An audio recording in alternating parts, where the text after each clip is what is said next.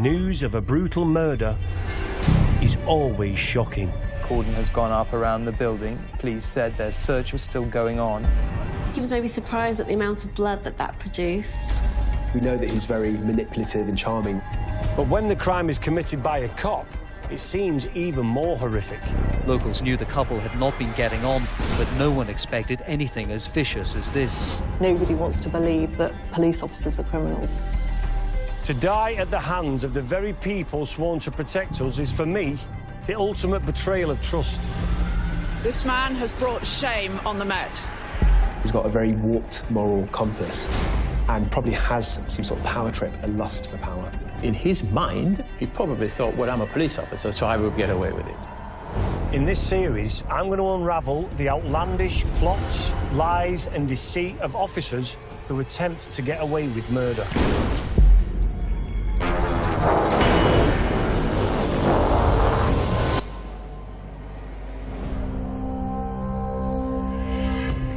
Police say they are growing increasingly concerned for the welfare of a missing woman. Sarah Everard was last seen walking home from a friend's house in South London on Wednesday evening. It's now a week into the search for missing Sarah Everard, and today detectives moved their search to here in Ashford. Just what happened to the 33-year-old has taken, detectives said, a deeply disturbing turn after closing in on one of their own Metropolitan Police officers last night at this house in Deal, Kent. On the night of the 3rd of March 2021, police officer Wayne Couzens kidnapped, raped and murdered 33-year-old marketing executive Sarah Everard. It was a murder that shook the nation and shattered people's trust in the police. An innocent woman was taken from the street as she was walking home. The fact that the man who's been arrested is a serving Metropolitan Police officer is both shocking and deeply disturbing. Sarah's murder led to public outrage, creating questions for both society and the police. What drove Couzens to commit such a despicable act? And more importantly, could he have been stopped? To try and even begin to understand such a horrendous crime, I've brought together a crack team of experts. Former Detective Superintendent Julie Mackay, a top anti-corruption officer, psychologist Serena Simmons, and retired Met murder detective Howard Groves. With the help of these authorities on murder, I'm going to try and unravel what happened in this case and how the killer exploited his knowledge of police techniques to first commit and then try and cover up his appalling crime. Ex-detective Superintendent Julie Mackay has spent 15 years bringing bent coppers to justice. But even with her years of experience, this case was on another level. So the 3rd of March 2021 is the day that's ingrained on a lot of people's memory. It's the day that Wayne Couzens met Sarah Everard for the very first time and also for the last time, and he became, I think, one of the most significant cops that killed in history. And the reason for that is because of all the planning that went into it. We know that he'd started his preparation weeks earlier. He's been seen in January and February driving around that area, identifying a suitable route to go on, looking at areas where he's going to find lone women who are going to be there, easy for him to engage in. I think he was choosing an area where he wouldn't stand out as a plainclothes police officer. So if he'd have gone to somewhere really dark, back street, maybe it would have been more questionable than where he was. He's a man who's visited London on 3 occasions prior to going up to actually abducting her. He's deliberately hired a car that looks like a police vehicle so that when he then goes to find his victim, he can carry off this facade of being on duty and he's a safe person to go with. The level of planning Couzens used in this murder is deeply disturbing. To understand how something like this could have happened, I need to immerse myself in Sarah's last hours. So I'm going to need to see the CCTV and investigate her movements on that fateful night. So it's a really important part of the investigative process is to find where she's last seen, what she did, what she was wearing, who she's with, how she's behaving. And CCTV is crucial because you'll have a CCTV timeline. So this is the compilation of all the CCTV footage. So that's ring doorbell of her going. On the way to the supermarket there. Yeah. Is that Sarah? In the jeans? Waiting to go in, yeah. It's her here? Yeah. Going into the stall, and you'll see her coming in through that door. There she is, on the phone. Got a mask on. Yeah. Is she going home here? No, this is at 6 o'clock, so she's just on her way out now to go and see a friend. What time did Wayne Couzens abduct her? 9:30, she's on the phone to her boyfriend, and I think it's between 9:30 and 9:45. It's horrible knowing, looking at this, knowing what we know. Yeah, and then what happens to her. To find out more about who Sarah was, I've come to meet journalist and South London resident Claire Cohen, who covered this horrific story. Can you tell me a little bit about Sarah Everard? Who was she? Sarah had a great job, worked really hard in her marketing career. She had a long-term boyfriend, and really, I think we all know a Sarah. Yeah. Sarah could be your sister, she could be your daughter. She was incredibly close to her parents and her sisters. So her sister spoke about going to Sarah's flat and finding washing hanging up there that was waiting to be put away, and finding parcels by the front door that were waiting to be taken to the post office. Things that we all have in our houses, right? And that we think we're going to be able to do tomorrow. But what if we can't? And why is this area significant here? This supermarket over the road is where Sarah was caught on CCTV buying a bottle of wine, as any of us might if we were on the way to our friend's house for dinner, never imagining for a second that the CCTV of her doing such an innocuous action would become really significant and would be splashed across the news in the coming days. Less than a mile down the road from the supermarket on Poinders Road is where Wayne Couzens stopped Sarah Everard. And as you can see, this is an incredibly busy road. When she was taken, we were in a national lockdown, but as someone who lives in this area, I can tell you this road is never quiet. I was coming for walks in this area myself during the lockdown. It's always busy. Sarah wouldn't have thought for a second that she would be in any danger. It was at a time of COVID. The UK was in its third national lockdown, and at the time, there was widespread confusion about rules on socialising, something Couzens used to his advantage. She thought that she was walking home from seeing a friend, that she'd bent lockdown rules, and so when she was stopped by a police officer, showing her his ID, with a pair of handcuffs, asking her, well, we don't know what he said, but presumably asking her to get into his car. But if he wouldn't have been a police officer, she wouldn't have got in the car. She trusted that, as any one of us would. She thought she'd done something wrong and that she was going to be, I don't know, taken in, whatever she thought, but she, like all of us, was raised to believe that the police protect you. They keep you safe. They don't harm you. There was a massive cloud over what the rules were in lockdown. So the confusion of that helped Wayne Couzens do what he did, because he preyed on that. It was an atmosphere of paranoia, confusion. Are we doing something wrong? Are we not? And you're absolutely right. Wayne Couzens knew that. He knew that he could abuse that power to stage a false arrest. Simple as that. The police had to plough through hundreds of hours of CCTV to painstakingly piece together exactly what had happened to Sarah on the night of the 3rd of March 2021. Now this is 9:25, so this is when she's on the way home and on the phone to her boyfriend. And there's Wayne Couzens' car. So I wonder if he spotted her. And that was a car he'd hired. It wasn't his own car. He's done all his prep. He's ready to go. There's Sarah. And that's her. It's really difficult to see from these images. And there, you can see he's stopped her. So he stopped right in front of her. See, hazards are on. Yeah. There he is. Got control of her.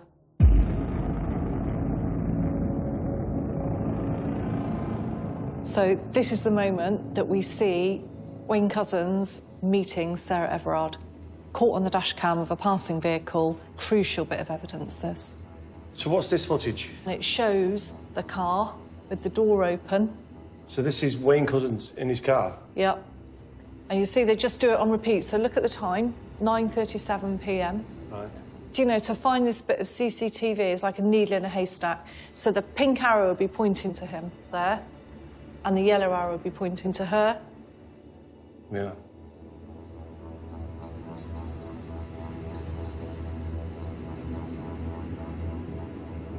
And that's him driving away now. So she's and now she'll in be the in car. that car. Oh. And then this is down in Dover, so 11:30, so nearly 2 hours later. So she's still in that car with him. Do we think now he's already murdered her? I don't think he has yet, because I think he takes her to Dover first, doesn't he? Where he She would have assaults her. questioned, though, why am I in the car for this long? Oh. She would have been going crazy. She will know that something terrible is going to happen. That journey would have been the very worst. And she's stuck. Yeah. She's handcuffed behind her back in that car and cannot defend herself. Wow. And she'll probably be pleading for her life, won't she? What's so horrible about that is you see her just on a normal night out, just to go and see her friends, and within hours, she's in the back of a car handcuffed. Being about- terrorised. The thought of how terrified Sarah must have been has made me feel physically sick. The pure horror of what was to come must have dawned on her as they drove towards Kent, realising that this police officer had gone rogue.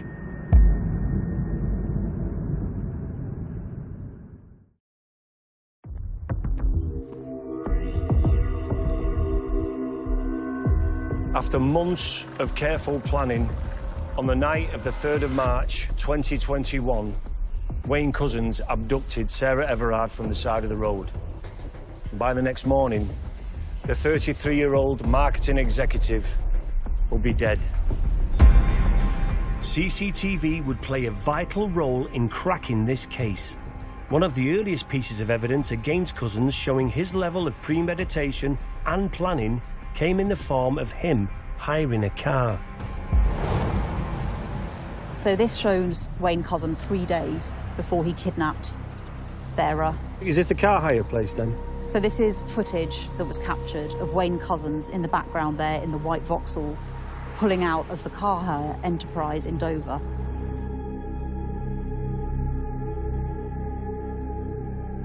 Footage captured in the immediate aftermath of the abduction would be just as vital. As soon as the police found CCTV of Wayne Couzens driving off with Sarah in the car, they began to piece together what had happened to her. Top psychologist Serena Simmons and former Detective Chief Inspector Howard Groves will talk me through the clues, together with forensic investigator Jim Fraser. Couzens would have known the extent of video surveillance, you know, CCTV cameras and automatic number plate readers. So it's hard to imagine that he wasn't alert to that. What he must have thought was that by the simple act of hiring a different vehicle, a vehicle that wasn't his and wasn't in any way connected to him, would be sufficient to break any link between him and an abduction that took place 80 or 90 miles away. Couzens may have also believed that as the country was in lockdown, his tracks would have been harder to follow. In Kent, Couzens forced Sarah out of the hire car into his own vehicle. He then drove her to a remote rural area northwest of Dover, which he knew well, where he parked up and raped her. A lot of crucial evidence was found in the car. There was the key from the handcuffs, which we know Sarah was wearing because there is other evidence to that effect. There is a blood stain which matched Sarah, a semen stain that matched Couzens. On the basis of that, I think we can safely say that that's where Sarah was initially attacked. At 2:31 a.m, Couzens was seen at a petrol station buying a drink. By this time, it's assumed that Sarah was dead. We don't know exactly when Sarah was killed or where she was killed. We do know how she was killed because she died of compression of the neck. She was strangled, and it's been reported that she may have been strangled by Couzens' police issue belt. Cousins then drove 30 miles away to Sandwich, Kent, where he threw Sarah's phone into the river hoping it wouldn't be found. Inside the car, there was a fragment from a SIM card that was the same kind of SIM card that went in Sarah's phone. He then carried on with his daily routine as if nothing had happened.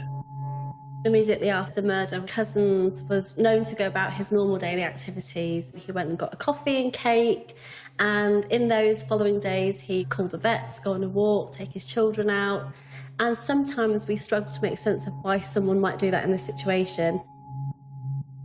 I think the thing I find hardest to get my head round about this case is after carrying out such a brutal rape and murder, Cousins just seemed to get on with his life as normal. It's not normal, is it?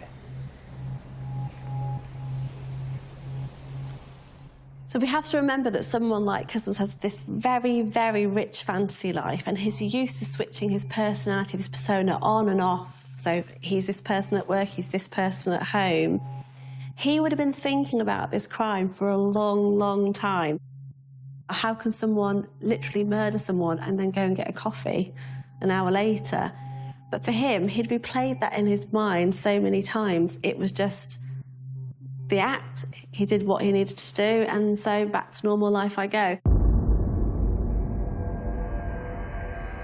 But no matter how hard he tried, Cousins couldn't escape what he had done, or the likely consequences of being found out. He knew Sarah's body contained vital evidence if it was found, so he had to try and destroy it. Cousins was seen filling up a jerry can at a petrol station, and from there went on to buy bin bags from a hardware store. During the course of the abduction, he tried to hide his tracks and destroy evidence. He had initially deposited Sarah's body in a woodland in Kent, and then went back to burn the body. But he would never have been able to destroy the body by burning. He wouldn't be able to generate temperatures high enough. On the 5th of March, Cousins must have moved Sarah's burnt body in bin bags to a nearby pond, where she was subsequently found. Some suspects feel the need to return to the scene of the crime. For whatever gratification they are. You and I cannot comprehend why they'd want to do that, but that's just the nature of what police officers sometimes encounter. I've heard occasions where a suspect has actually come to the scene and standing there watching police officers put the tapes up and do everything at a crime scene, and they stand in the background watching what's happening. So they get a kick out of it. They also probably come there to think, let me see what they're doing, let me hear what's being said. Sometimes they use it to find out as much as they can, ask other people, what the police saying. They use it for their own advantage, but it can also be macabre. Do you think, in your opinion, that he would be classed as a psychopath? I think that if he were to complete an assessment, he'll come out pretty high on that. And so, yeah, from where I'm sat, and I haven't been able to interview him or assess him, I would say that he would be classified as having antisocial personality disorder or psychopathy, because he certainly shows the traits of that kind of way of functioning. That's not an excuse, though. Of course. The very nature of being a psychopath is that you are glib, you're charming, you're superficial, you can groom people, and all of the qualities that we see he has. So he used those qualities to his advantage. From what I've seen of what his movements were after he'd committed this horrendous crime, it was just a lack of empathy and no signs of remorse. Yeah, you're absolutely right. So people with a diagnosis of psychopathy definitely have that disconnect. So although they don't have genuine emotion, they know what emotions to display at the right time. Does that make sense? Yes, so yes, they would be able to cry at the right time if they needed to. Yeah. And that's part of their charm. And that's why they get away with things for so long, because they almost can behave as a bit of a perfect person depending on where they are and what they're doing. 6 days after Sarah Everard's disappearance, police officer Wayne Cousins thought he was in the clear. But just when he thought he'd got away with murder, the discovery of CCTV taken from a passing bus showed Cousins' hire car and gave the police a solid lead. The registration of the hire car pointed directly towards a rogue officer, and detectives were dispatched to interview him. Serena is going to show me what happened in the initial interrogation of Wayne Couzens at his home in Kent on the 9th of March 2021. So we're here to talk to you about Sarah. I'm going to show you a picture. Do you know Sarah? I don't know. Okay. Sarah went missing. I'll show you some pictures of her on the day. Okay. Sarah went missing on Wednesday, and her parents, obviously, and her family are really worried about her. The inquiry that's been conducted so far has led us to come and speak to you about it and to see what you know about Sarah. Okay. So, would you like to? Do you know where Sarah is? No. Right. That's not a normal reaction to that. Do you know where Sarah is? No. If you were really being accused of something, it would be a very different response, I think. What do you mean? Why are you here? Why would I know where Sarah? Yeah. I don't even know where Sarah is. Yeah, you'd be a bit. No. Agitated, no. Yeah, you can see it straight away. But I mean, I know we know. But as soon as he's shown that picture of Sarah, he knows he's banging trouble. That deep breathing, I think, he's going completely into his head. He's trying to quickly fabricate a story as quickly as he possibly His can. heart must be pounding. Do you know anything about what happened to her? I know that she went missing up in London somewhere, about a week ago or so, just from what I got on the news. Okay. Have you ever personally met her? No, not personally, man. Have you had any interactions with her at all? Why would I have personal interactions with her? So we know from other interactions like this, again, if you're being accused of something that you're actually innocent of, this is far too calm a reaction. This interview is just about trying to find her. Because Sure. she's been missing for a while now. I'm sat in handcuffs and well, I know her, so you must have something to say that I know her. Well, as I said, you've been arrested on suspicion of kidnap, and we believe that you've been involved in her disappearance and taking her away from her family. Okay. So we are trying to find her. Later in the interview, Couzens gives his version of events, admitting that he did in fact meet Sarah and claiming that he'd been blackmailed by a gang to abduct her. I am in financial, and I've been lent on by, I don't know who they are. They're a group, a gang, whatever. And they told me, right, I need to go and pick up girls and get them to them. So I said, it's happening. And it then came through that they're going to harm my family, take them away, and they'll use them instead. At that point, I had no option to try and find somebody. So I don't. There's a couple of names. I was told a place to take her. That's it. That is all I know. To this group of people. Tell me about them. I need to find her. Tell me everything you know that I think that you'll help me. There was a white Sprinter van. They are between sort of Lenham, Maidstone area that I dropped her off. He's picking on very generic information there, so did you hear that? Yeah. So a white gang... Sprinter van, Yeah. a gang, they've asked me to pick up somebody or they're going to take one of my family. Yeah. He's literally just clutching at straws. And quickly kind of pulling on his knowledge, what he knows, what's going to be really evasive to the police. It's Surely, them people in that room can spot a liar a mile off. It's their job. They said, you've done good. And I don't know whether my family's going to be all right still. But they threatened to take my family away from them. So, at that point, I'm doing what I can to protect my family.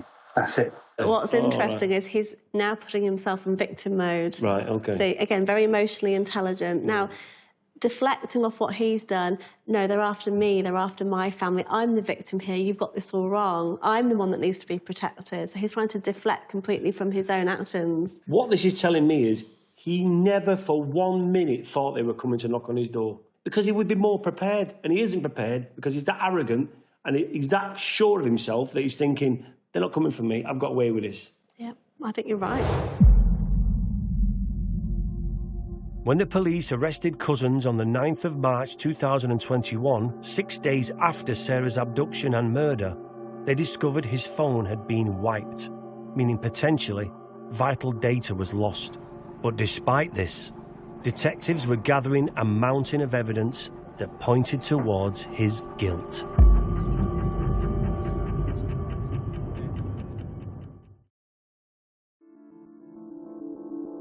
On the night of the 3rd of March 2021, 33-year-old Sarah Everard was abducted and murdered while she was walking home in South London.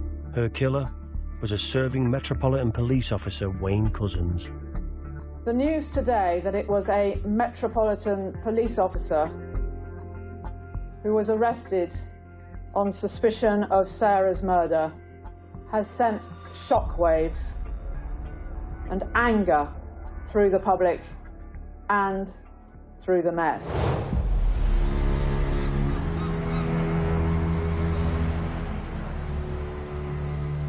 This area is the last place Sarah Everard will be seen alive. In the ultimate abuse of power, Wayne Cousins had managed to get her into the back of his car. And the most disturbing thing of all, she had no reason not to trust him. He was a cop. Just a few hours later, Sarah Everard would be dead. But what exactly had led to this point? And were there any warning signs in his past that were missed? Wayne Cousins was part of an elite branch of the Met Police's Parliamentary Guards. He used his position of power and authority to plan a brutal kidnap, rape, and murder. So who was this monster? And how did he get to such a privileged position? Wayne Cousins was born in Dover, Kent, on the 20th of December 1972. He came from a tight-knit, seemingly ordinary family. His father was a well-liked local business owner and a family man. We don't really know much about his early life, but between 1990 and 2011, he worked at his dad's garage. Whilst working at the garage, he took up several voluntary and paid roles in both the military reserves and Kent Police. He also went on to protect power plants like Dungeness for the Civil Nuclear Constabulary. And in 2006, he met a Ukrainian scientist who later became his wife and mother to his children. Fast forward to 2015, and there were reports of Cousins being involved in an alleged indecent exposure incident whilst working at Kent Police. This surely should have raised a red flag and disqualified him from further service. But it appears that he not only survived the incident, but that his career was accelerated. In September 2018, Cousins transferred from Kent Police to the Met, the force policing the capital. Some critics say that it was during this move that vital checks were missed. Whilst in the Met, Cousins gained new friends on the force, soon joining a WhatsApp group where they could be themselves. He was in a WhatsApp group with other colleagues where they would speak in a derogatory fashion about females and other members of staff and women in general, really. So again, that misogyny kind of coming through. Also incredibly racist. Really? Comments were made, yeah. And I think comments like, well, I can say this in this group because I know you all understand me. So again, that kind of hidden behaviour, but also finding his tribe. So finding people that support that from, again, that kind of willful blindness capacity. The Independent Office for Police Conduct described the WhatsApp messages sent between Cousins and his group as grossly offensive. I do believe that all police officers, for the vast majority of them, go into the police with very good intention. They care about the community, but you're always going to get that subset of people that are drawn to that profession because they like the power, the control, the authority, the uniform. Cousins' real persona was not hidden from all who knew him. During his time at Kent Police, Cousins had a telling nickname. He was known as the Rapist. People like Cousins, I believe, are highly emotionally intelligent because they're more actively switching on that desire and that known need to turn off the emotions and to behave in the right way in the right place. So you can use your emotional intelligence to make people think you are a certain way. Yeah, and I think that's what they do. And I think certainly Cousins did that because he could perform his job to a certain degree. So he was emotionally intelligent to be able to behave possibly for some of his role in an appropriate fashion, but he was that loving husband and father. We have to remember that. Yeah, well. So the disconnect between that and what he was really doing outside of the family home shows that emotional intelligence, because his wife didn't suspect any untoward behaviour. But even a narcissist and master manipulator like Cousins couldn't keep up the pretense indefinitely. Occasionally, the mask slipped, as it did in 2015, when he was reported for alleged indecent exposure. He was finding his urges harder and harder to control. Often why somebody would do something like that, if you think about this as a thrill-seeking behaviour. So if you get someone who likes going on a roller coaster, for example, they would go on the roller coaster and they'd get the thrill from being on that particular roller coaster. But if they went on it again, the thrill is not as thrilling as the first time that you went on it. Or if you kind of start to having to seek out the bigger thrill because it just doesn't do what it did last time. So you're always seeking that bigger thrill, that next thrill, to get the same buzz that you got the first time. Yeah. And so we see that similarity in this kind of offending. It just doesn't have the same thrill anymore. And we think Wayne Cousins, he was constantly escalating until it came to that night with Sarah Everard. Exactly right. Cousins was finding it harder and harder to keep his true nature under wraps. There were, in fact, 6 alleged incidents of indecent exposure leading up to the 3rd of March. And when you couple this with criticisms over Cousins' vetting before being allowed to transfer to the Met, it seems inexplicable that he was allowed to remain a police officer for as long as he was. There are questions, serious questions, that will need to be answered by the Metropolitan Police. Questions around the conduct of the potential suspect at the time, and all the requirements and the checks that, you know, had or should have been put in place.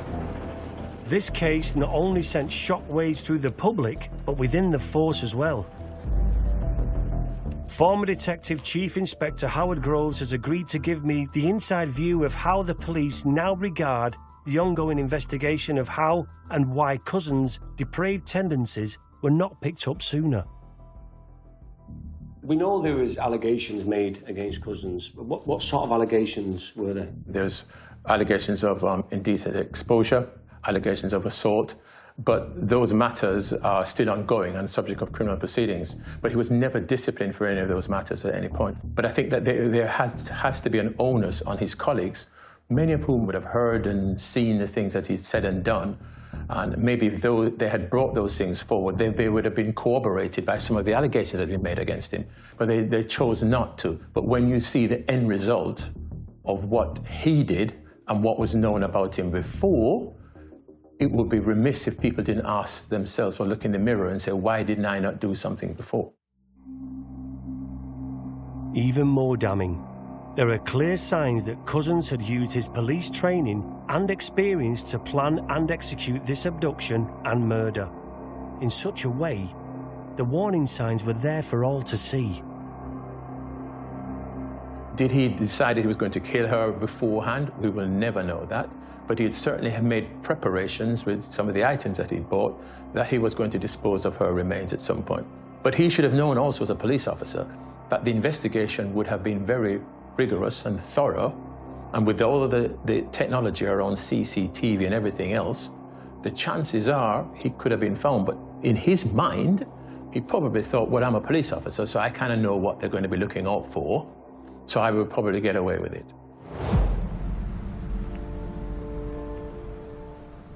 Knowing what we know now, how do you think he used his knowledge of being a police officer to try and get away with this? There's lots of things, aren't there? We're starting with the way he stopped her, using his powers, using his technical knowledge of restraining her, taking her a significant distance out of London, 80 miles, so immediately removing himself from the abduction site to the next site where he's going to assault her. And then having killed her, disposing of her body, and the planning that then goes in to try and hide that further. So he goes back and buys, building sacks and sets fire to it and tries to conceal her in an area that he's familiar with. So they've got all that activity. We know he takes her phone, he takes the SIM card out, so that will help to stop the phone pinging by turning it off, so the police, when they're investigating her disappearance subsequently, can't work out where it's travelled to. He throws it into water because he thinks that's going to destroy it. Getting rid of the SIM card separately means even if the phone's recovered, that's not there to be able to analyse it. Cousins betrayed the police by using the very training they gave him to try and get away with murder. So what can be learned from this horrific chapter in police history?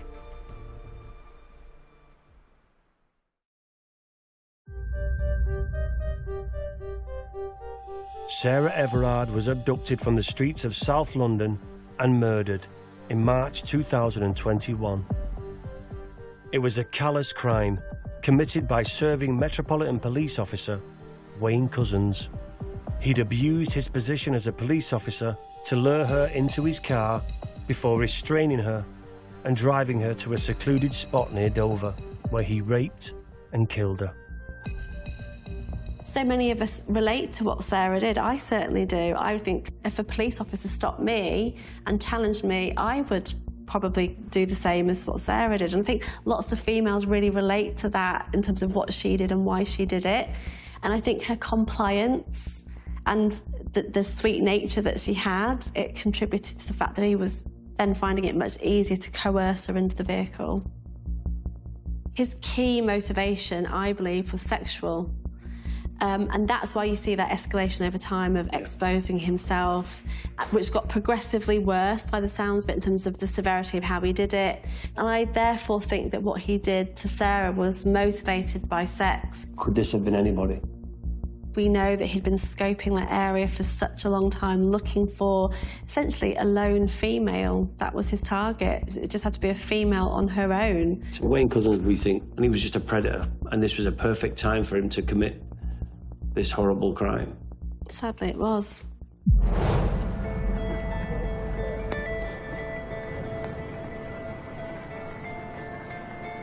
This crime prompted an unprecedented reaction from the public.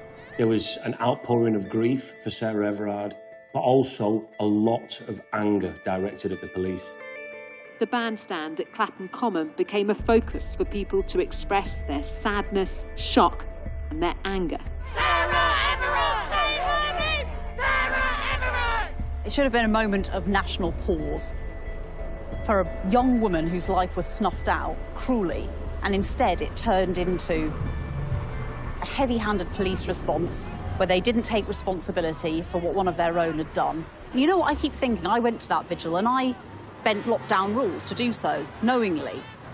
And I always think, what if something had happened to me on the walk home from that vigil? Would I have been blamed?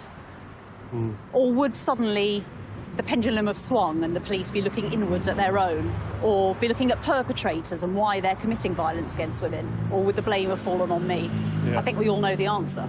There's a lot of bridges that need to be built between the community, people, women and the police.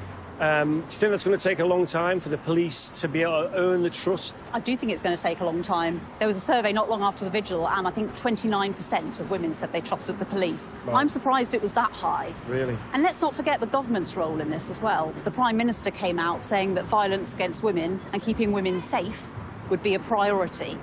And yet, have we actually seen anything happen? Nothing is changing. And I think it's just all talk. And I think it's going to take a long time for that culture to move on.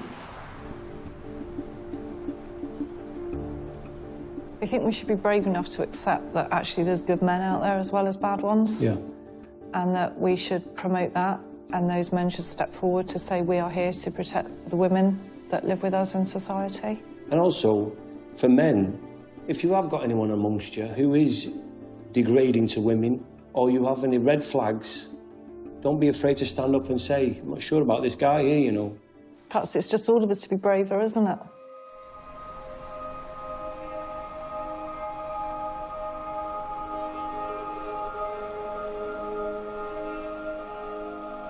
With this case, what has the police looked at changing to try and make sure this doesn't happen again, or trying to evolve in the right way? So we know one of the key things was his vetting, or lack of. And in fact, I know from my time in policing, the reason for that is funding and resourcing. And it was just one of those things that those resources were put elsewhere. Now, that resource and funding is put into vetting. It is timely, and it is done for every single post. And hopefully, that will help make sure that those people, like Wayne, that should be weeded out, are weeded out much earlier. It's evident that Wayne Couzens' attitude towards women, along with some of his colleagues he was exchanging WhatsApp messages with, was disgusting. And thankfully, he was finally brought to justice, but not before taking an innocent life. So on the 30th of September 2021, Wayne Couzens was sentenced to that whole life tariff, meaning he will die in prison, he will never be released.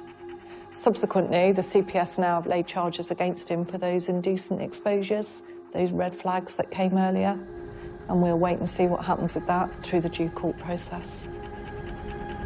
Wayne Couzens stood in the dock with his head bowed, his eyes closed, shaking slightly as he was sentenced. Sarah Everard's family looked at him, then looked at each other with clear relief. But as the judge said, their lives are left irretrievably damaged. Sarah's family, how have they been able to deal with this, and what are they going through? I mean, it must be horrendous. Oh, it's unimaginable, isn't it? I mean, we've heard very little from them. They're very, very private people, as you would be after something horrific like this happens, and just tears your family apart. They spoke very movingly in court. Her mother said how every night at the time Sarah got into Couzens' car, where we're standing now, she remembers her daughter and she has a conversation with her in her head where she says, "Don't get in the car, Sarah, run, turn away and run." And that just really drove home how haunted they are by this and what a journey it's going to be for them to get over it. I think Couzens will experience deep, deep regret, but only for the fact that he was caught, for nothing else. And I do believe he would have gone on to do it again. This was a brutal murder that affected us all. Sarah Everard's tragic death sparked a national debate about women's safety and shook our trust in British policing. Something I think will take a long time to repair.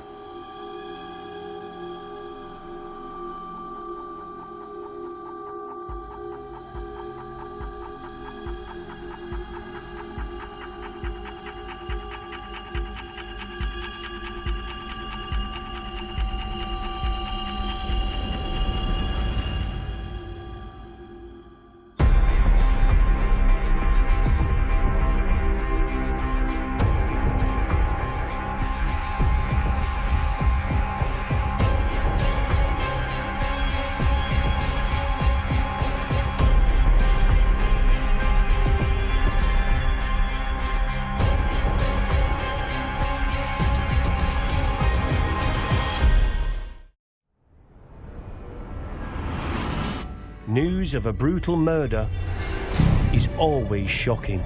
Cordon has gone up around the building. Police said their search was still going on. He was maybe surprised at the amount of blood that produced. We know that he's very manipulative and charming. But when the crime is committed by a cop, it seems even more horrific. Locals knew the couple had not been getting on, but no one expected anything as vicious as this. Nobody wants to believe that police officers are criminals. To die at the hands of the very people sworn to protect us is, for me, the ultimate betrayal of trust. This man has brought shame on the Met. He's got a very warped moral compass and probably has some sort of power trip, a lust for power. In his mind, he probably thought, well, I'm a police officer, so I will get away with it. In this series, I'm going to unravel the outlandish plots, lies and deceit of officers who attempt to get away with murder.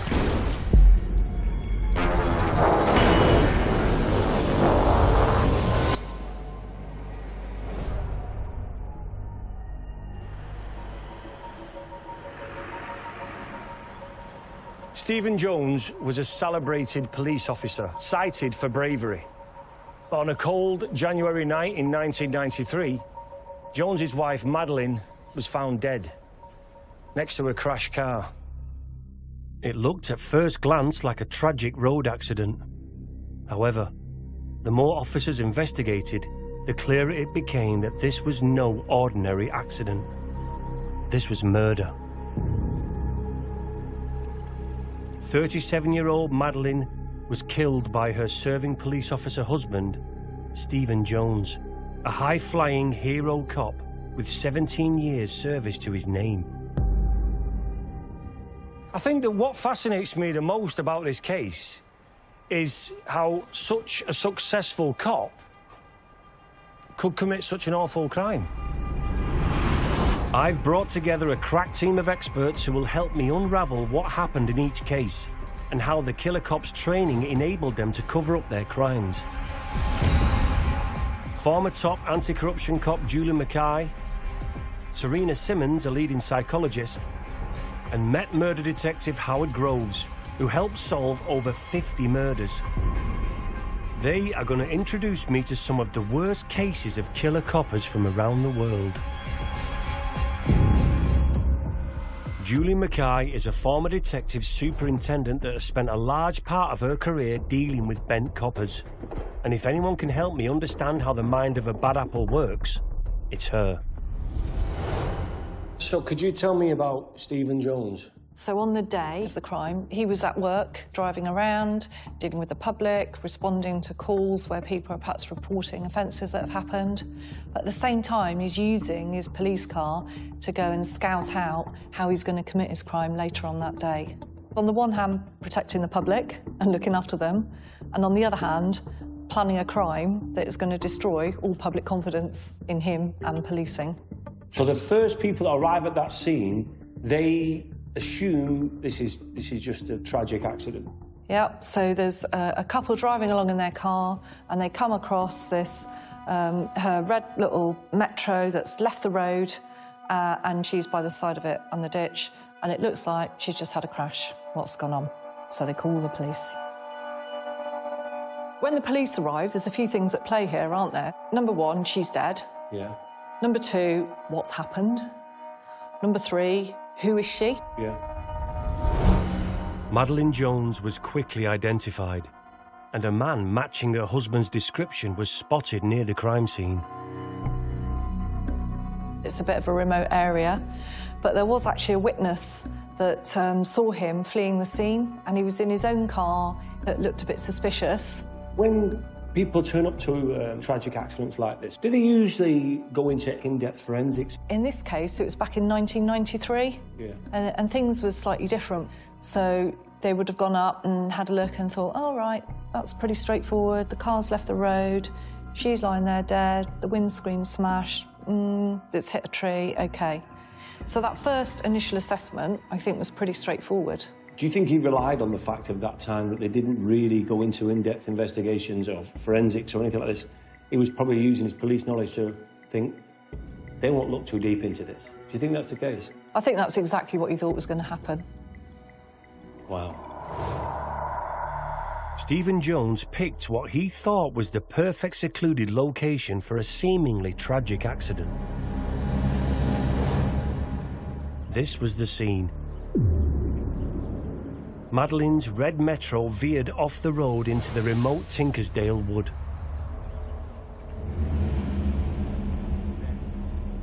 John Shone is a local journalist that covered this story back in 1993, and there's not much he doesn't know about the crime or the town. This is an area known as Deeside, an area that's a nice rural area close to an industrialised area. The area was regenerated in the 1980s, so there's a large industrial park close to here, which employs blue-chip companies. It's also an historic area because the village of Harden was actually the home of the great Victorian Prime Minister William Gladstone. Tinkersdale Woods is well known for country walks. Lots of people go there. I feel like I need to see where Madeleine Jones's body was discovered, and John has agreed to meet me there and talk me through just how a tragic car crash became the scene of a major police investigation. So this is it, John. This is the crash site. This is the scene of the crime. So when police first arrived, what would they have found? Well, they found the car up against a tree. The windscreen had been smashed. There was nobody in the car, but when they went down a little bit further from the tree, there's a stream down below, and they found the body of Madeleine Jones lying face upwards. Before the accident, Stephen Jones had made a call to his fellow police officers. He'd actually been in contact with some of his colleagues to say that he was worried about Madeleine because she hadn't returned home. She'd been out to buy petrol for her Metro car and hadn't returned, and he was worried, he told them. Where was she? Had she been involved in an accident? So to some extent, he'd laid the trail for what looked like an accident. To the outside world, Madeleine and Stephen Jones seemed like the perfect couple. Madeleine Jones, she was 37, a petite lady, only 4'11" tall. She had a very kind and loving nature, devoted to her husband and also to her 2 children. Madeleine had been married to her husband, Stephen Jones, for 13 years. Stephen was a well-known and respected figure in the community.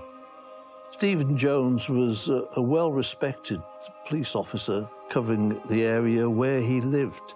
He was a giant of a man. People sometimes referred to him as a jolly giant. He was 6'1" tall, weighed 19 stone, and he was a bit of a local hero. He'd actually gone to help a young woman. She'd gone into a local pond, an ice-covered pond, and he'd gone in to help her out. He was holding her for quite some time until the emergency services arrived. For that, he was commended. He was hailed as a hero. His picture appeared on the front page of one of the local newspapers. So he was very popular. You know, he was a guardian of the community, really, as well as a pillar of the community. An all-round good guy, as you might say. But this good guy was hiding a dark secret. At 10:40 p.m. on the 3rd of January 1993, the battered body of his wife, Madeleine, was found lifeless in a stream. It's just quite eerie being here, just knowing that Madeleine's body was in the stream, and I've got photos here of the crash site, and I can see the car would just have been there. To all intents and purposes, it was a tragic road accident, but as time developed through the night after the accident, the police investigators found that there were various things that just didn't add up at all.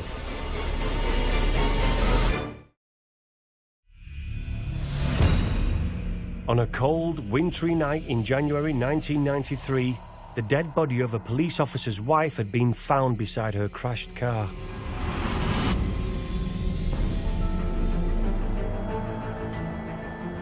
The assumption? This was a tragic accident. That assumption would be wrong. Local journalist John Shone is walking me through the crash site. The first officers on the scene obviously were investigating what appeared to be a tragic road accident. There must have been a real sense of, this is Stephen Jones's wife, a sergeant's wife here, that's apparently dead in a stream. So there must have been shock, Officers immediately went to give their friend and colleague Stephen Jones the sad news at his home about 1.5 miles away. But at the scene, things didn't add up. Madeleine's body was taken to nearby Wrexham Hospital, where an apparently distraught Stephen Jones went to identify her. Meanwhile, at the crash site, evidence of foul play was being uncovered. I've asked former crime scene investigator Alex Izzet to take me through exactly what was found at the scene and why it didn't add up. Almost one thing that was quite noticeable in the car itself was the position of the driver's seat. Now, Madeleine was quite short. However, this seat was quite far back. Now, looking at Madeleine, she's only 4'11". There's no way that her feet could have reached the pedals, let alone her hands at the driving wheel. So all of that suggests that there was something amiss here. The evidence at the scene continued to unfold in front of the forensic experts.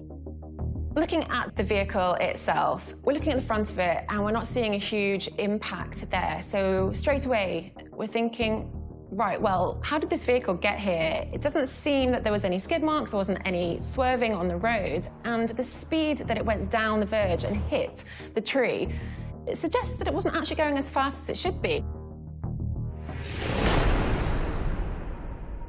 Looking at the victim and where they're positioned and the windscreen itself, we can see this person fell through a windscreen.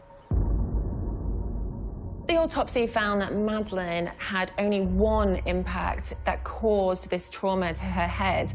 But also, if you hit your head on a windscreen and it's breaking, you're going to have glass on you and you're going to leave behind parts of you.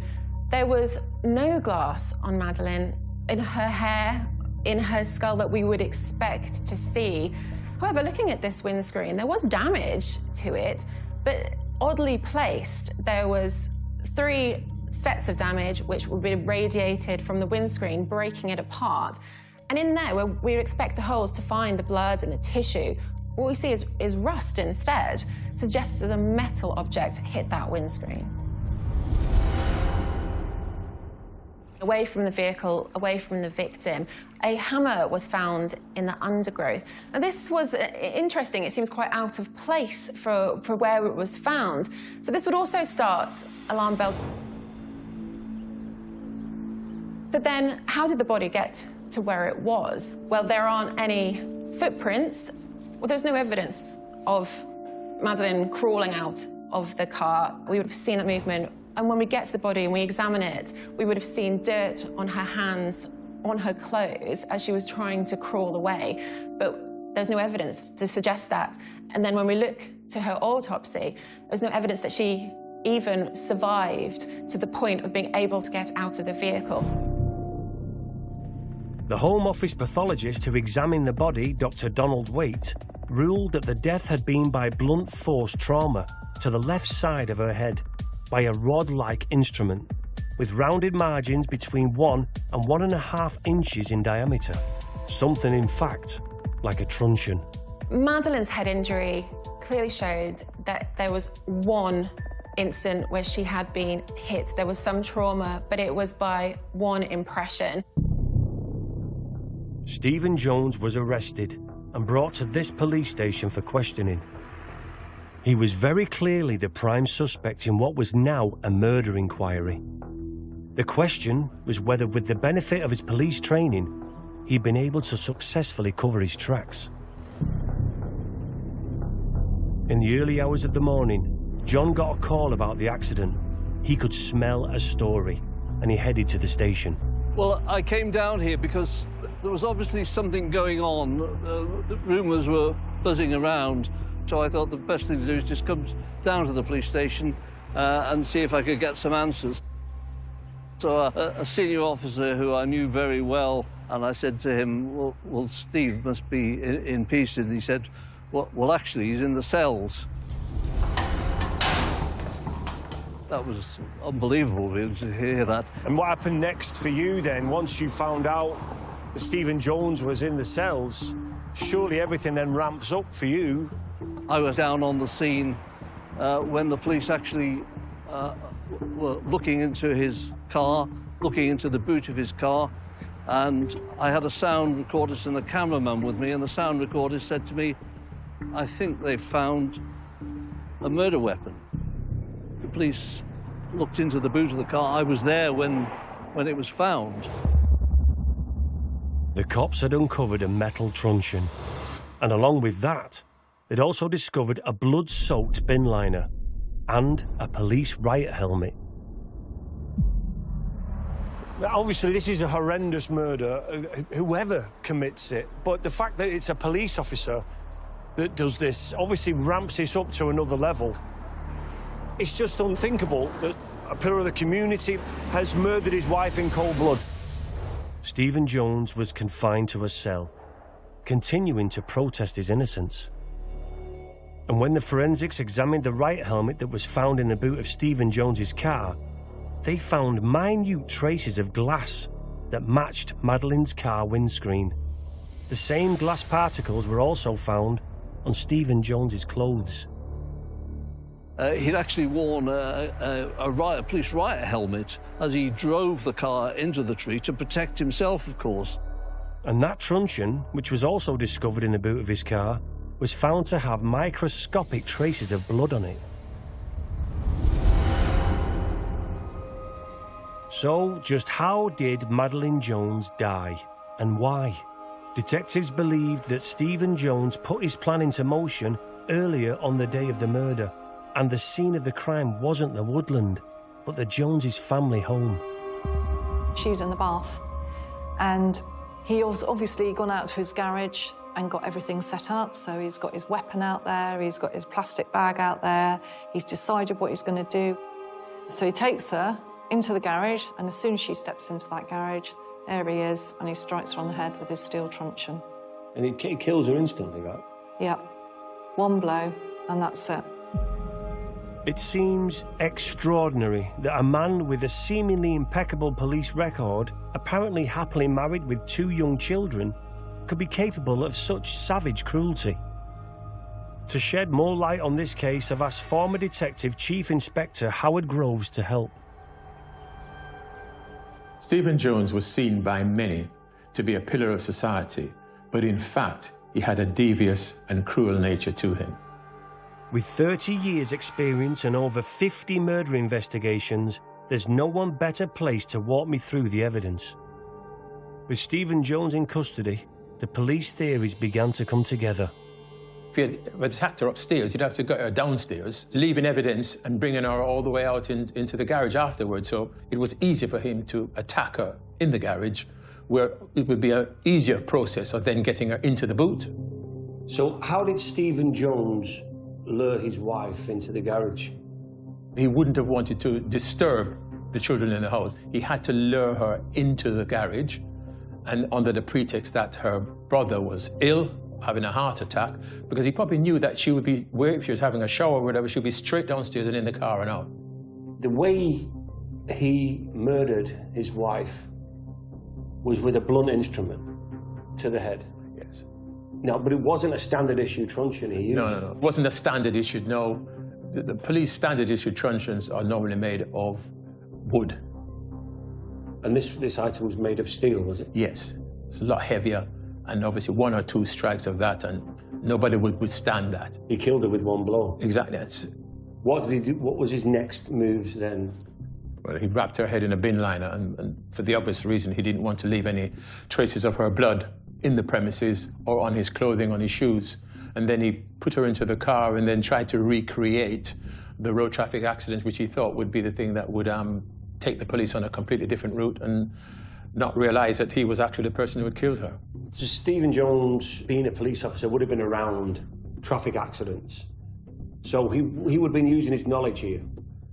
When you turn up at a road traffic accident, 9 times out of 10, you're not thinking of something criminal. Something has happened that was not foreseen. And therefore, it's investigated in a completely different way from something which is obvious, like a murder or a serious assault, where you know something has happened that's criminal. So that's the difference. He knew that the officers would be kind of blindsided, hoodwinked, into thinking this is just an RTA and nothing more. So when the crash site had been found and they'd identified that it was Stephen Jones's wife, what happened next? Officers turned up at his home just to console him. In many ways, that wouldn't be uncommon, because as far as they were concerned, it was just a traffic accident. The unfortunate thing for Stephen, he therefore didn't have an opportunity to get rid of the weapons that he was using, one, to attack her, and also to create this road traffic accident. So in many ways, that worked against him. By them turning up, he didn't have the opportunity to do those things, because by then the forensic officers were then at the scene, looking into it, and they obviously took the view, this is not what it seems. So while they were consoling him in one breath, other officers were doing their job diligently, and that worked against him. From being the husband that's being consoled, he became the prime suspect.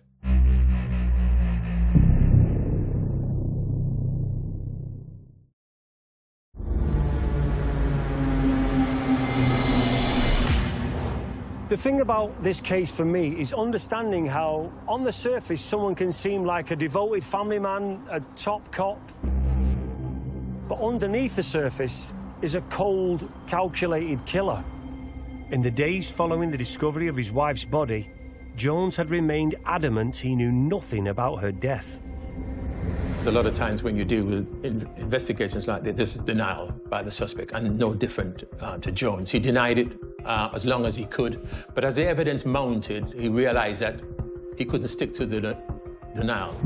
So after Jones had been arrested, what did he say under interview? What was his statement? So his initial account was that he denied all knowledge of anything. He said, as far as he knew, she'd gone out in the car and it had crashed, and the first he knew about it was when the police came to him. He said that he had nothing to do with it, denied that he'd assaulted her and killed her. The car crash theory that he'd hoped his colleagues would buy no longer held up. He was going to have to improvise. Police officer Stephen Jones had been in the cells for 2 weeks, denying he knew anything about his wife's death. But now, he was in the interrogation room, on the opposite side of the table. As they gather their evidence, and then they start laying it out on the table in front of him, or through his solicitor, he will start to realise that actually it's all coming together now. Their jigsaw is being formed, and they know what's happened. And in fact, in here, I've got a statement I can show you of when he changes his story 2 weeks later. Have a look at that. So he changed his story from, I knew nothing about it, I'm innocent, to this. He changed it. Yeah. OK, let me put my glasses on so I can read this. Following my return home from work on the night of Sunday, the 3rd of January 1993, my wife and I had a violent quarrel downstairs.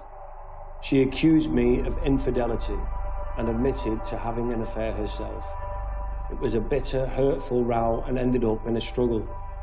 My wife had picked up a hammer, and in the course of the struggle, I took it from her. We both fell over and through the patio doors. I then saw she was lying still and bleeding heavily from the head. There was no sign of life, and I realized that she had died. At first, I was numb. Then I panicked and decided to fake a traffic accident.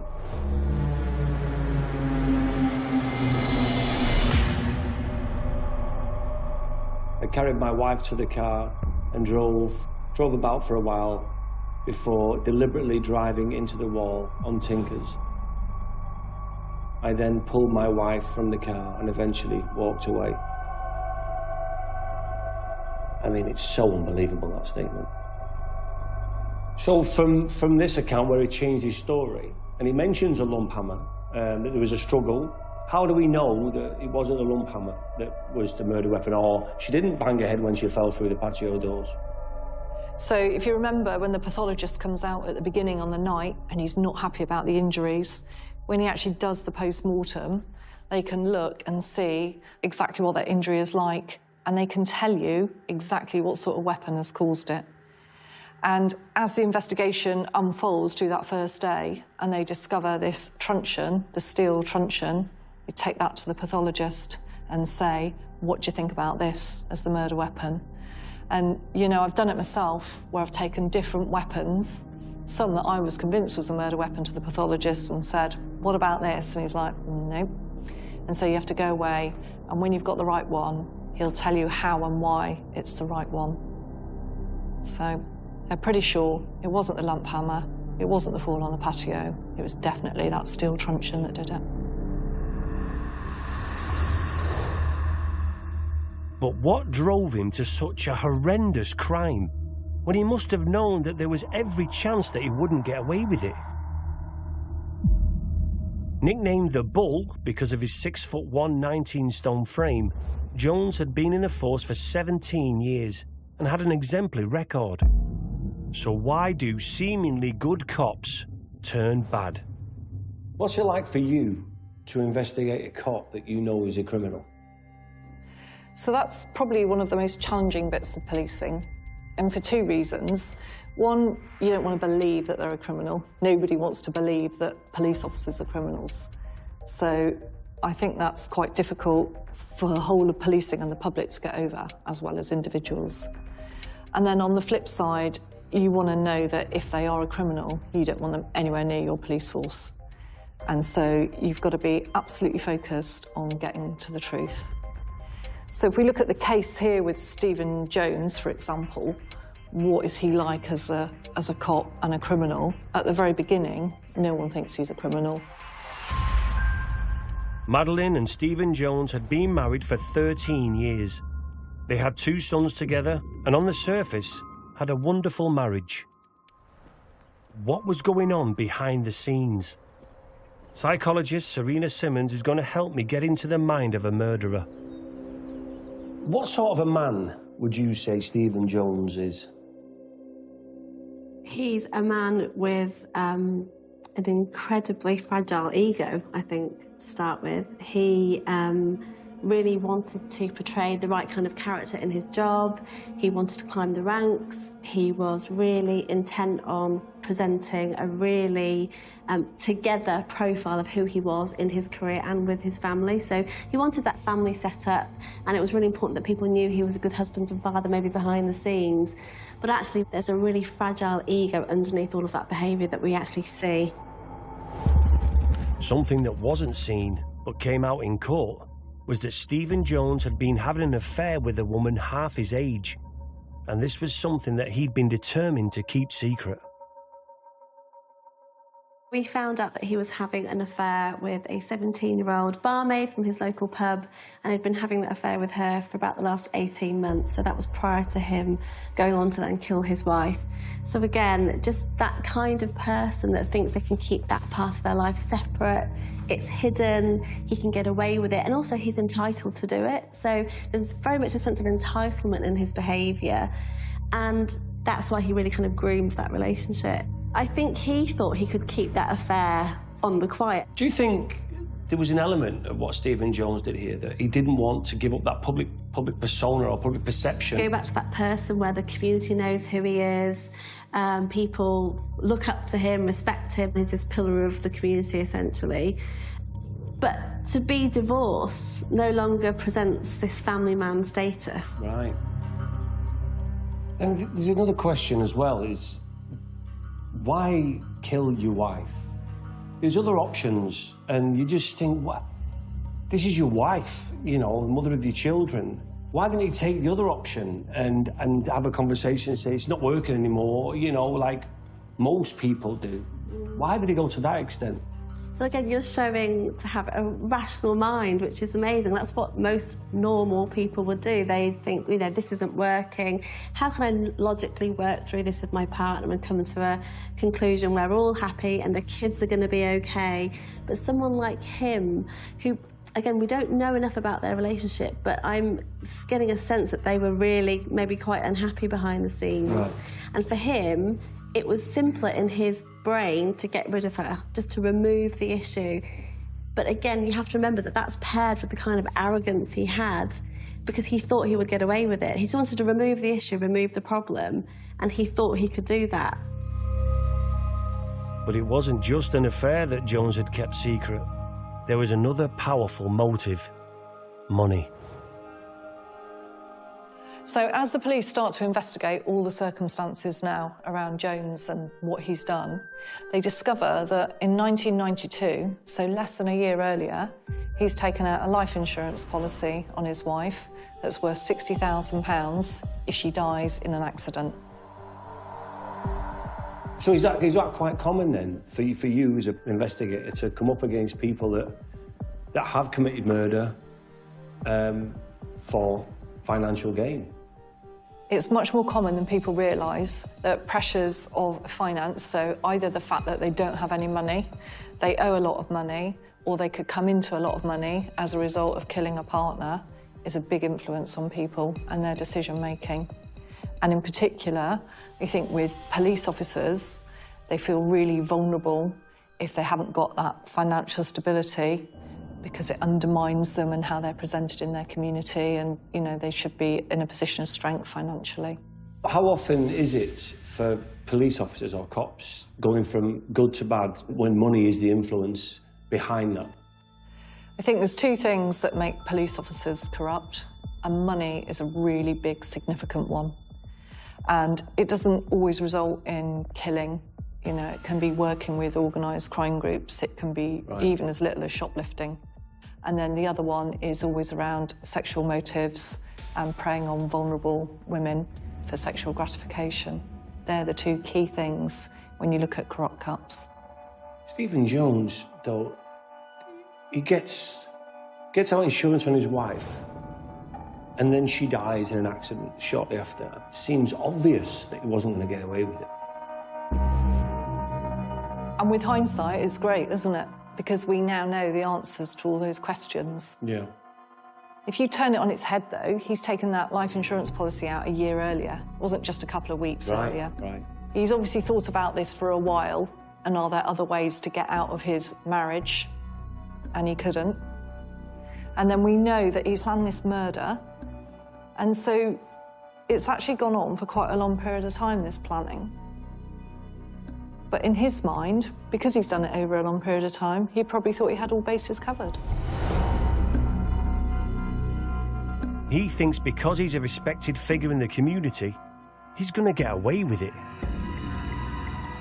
But his arrogance and narcissism is his fatal flaw. So we obviously now know that Stephen Jones had a darker side. So Jones has been able to kind of bring everyone into his world of being this loving, caring father, a great police officer, coaching the young kids in football. But his thinking behind the scenes is very dark. That side of who he is kept very, very secret. And that's what he's kind of deferring to when he's thinking about what he's going to do to his wife. Again, it takes a certain kind of person to go, I don't want to be with her anymore. She's in the way. I'm going to kill her. He'd been thinking about it for quite some time. I do feel like there was probably moments when he fantasised about doing it and thought about what he could do, because not all elements of the orchestrated part of the murder make sense. She ran downstairs, and when she entered the garage, he hit her over the head. I think he was maybe surprised at the amount of blood that produced. And that maybe made him panic a little bit. I've worked with offenders where actually, quite surprisingly, you often are helping them deal with the murder itself, because they are quite shocked at what has happened. Things like the blood, the smells, the sounds, the things that you don't think of that cause a certain level of trauma, believe it or not, in the individual. It's quite likely that it didn't go to plan in terms of this really simple, get rid of her and then I'll kind of do something with the body. But the level, you know, the blood, there is that kind of indication that there was a bit more of a panic going on, and that he then had to try and hide it. He was worried about the effects that divorce might have on his promotion prospects, because he was an ambitious officer who wanted to become an inspector and rise up through the ranks. So he was concerned there about how that might be viewed. The mistakes that Jones had made were all there for the detectives to find. Now the cops felt that they had enough for a conviction. But would the jury agree?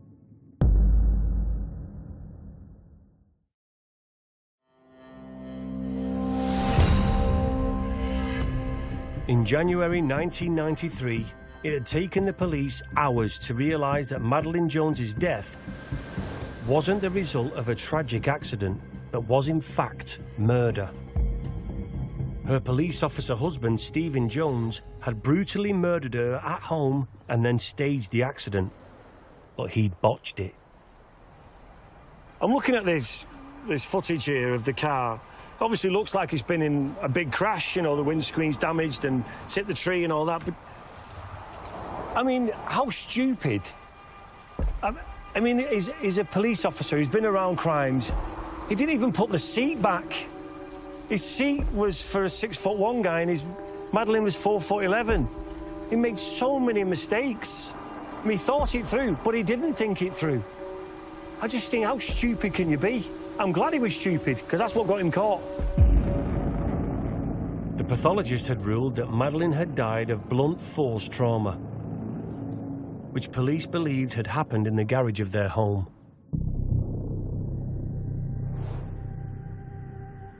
Do you think he thought he would get away with this because he was a copper?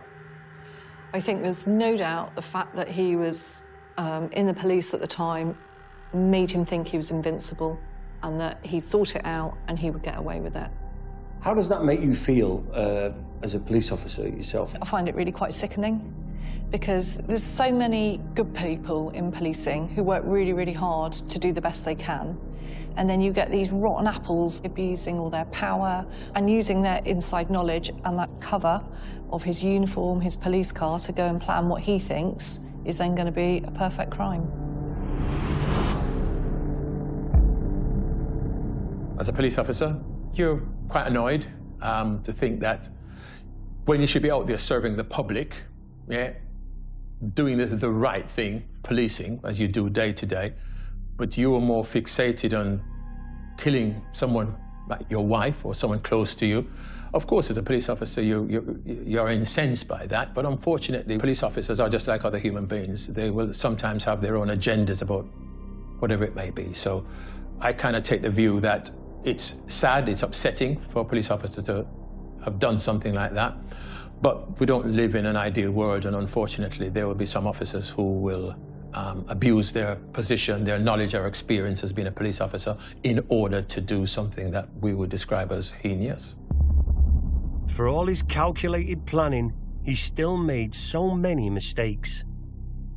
Those mistakes are made because at the time of committing an offense like that, you're always worried about someone turning up unannounced. So you're always trying to do something as quickly as possible. And you can plan for what you're going to do, but when it actually happens, and he had to therefore try and recreate that scene, he knew that time was always against him. There was always a possibility someone could have drove past and seen what was happening. So I think those things were probably playing on his mind. He wasn't thinking it through. He thought he had created the ideal scenario with the road traffic accident. In the end, time was a factor. You can imagine his shock when the police rock up on his doorstep within an hour of the accident, because I'm sure that he thought he would have a bit more time. So time to get himself cleaned up, time to decide how he was going to dispose of the evidence that currently was sat in the back of his car, time to check that there was no signs of any blood. He would be on the back foot, and I can imagine intense panic inside him. But on the outside, portraying this calm, collected, oh, I'm really shocked, that's a terrible thing to happen, how has that happened? And his mind was probably worrying about, well, if they're going to start accusing me of stuff now, what story am I going to come up with? So all the lies and deceit had finally caught up with Stephen Jones. This former hero cop, a respected figure in his community, had become the very thing he'd sworn to protect the public against. In your experience, is this very uncommon for a man to kill his wife in this way? No, I wouldn't say it was. As an investigator, I've dealt with other cases where domestic violence, where the husband's attacked the wife and the injuries have been significant to the individual concerned. The surprising thing for me is that he was a police officer and he could bring himself to doing something like that. That's the bit that I kind of struggle with, because he's there to protect. He would have arrested probably people for domestic violence, and then to do exactly that type of thing, I just find it difficult to sort of comprehend at times. What I find hard to believe as well is that he was hailed a hero because apparently he saved a lady who was drowning in a lake, freezing cold, and just not so long before. So it's hard to comprehend. Well, that's why I say it's hard to comprehend, because he would have done the right thing, saving someone's life, but in the same breath, he was happy to take someone's life. On the 16th of November 1993, Stephen Jones went on trial for the murder of his wife. The trial was held at Carnarvon Crown Court on the other side of North Wales. The judge, Mr. Justice Kennedy, heard that Jones, who has 2 young sons, had taken out extra life insurance for his wife and had been having a passionate affair. He feared the effect a divorce would have on his promotion prospects. So when it came to the trial, what happened there? The jury were out for just over 3 hours, which is very quick. It could normally take 3, 4, 5 days. So that tells you one thing, that the evidence was damning. And then the judge, obviously, in his summing up about the case, he obviously appreciated that this was a police officer who had a lot of knowledge and experience and was trying to use that knowledge and experience in order to evade being found out. And therefore, that would have been reflected in the sentence that was imposed afterwards. Well, the judge just mentioned, he said, you know, this was a wicked, wicked offence for which you've been convicted. So in other words, he's saying, you know, you've done evil, you're a police officer, and that will be reflected in how I'm going to sentence you later on. He was making it blatantly clear to him and to anybody else in that courtroom, you know, that what he did was wicked, it was evil, and therefore the sentence was going to be reflected by that. On the 25th of November 1993, Stephen Jones was sentenced to life imprisonment. As an ex-policeman heading into the prison community, he could expect a warm welcome. I think people felt that justice had been done. I think people felt that the police had done a good job. The forensic experts had produced all the evidence, that there was no doubt about the way that this crime had been carried out. I spoke to his family afterwards, and they felt very bitter, they felt angry, and of course they were absolutely stricken with grief. And I'm sure that even today, it's one of those things that will stay with them, will haunt them for the rest of their lives. Since then, police procedure has been standardised to ensure all fatal road accidents are investigated properly. Most police forces around the UK will now have a forensic collision team.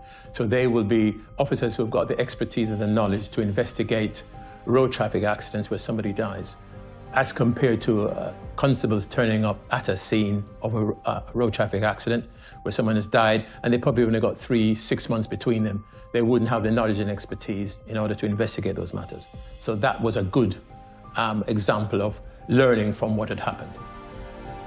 It was a betrayal of his sisters and brothers in blue when he decided to cross the line and become a killer. And for what? Money? Love? The idea of a new life? Only he will know his true motives. In the end, this wicked murderer, Stephen Jones, was brought to justice, proving him to be a monster, masquerading as a hero.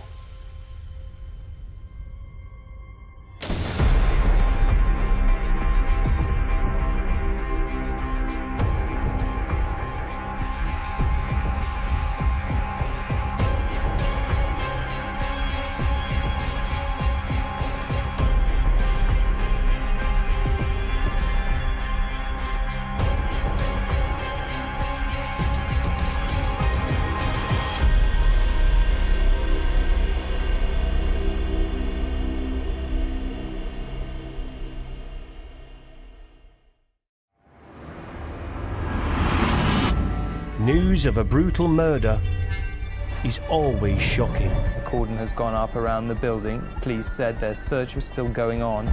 He was maybe surprised at the amount of blood that produced. We know that he was very manipulative and charming. But when the crime is committed by a cop, it seems even more horrific. Locals knew the couple had not been getting on, but no one expected anything as vicious as this. Nobody wants to believe that police officers are criminals.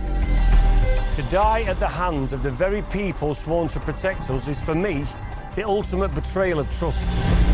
This man has brought shame on the Met. He's got a very warped moral compass, and probably has some sort of power trip, a lust for power. In his mind, he probably thought, well, I'm a police officer, so I will get away with it. In this series, I'm going to unravel the outlandish plots, lies and deceit of officers who attempt to get away with murder.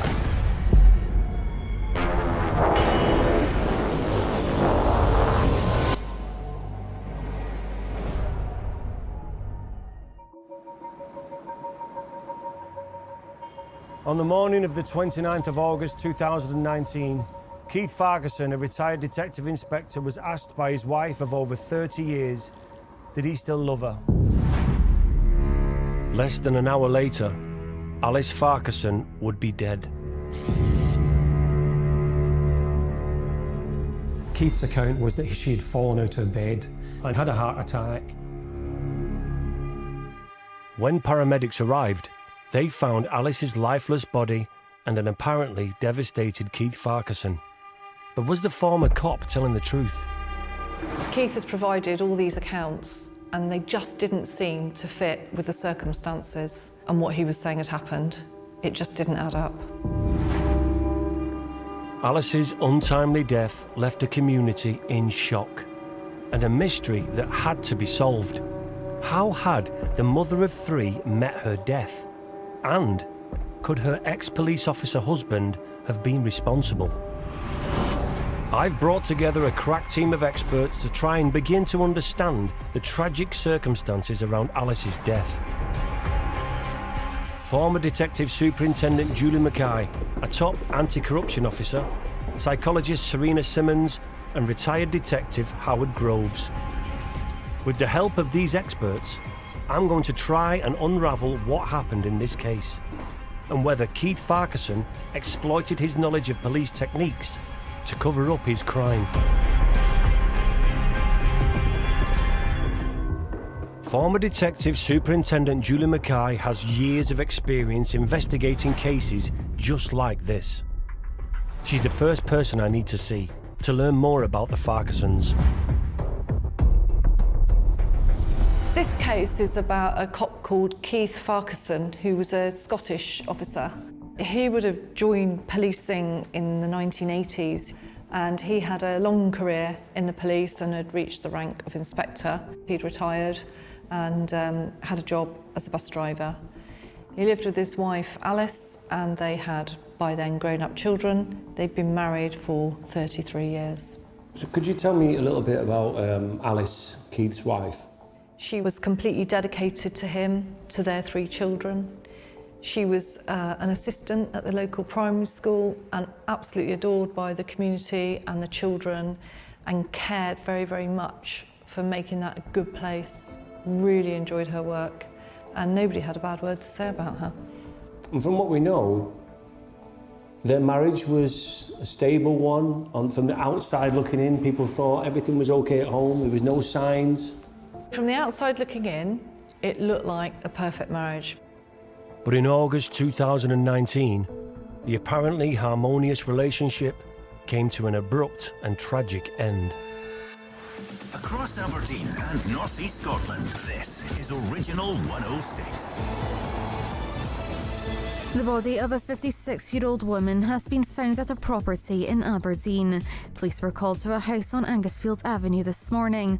Officers have not confirmed whether the death is being treated as suspicious. Alice Farquharson had reportedly died in an accident on the morning of the 29th of August 2019, while she was home with her husband Keith. Keith claimed to have been in the shower at the time when he heard a noise and rushed to their bedroom to find his wife unconscious on the floor. He said he immediately started to perform CPR and called 999. I want to know what the police officers arriving at the couple's home would have faced. So, what do we know what happened on that day? So we know that about 6:30 in the morning, Keith calls for an ambulance. And what he's saying is that Alice has fallen out of bed and injured herself and stopped breathing. So you might think, well, that happens, not that unusual. Heart attack or anything like that? Exactly. Once paramedics arrive on the scene, they find an unresponsive Alice in the couple's bedroom. Police arrive shortly after the ambulance, and they have some questions for Keith about Alice's injuries. When the police arrive, he repeats the account and is like, what's the problem? You know, it's quite straightforward. She's fallen. There's nothing to worry about here. And do you think because of his credentials, and he goes, I was an inspector in the place, they would have maybe believed him more than if it was just Joe Public? I think they do, and I think that's played out then because they talk to him and look at the scene and think, no, it's all fine. So they agree with Keith? So they agree with Keith and they don't think anything suspicious has happened. Right, wow. Police determined that Alice's death was not suspicious. They believed Keith's story, that Alice had a heart attack and fallen and hit her head. It looked like Keith Farquharson was in the clear. But was he really a grieving husband? Or had he got away with murder? I need more clues into the type of person Keith was. Surely someone with a clean track record, a happy marriage and a good reputation doesn't just suddenly murder their own wife. Local journalist Charlie Gall knew Keith in the years before these tragic events took place. So I'm hoping he can give me some background on the couple's lives and their relationship. Well, Keith Farquharson was married to Alice. I would have said they had a nice house in Aberdeen, 3 lovely children. He'd risen up to inspector, so the next step up was chief inspector, then superintendent. So he was doing well in his career. But behind closed doors, Keith had secrets that were about to be revealed and shatter this carefully constructed image, because Keith Farquharson had a dark side. Keith Farquharson only came to our attention when the misdemeanors came into the public domain. There was no question that he thought he was God's gift to women. He probably used his power over women and thought that he was allowed to get away with a lot of the stuff that he did get away with. Whilst Alice was devoted to her husband, Keith Farquharson was a serial womanizer. There was always that issue in the background that he had an eye for the ladies and was regarded by some of the women in the force as a sex pest. And Keith's inappropriate obsession would soon become public knowledge. In the media, we weren't privy to what was going on behind closed doors, but the first sort of inkling we got was there was a female traffic warden.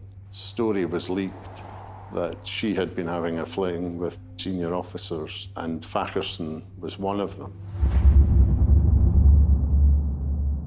Caught cheating on Alice and facing the humiliation of his affairs being made public, colleagues may have expected Farquharson's behaviour to improve. He certainly didn't appear on the face of it to have any shame about what he had done. He didn't crawl away and disappear, far from it. He just carried on. But an affair is still a far cry from murder. Perhaps Keith was telling the truth about Alice having a heart attack. Or maybe Keith's history of lying should have been a warning for cops. And tragically for Alice, there were other red flags about Keith's behaviour towards women, which went ignored and unpunished.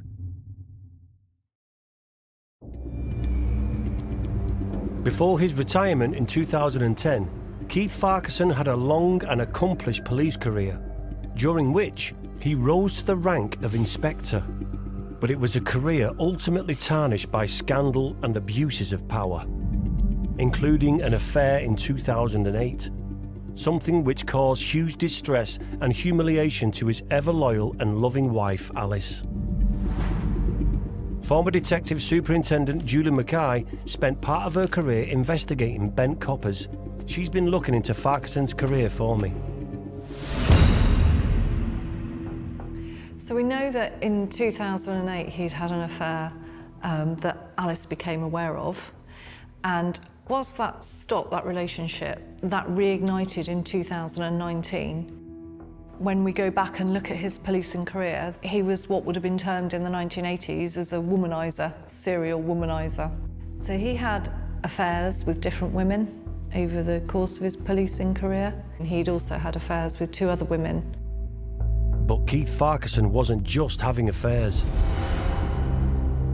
Behind the scenes, he had a reputation for unsolicited attention towards his female colleagues. In the 1980s, it was accepted as being one of the lads. That's how you behave, chatting up the women, expected to be the alpha male. He made inappropriate comments to women serving in the police force and was probably quite misogynistic towards them. So would you say that in the 80s, womaniser, but nowadays, would you see him as like a sexual predator? Most definitely, yes, a sexual predator. I definitely think the culture and the way things were dealt with in the 80s was completely different. I think we're in a better place now. We know today people are sacked for that sort of behaviour. But despite his predatory behaviour, at the time, Farquharson was able to continue with his career largely unharmed. I just wonder in this case whether he thought he was untouchable. I think it's quite likely that he thought he was untouchable and that his previous history of not being kicked out of the police force when perhaps he should have been. I'm surprised that Farquharson was so unconcerned about the consequences of his predatory behaviour. And I'm speaking with psychologist Serena Simmons to understand why he may have felt he could get away with it. Did his wife know he was having an affair? Yeah, so sadly we know that his wife was really aware of it. So we can only imagine, really, like any wife in that situation, how she may have felt. She had 3 children at home. She knew her husband was being unfaithful. Well, a question for me would be, why would she not leave? Why someone doesn't leave a partner when they're having an affair, when you're someone like Alice, is probably because you value home and family.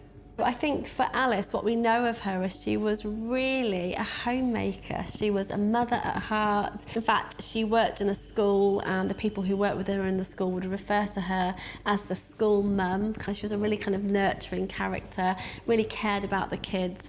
She was an exceptional mother in the home and that her family were incredibly important to her. In your opinion, what sort of person would Keith Farquharson have been like in the home, behind closed doors? I think he would have been the kind of person that needed to be adored. So I think what's really interesting about him is he wanted his kind of wife to be kept there and his children over here while he still was able to have his affairs because he needed the adoration. He needed the adoration of other women and that gave him a buzz and an excitement that he just didn't get from home or sadly from his relationship. And he didn't seek that out in his relationship with his wife either. He kind of needed to do that in other ways. I've read with this case that people have called Keith Farquharson a narcissist.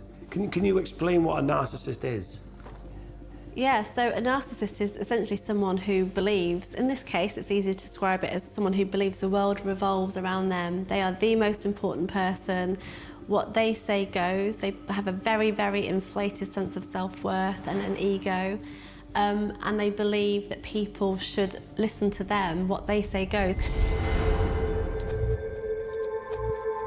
Howard Groves, former Detective Chief Inspector for Scotland Yard who has worked on numerous high-profile crimes, can see through Farquharson's veneer of respectability. I don't think I would be unkind to say that within his work environment, he was very much a predator. Within the workplace, there were instances where he had made inappropriate comments, as well as providing what was described as a poem, which was quite like a sexual poem that he sent to one of his colleagues. In 1998, Keith had written a poem that was entitled Gasping for It. The female colleague that he sent it to found it so disturbing that she reportedly couldn't read past the first 2 lines. She obviously found that inappropriate and complained. He got charged with what I thought was a weird offence, was breach of the peace, and got a £500 fine. That inappropriate behaviour was probably seen by some just to be, a bit of banter, that's what you do, They used to use expressions you would call, people plod and, things like that. So, but the police service has moved on significantly since then. But at that time, that was probably acceptable in certain quarters. There would be certain people who would, and obviously the officer who experienced that, she obviously complained straight away. So it just goes to show you that not everybody signed up to that type of inappropriate behaviour. Farquharson was also, at that point, demoted in rank. But even though more female officers were making complaints about his unwanted advances and abuses of power, he remained in the police force and was allowed to continue his career. Yet again, he just carried on. People probably thought, you know what, I'll get in that salacious, inappropriate, predatory behaviour that he had exhibited before came to the fore again. There was an incident that an allegation made that he had made inappropriate comments to a motorcycle officer, young female officer. That officer was obviously unhappy with what he had done, and she complained. She decided that she was going to take the force area to an employment tribunal. As a result, Farquharson was moved into an admin role in a new department. But still, his pattern of abuse and harassment started again. In September 2008, following complaints from multiple women in his new department, Farquharson was put on gardening leave, no longer reporting for duty, but receiving full pay, despite how he treated his female colleagues. He remained on gardening leave until his retirement, when he left the force receiving a full pension, which he then supplemented by becoming a school bus driver. It's little wonder that Keith Farquharson left the police thinking he could get away with anything, even murder. Keith was very used to kind of sparring with women, getting their attention, getting away with stuff is what he was good at. He was used to initiating affairs and then probably initiating them with banter and kind of sussing out what women were available for that kind of thing. I think is really telling of the kind of arrogant, egotistical man that he was. A man like Keith does have a sense of invincibility, but what he probably wasn't aware of was the fact, like a lot of men who have affairs, that sense of invincibility comes from having a secure base. That gives them the strength to go out and to seek experiences and affairs, because they always get to go home to the secure partner who's always there for them and their family unit. Alice's devotion and loyalty to Keith, in spite of his repeated transgressions, would have reinforced his sense of invulnerability. But could that confidence make him think he could get away with murder?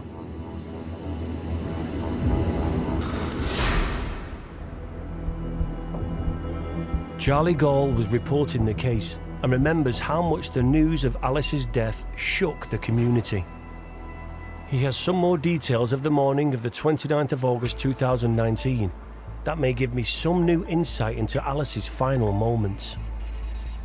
This is the leafy suburban street where Keith Farquharson, to all intents and purposes, led a quiet family life. The lovely family home where they brought up their 3 children. But after that day in August, the peaceful suburb the Farquharsons loved would never be the same again. What happened to Alice Farquharson that fateful morning would have been absolutely unheard of in an area like this. The whole community was shocked and reeling. She was adored around here. It began as a normal day, as I understand it, for Keith Farquharson, who was away to drive the school bus in his new life outside the force. But his wife apparently asked if he still loved her, and he had simply groaned, and that had led to her slapping and scratching him. He then claimed he was in the shower when he heard a clatter or a thud from through in the bedroom. He then said he went through and discovered that his wife had fallen and hit her head off a piece of furniture. When paramedics and police arrived, Alice's injuries didn't seem entirely consistent with Keith's story. But in a stroke of luck for Farquharson, a couple of the police officers who turned up were well known to him. His son-in-law turned up at the scene. He was a serving police officer, and other police officers who would probably have known Fakersons from the force days. And he told them this tissue of lies about how she had fallen. It had been an accident in the bedroom. The first officers on the scene gave evidence that Fakerson was agitated, and he seemed like a man who had perhaps just lost his wife. There's no doubt that he tried to manipulate the scene and manipulate the first officers on the scene. Given that he'd also been a high-ranking police officer previously, he probably felt that the younger officers might be in awe of him in some way. And that, again, this is where his power and manipulation would come into it. And he would think he could tell them what they're looking at. And he obviously made a great facade of playing the grieving husband as well. Given Farquharson's history, I can see why he would be arrogant enough to believe he could get away with it. And it did look like his story was working. But he didn't bargain on one police officer, who was clearly not taken in by his story or his crocodile tears.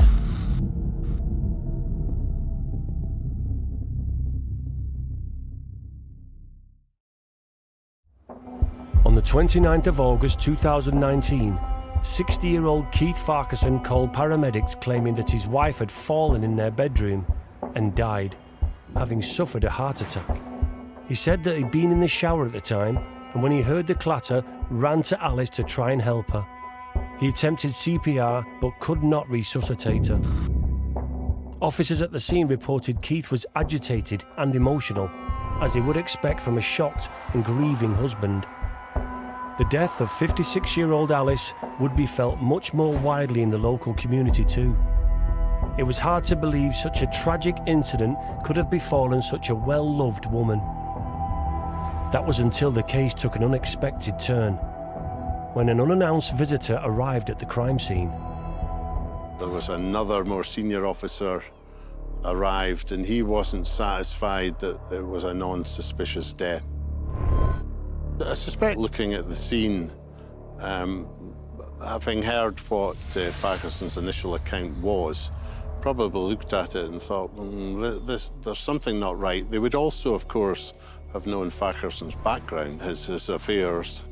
The whole thing, the whole circumstances, and taking into account Fakerson's previous history on the force, I think would have been enough to persuade them that there's more to be seen here. The senior officer who had arrived at the scene raised his concerns with CID. He felt this needed to be investigated further, and Farquharson became agitated that his story was being questioned. Eventually, CID determined that there was nothing further to investigate. There was no crime. And Farquharson appeared to be in the clear. For now. I think there just wasn't something quite right about the way he was reacting. The senior officer couldn't let his hunch go, and so he insisted that there should be further inquiries. This officer decided that they should wait for the post-mortem results before making up their minds of what they were dealing with here. But for now, officers were leaving the scene believing Alice's death as non-suspicious. Farquharson's act had worked, and he had managed to avoid arrest and too much suspicion so far. But would that still be the case when the results of the post-mortem returned? Once Alice Fakerson's body ended up in the mortuary, there was very little doubt under examination what had happened to her.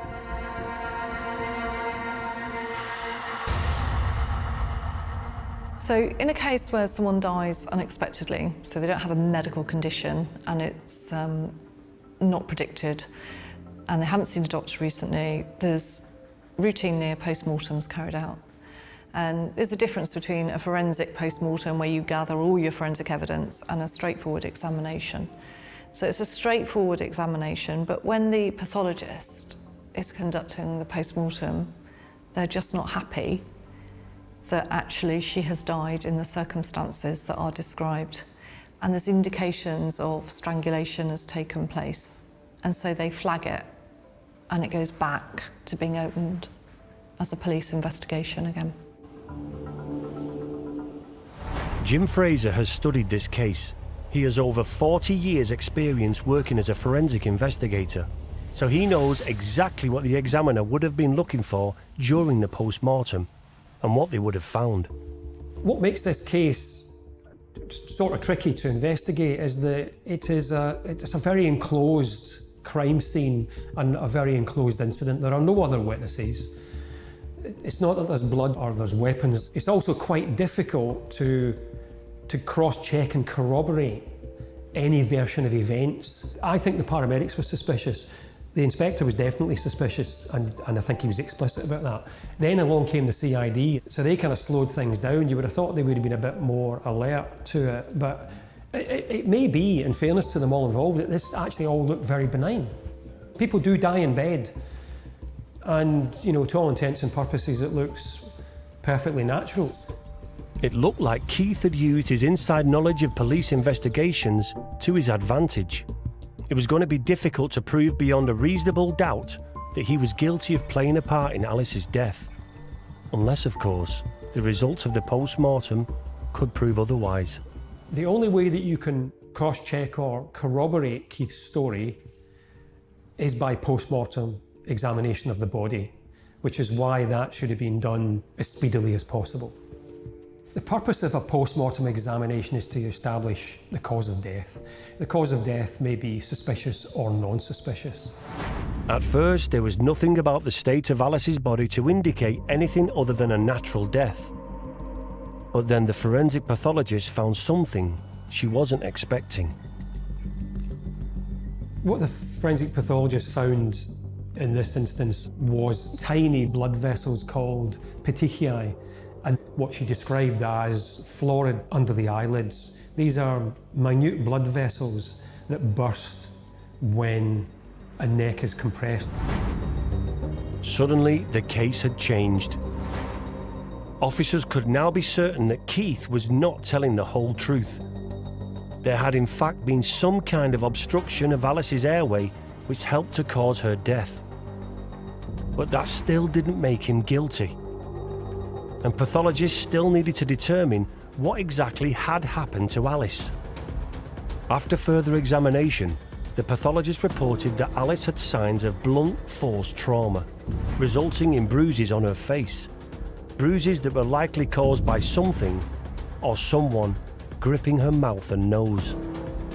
And the most damning finding of all for Keith, the pathologist said that during Alice's death, something had also been pressing on her neck, preventing her from breathing. These post-mortem findings are incriminating.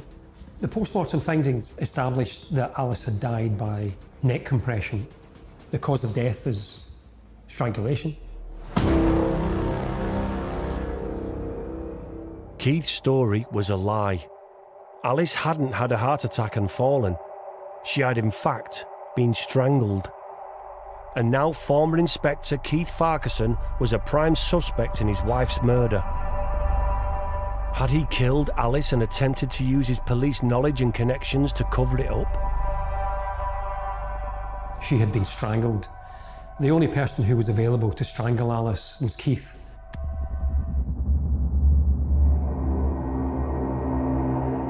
Julie Mackay is a specialist in domestic murder investigations, and I need her expertise as this case becomes even more complex. Their findings were that she had been strangled, and whilst there wasn't the evidence of this, you've got a bone in your throat called the hyoid bone, which is often broken when somebody is strangled, and in this case that hadn't happened, but there was evidence that her airways had been blocked, so her mouth and nose, and pressure had been applied to her throat and injuries to her chest. And obviously from that point, she was probably fighting for her life. Exactly. So that was enough, really, for the questions to be asked and to say, right, we need to get him in. Investigators now know that Farquharson was lying. Alice had been strangled, and he was the only one who could have done it. Now, I want to know what drove Keith Farquharson to kill his much-loved wife. Was this a premeditated, calculated attack? Or was this a spur-of-the-moment outbreak of violence? Did Keith Farquharson simply snap? And would he ultimately admit to murder? Or would he have a plan to get him out of yet another difficult situation?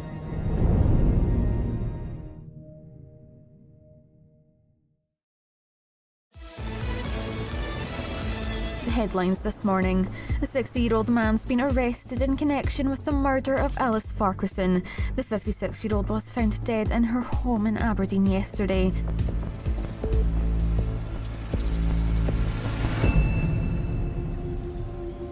Alice Farquharson had died on the morning of the 29th of August 2019. Her death had initially been ruled as non-suspicious, the result of a heart attack which had caused her to fall, hitting her head. But then, the coroner's report came back. The post-mortem showed that she'd been strangled, and her husband, Keith Farquharson, a former police inspector, was the only person around that could have done it. Keith Farquharson was arrested for the murder of his wife, Alice. In custody, he was interviewed about his involvement in Alice's death. But after decades of getting away with abusing his power, Keith Farquharson still wasn't ready to take responsibility for his actions. So when he comes into custody, he does change his story and he says, well, what's happened is she's asked him if he loves her still, and they've had a bit of an argument, and she's lashed out, scratching him. And then he sort of says, well, it was a self-defense thing, you know, he's pushed her away and she's suffered a heart attack. Her heart has stopped beating, effectively, and it's not a heart attack in the traditional sense. But as a result of their argument, and there's a bit of struggle, you know, she's undergone this cardiac arrest.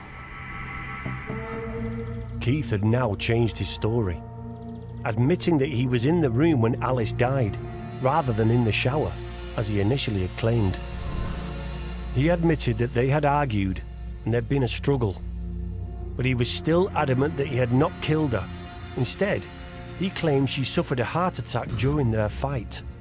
There's a big legal argument around the circumstances of the death and whether effectively she's died, her heart stopped beating as a result of the strangulation, or whether that was just something that happened because of the stress of the situation.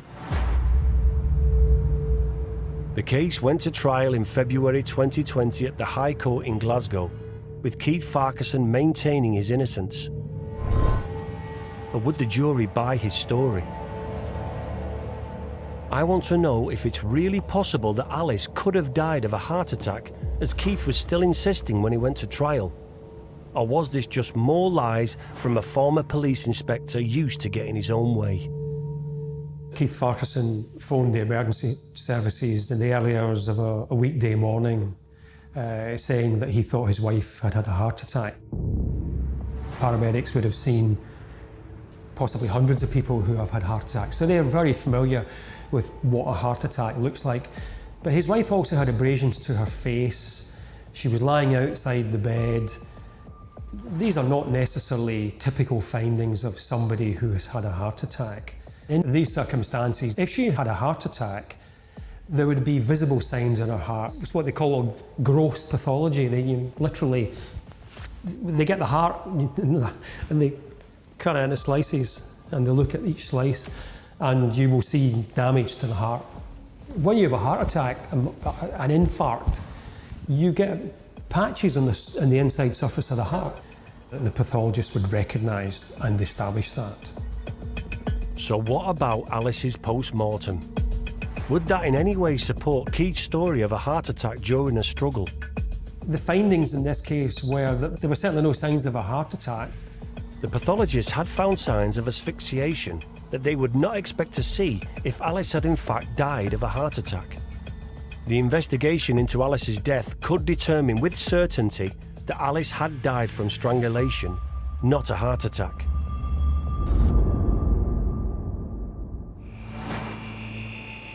The investigation was now conclusive.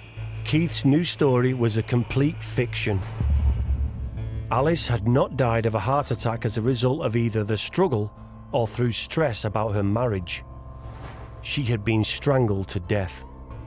But were there any signs to suggest that this was premeditated murder or a moment of uncontrollable violence?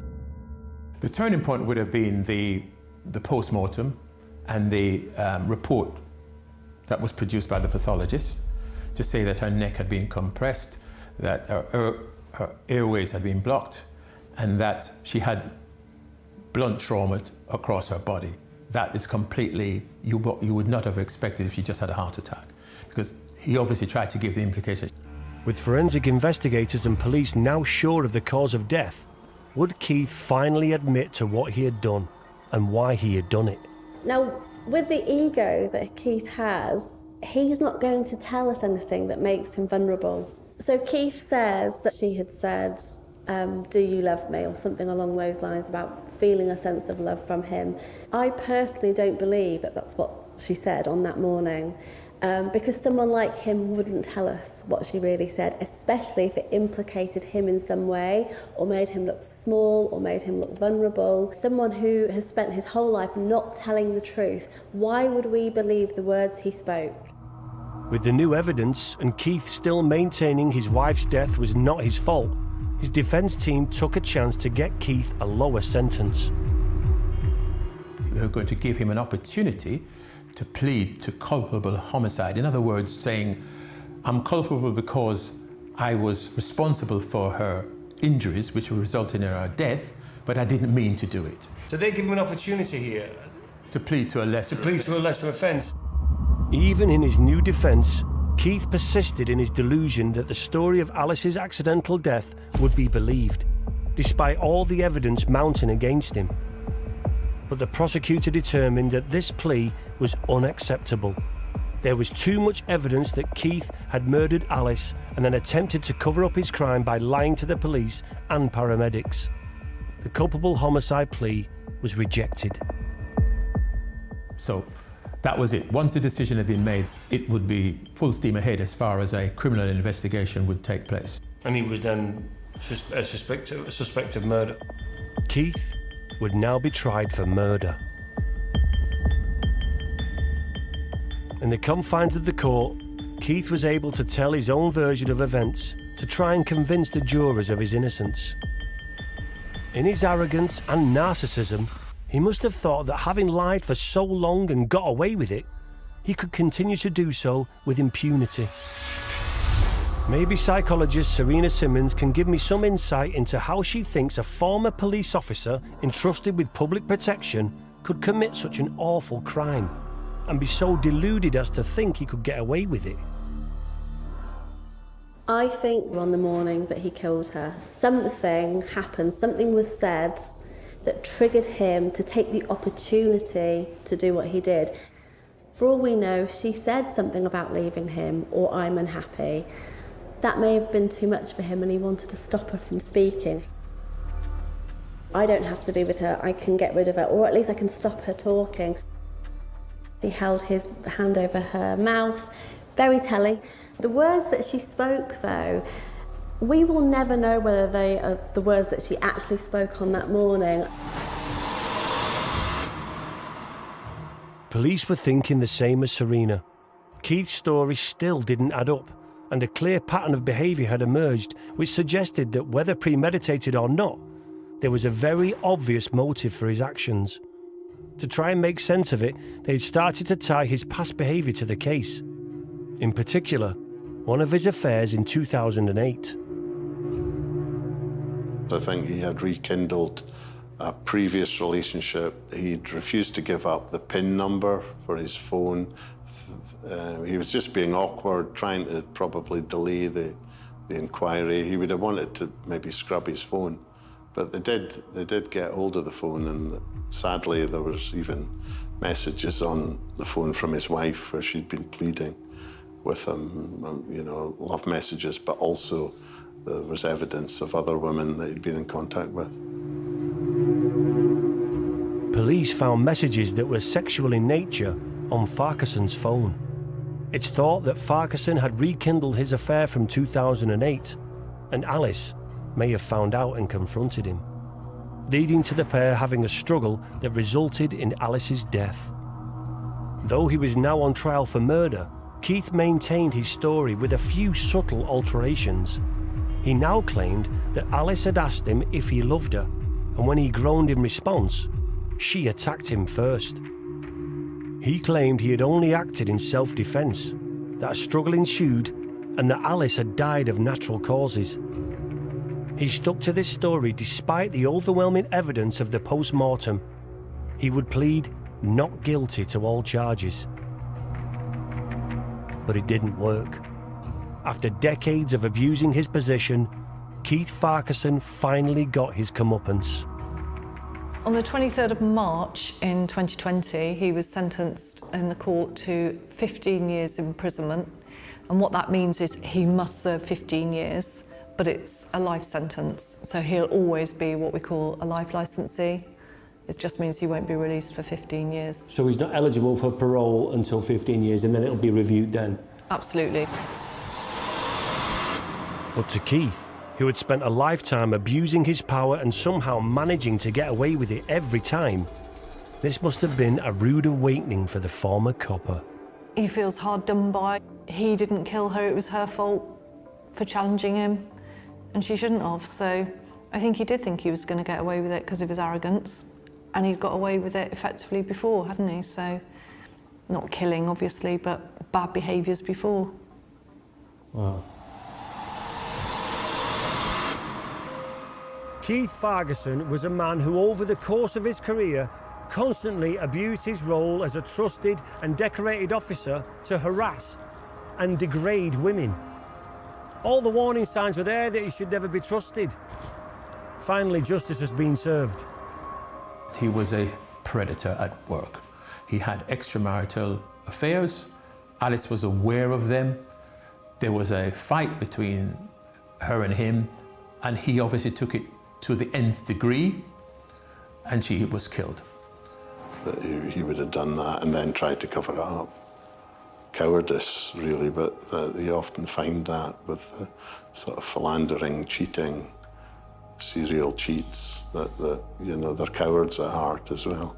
I think he was brought up in that era where he felt he could do whatever he wanted. I don't think this was a premeditated thing. I don't think he got up that morning thinking he was going to kill her. And she definitely did not deserve to die as a result of him having affairs with other women, because that's what it boils down to.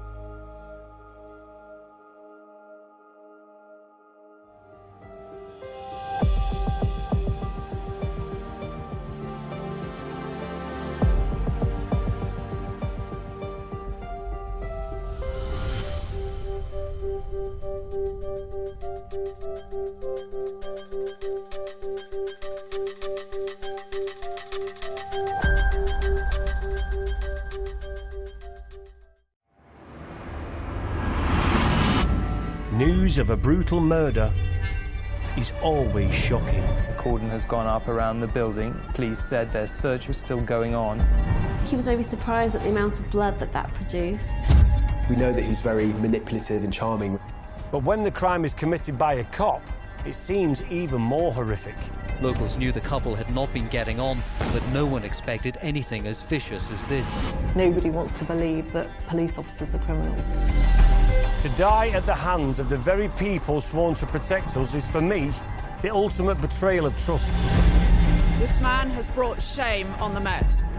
He's got a very warped moral compass and probably has some sort of power trip, a lust for power. In his mind, he probably thought, well, I'm a police officer, so I will get away with it. In this series, I'm going to unravel the outlandish plots, lies and deceit of officers who attempt to get away with murder.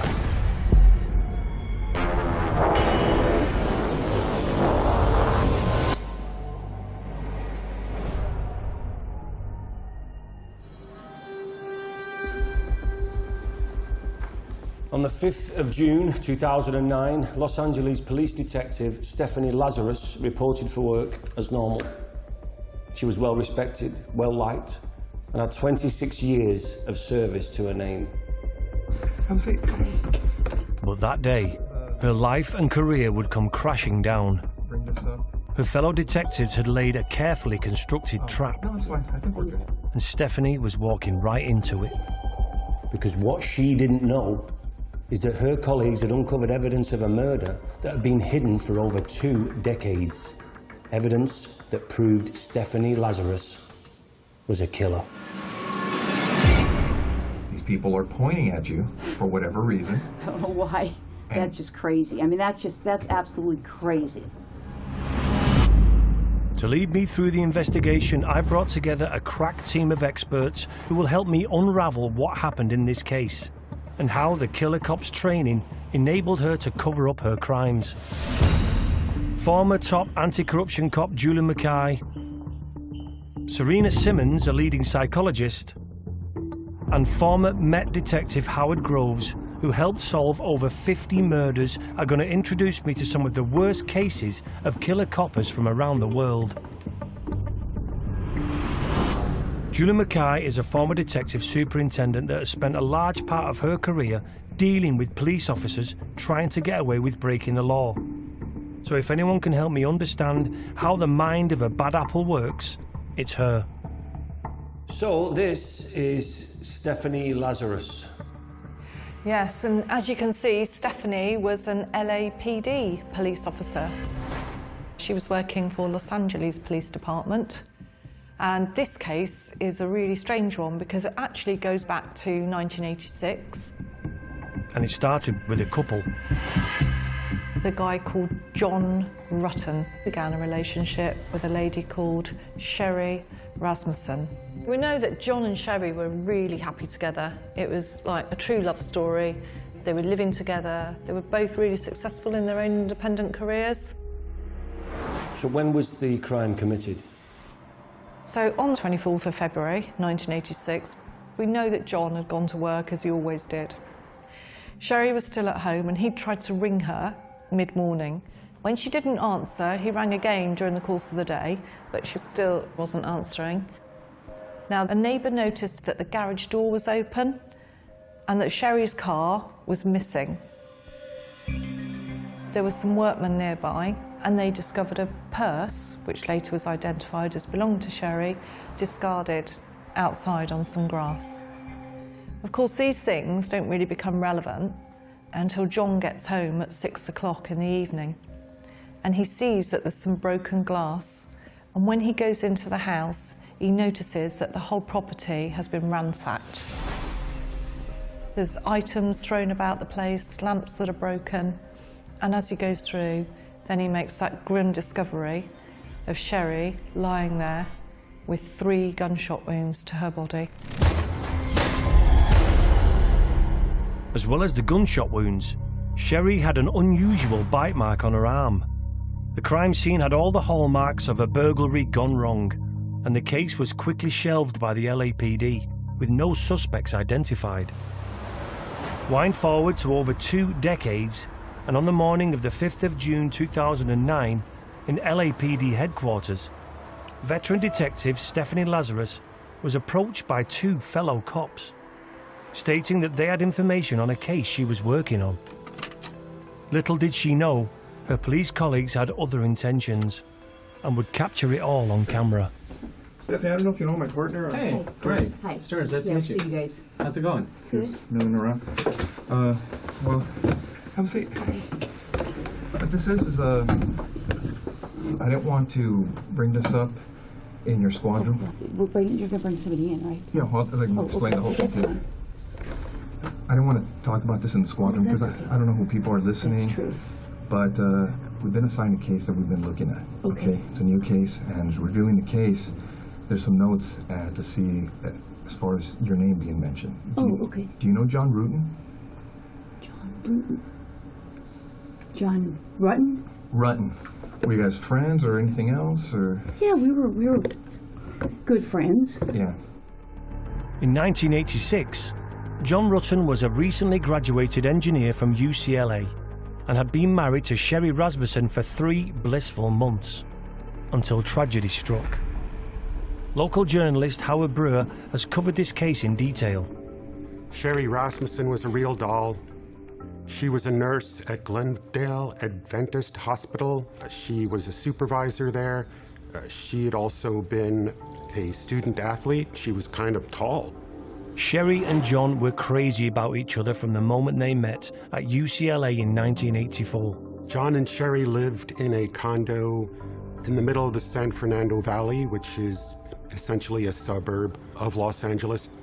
The condo that they lived in was nice. The valley in general, kind of average. There are some pockets of it that are fairly affluent and some pockets of it that are very much not.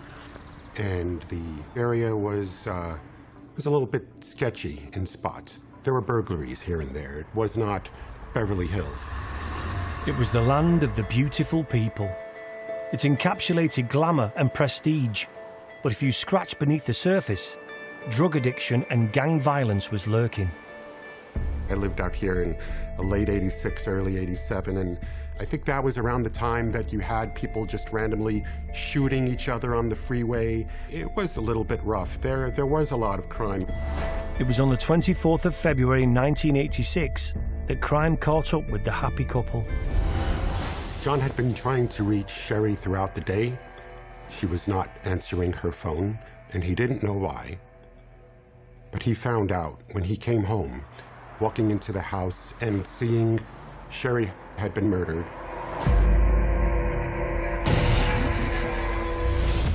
What's this all about? Well, it's relating to his wife. Okay. Okay. Did you know her? Not really. I mean, I knew that he got married years ago. Do you remember her name or anything, or what she did for a living, or where she worked, or anything about her? Well, I think I'm going to say that I think she was a nurse. Do you know what happened to his wife? Yeah, I know she got killed. Do you know what the circumstances were regarding her death? Geez, let me think back. Geez, I don't know if it was, if it was a burglary or something. In 1986, after discovering his wife Sherry had been shot to death, John Rutten had immediately called the police. When they got to the scene and they saw that Sherry had been murdered, that furniture was upturned, that there was stereo equipment stacked at the bottom of the stairs, all appearances were that this was a burglary gone wrong, and it was an assumption that was reinforced for them over the next few weeks when there were a couple of other burglaries in that same area that were in some ways similar to what this one appeared to be. What time of the day had this happened? We know that it was in the morning because the fact that the car was missing from the garage at about 10:15, the purse is found discarded outside at about midday. And Sherry was still in a dressing gown or nightwear. So she's got up, maybe had a bit of a lie-in or whatever, but she's downstairs. She's certainly not had time to get dressed and get ready to go to work. Sherry was shot dead in the living room, still dressed in her nightgown. The detectives at the time concluded that this was where Sherry Rasmussen must have disturbed the burglars, who then shot her 3 times at close range, before making their escape. Using witnesses from other burglaries in the neighbourhood, police were then able to create and circulate a rough sketch of 2 possible suspects. So most burglars, they will go there and they'll take items out and they'll just leave things lying around. So it looked an untidy scene. So to all intents and purposes, by the time the officers would have turned up, they made the assumption, rightly or wrongly, that it was obviously an intruder that had entered the premises. She may have disturbed the persons who had entered. She was attacked, and then they would have fled the scene. In your opinion, was there any signs that you thought that there's reasons why this wasn't as likely to be a burglary gone wrong? I think one of the main reasons that, having looked at the case, would have been the jewelry box. It was in plain sight for all to see in terms of the burglars. Why didn't they take those items? They're not experts to be able to quickly look at the jewellery and say, that's not real, we're not going to take it. That should have made the officers start to think, well, why have they left this? In the mid-1980s, with a crack epidemic in south-central LA to deal with, the overworked homicide detectives were desperately trying to locate these two male burglars, whom they believed were responsible for Sherry Rasmussen's death. Talking about John and Sherry, did they have any links to crime? Could this have been anticipated? So they have nothing to do with any criminals or crime. There was no reason for them to be targeted. Nothing at all was uncovered to suggest why A, they'd been burgled, and B, she was a victim and had been shot and murdered. Having inspected the whole property, detectives identified only two things were missing. Sherry's car, which was found a mile away with the key still in it, and the other thing gone was Sherry and John's marriage licence. This was turning into a proper detective story. Was this a burglary gone wrong, or was it something else? It's a question that wouldn't be answered for 20 years.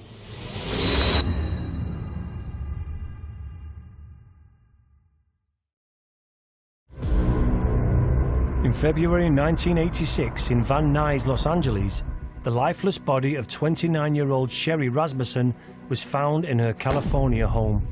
She'd been shot 3 times in what looked like a burglary gone wrong by 2 unknown male suspects.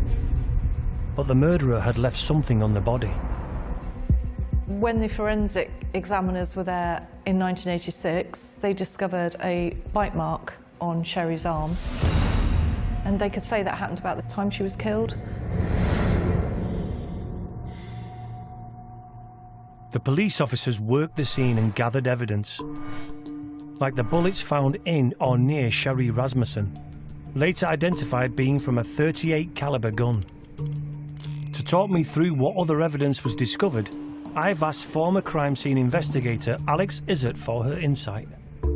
They looked at the whole scene, and although there was no forced entry, there was a lot of things pulled out and a lot of things looked like they were missing, and the car was gone. So straight away, they wouldn't automatically think it was a murder. But those bite marks on Sherry's arm warranted further investigation, even though DNA analysis was in its infancy at that stage. What gets left behind when someone bites is DNA. So straight away, thinking about how we can use this evidence. So a swab would have been taken quickly and stored in a freezer so that when further down the line, when the technology has advanced enough, we may be able to use it. If we're seeing a bite mark on an individual, it suggests that there was a bit of a personal contact, especially on that particular part of the arm. Would be wrapping around somebody, then biting it. It's an odd act. So a lot of times when you come across bite marks, you have to ask yourself the question, was it a struggle that was taking place between 2 people prior to her being shot, and Sherry is bitten at that point? That swab with DNA from the killer would be securely locked away for over 2 decades, ready for the cold case detectives to rediscover it. Despite biological evidence being found at the scene, the LAPD was struggling. DNA science was still in its early stages. Using it at a crime scene investigation was still just a pipe dream. A year after the murder, and despite the investigation uncovering DNA at the scene, bullets from the murder weapon, and appeals for new information, the case remained unsolved. Fast forward 23 years to June 2009, and LAPD detective Stephanie Lazarus is being asked questions about Sherry Rasmussen's husband, John Rutten, by fellow detectives. She reveals that she and John had at one time been close. Was there ever any relationship or anything that developed between you guys? Yeah, I mean, we dated, you know, I mean, what's this all about? Yeah. Well, let me ask you, you said you dated John. How long did you guys date? I mean, what, are you guys, is this something, I mean, you said I was going to interview somebody about art, and how you guys are, here's you know, I don't understand why you're talking about some guy I dated 1,000,000 years ago. Well, let me ask you, what ended the relationship between you and John? You know, I don't, it was kind of a weird relationship. I mean, we dated. I can't say that he was my boyfriend. I don't know that he would consider me his girlfriend. And once you guys split, were you guys still friends, or kind of? I mean, we were friendly. Had you ever met his wife? I may have. Do you remember her name or anything, or? Shelley, Sherry. I don't know, something maybe, you know. Like I said, it's been so many years, and. The only complications with that case was that the officers initially thought that it was a burglary gone wrong, when in fact there were much more sinister reasons behind Cherie's death.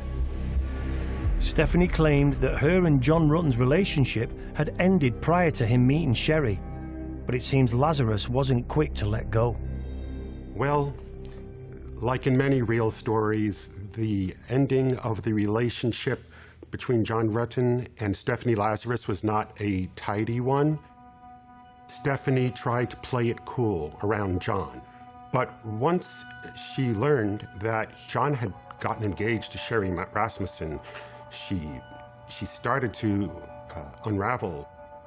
She went to John's mother and said, "I'm so heartbroken over this, and I love John so much."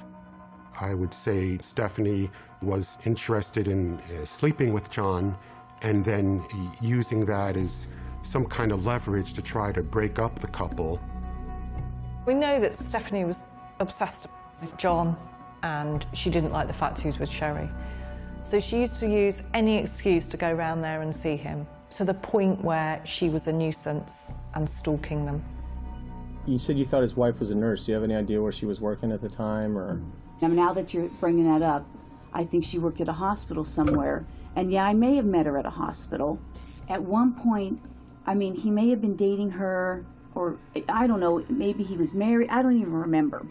And I'm like, you know what, why are you calling me if you're either dating her or living with her or married to her? And I'm like, come on, knock it off. And now I'm thinking I may have gone to her and say, hey, you know what, is he dating you? He's bothering me. And so I'm thinking that we had a conversation about that.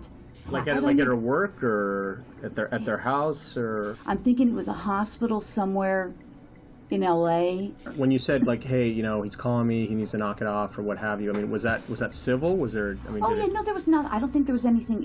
If the conversation lasted a few minutes, I can't even remember. And what is it like? We went out to lunch or anything. Right, but there was no like arguments or fights, or it didn't get heated or anything like that. Not that I recall. No, I mean, I would think that would stand out. So you didn't have any problems with her then? No. You didn't have any issues with her? No, I mean. Despite her protests, back in 1985, a year or so before the murder, and with John and Sherry becoming ever closer, Stephanie did in fact visit Sherry at the hospital where she worked to confront her over a relationship with John. There was a very heated argument at the hospital. I believe there were moments where it got a little physical. Security was called to escort Stephanie out, and for anyone who was looking for it, we saw a hint then of what might come next. In 1986, at the time of the first investigation into Sherry's death, Sherry's family pushed the detectives to look further into Stephanie Lazarus. They knew the LAPD cop had been in a relationship with John before Sherry came on the scene, and had visited the couple at home prior to the murder. When Sherry's father put all this to the detectives, he was told he had watched too many cop shows on TV. It's too bad that the detectives didn't take more seriously information about Stephanie Lazarus coming over to the couple's condominium in the weeks and months before the murder. But it didn't seem like a whodunit to them. And Stephanie Lazarus at the time was kind of out of the picture. She was old news. She was an ex-girlfriend, she was an ex-lover. By most accounts, there was some interaction, but there are so many stories where the murder is preceded by a lot more erratic behavior by the perpetrator than what we had here. The more I learn about the Stephanie Lazarus case, It's just absolutely shocking that she was never considered a suspect. That was until 2004, when a Los Angeles Police Department cold case unit came across the unsolved murder of Sherry Rasmussen and decided to reopen the file. A cold case is basically a significant crime, a major crime that's not solved. So for instance, murders, if you had a robbery or sexual assaults, those types of crimes, if they're not solved, they become cold cases, which means they are periodically reviewed. And what I would do is, somebody would say to me, right, Howard, have there been any forensics that were retained that could be subject of further forensic examination? Because forensics back in the 80s to the 90s to now, they have moved on significantly. And now, that 2 decades-old swab taken from the bite on Sherry Rasmussen's arm would become crucial. Because in the 20 years since the murder, analysis of DNA evidence had become much more advanced. So cold case was opened and the test tube that was found at the back of the freezer was tested in 2005. And they would put it through the database, the national database, to see if there was any hits of anyone that had already committed a similar crime throughout the database in the US, and nothing came up. But one interesting thing that was discovered in this test was that the DNA was left by a woman. This was a bombshell. Made the original story of burglary gone wrong look like a tragic mistake.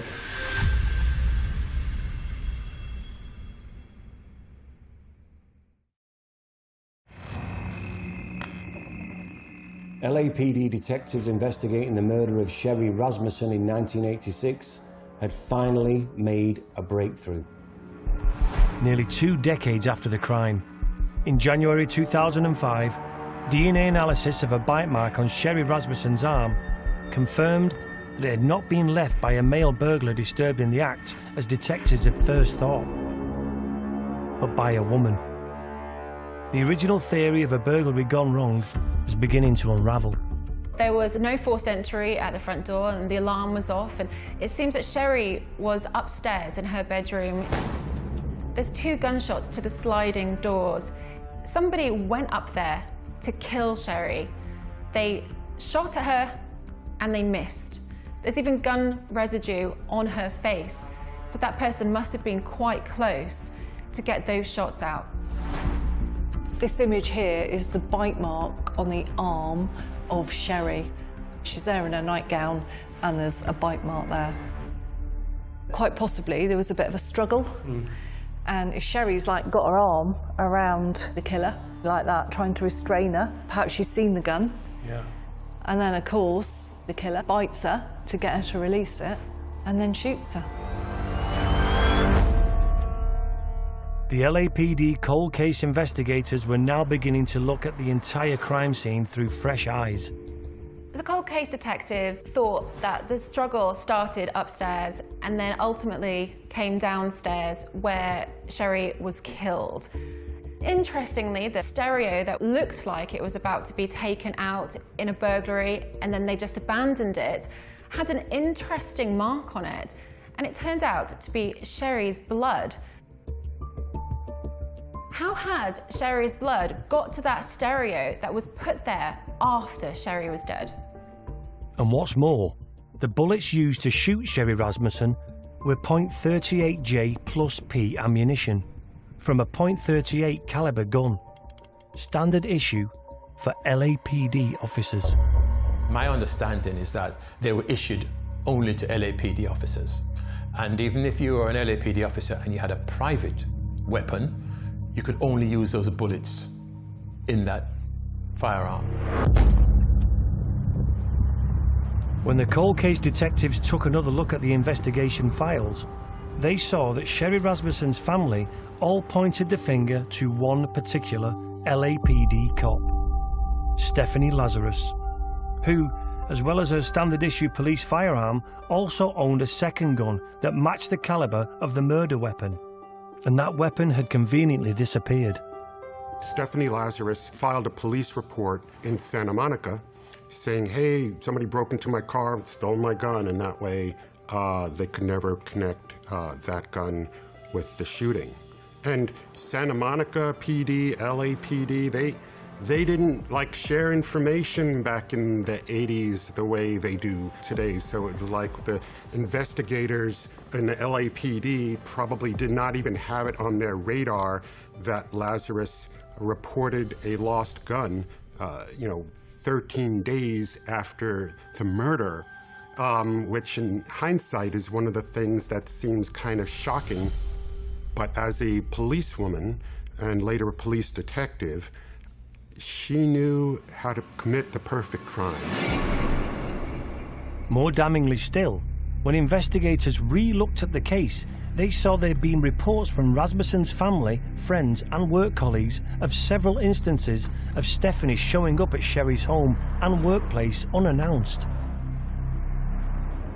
We had read the notes as far as from Sherry's friends saying you guys had problems or words, and they got heated. An incident at her work had occurred, and they've also told us that an incident at her house occurred. That's just not sounding familiar at all. And this is an incident where you showed up, you weren't supposed to show up, and things got heated. At his house? Yeah. That just doesn't sound familiar. Now you're saying not familiar because it's just Well, you remember, or it's Well, just... you know what? I'd have to say I don't remember, because I don't remember. That doesn't sound familiar. I mean, would you remember something like that in your life? Well, I would think, but... Did you ever fight with her? You mean like we fought? Yeah. Did you ever duke it out with her? No, I don't think so. I mean... You'd remember that, right? That would be pretty... Yeah, I would think so. What are they saying? They're saying, okay, I fought with her, so I must have killed her. I mean, come on. I mean, it's insane. If it happened, I honestly don't remember it. That's all I can tell you. I mean... This is fascinating.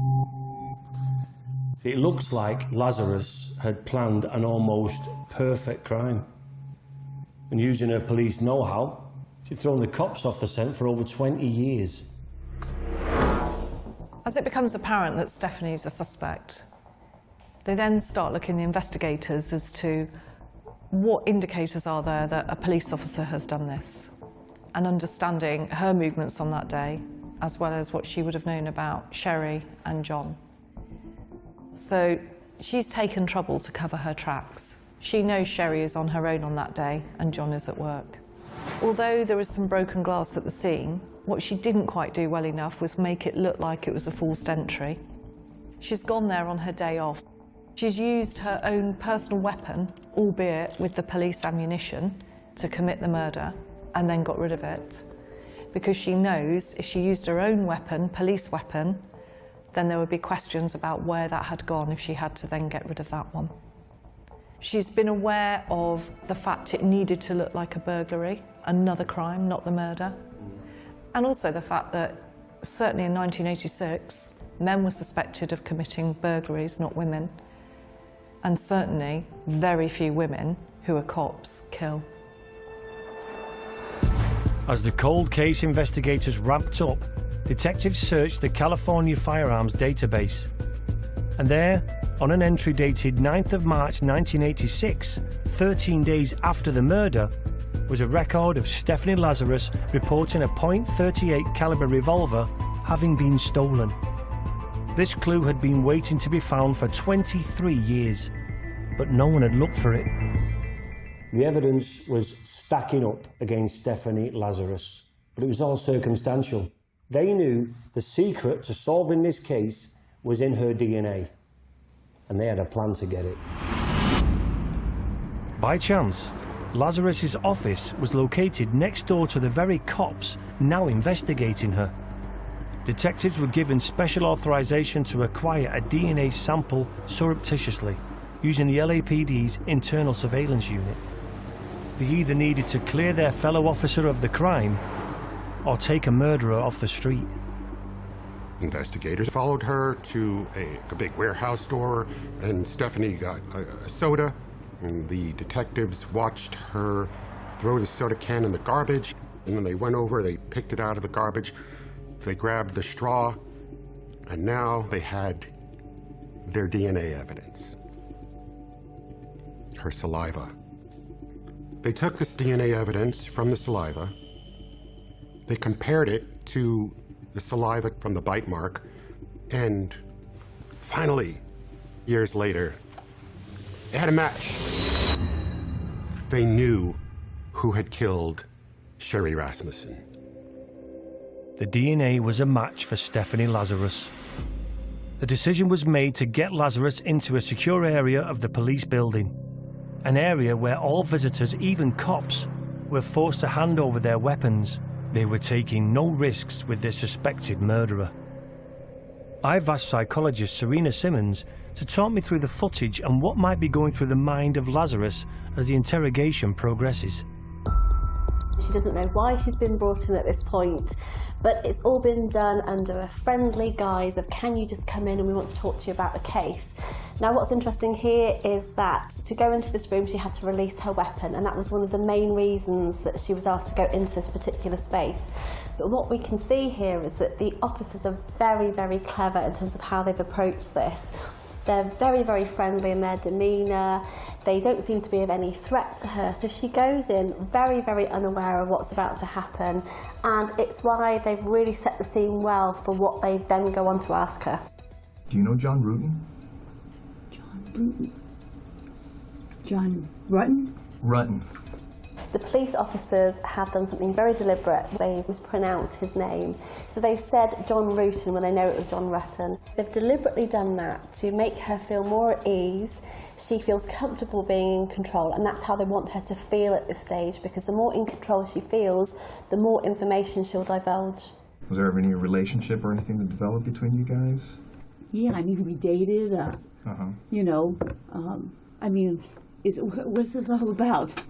When push comes to shove and they kind of divulge a little bit more information there, she says, yeah, we dated in a very flippant way, and we actually know that it was quite a significant relationship. She saw him for 4 years, for example. They would go on holiday together. So she's not really conveying the significance of their relationship, so she's deliberately withholding the truth. Do you know what happened to his wife? Yeah, I know she got killed.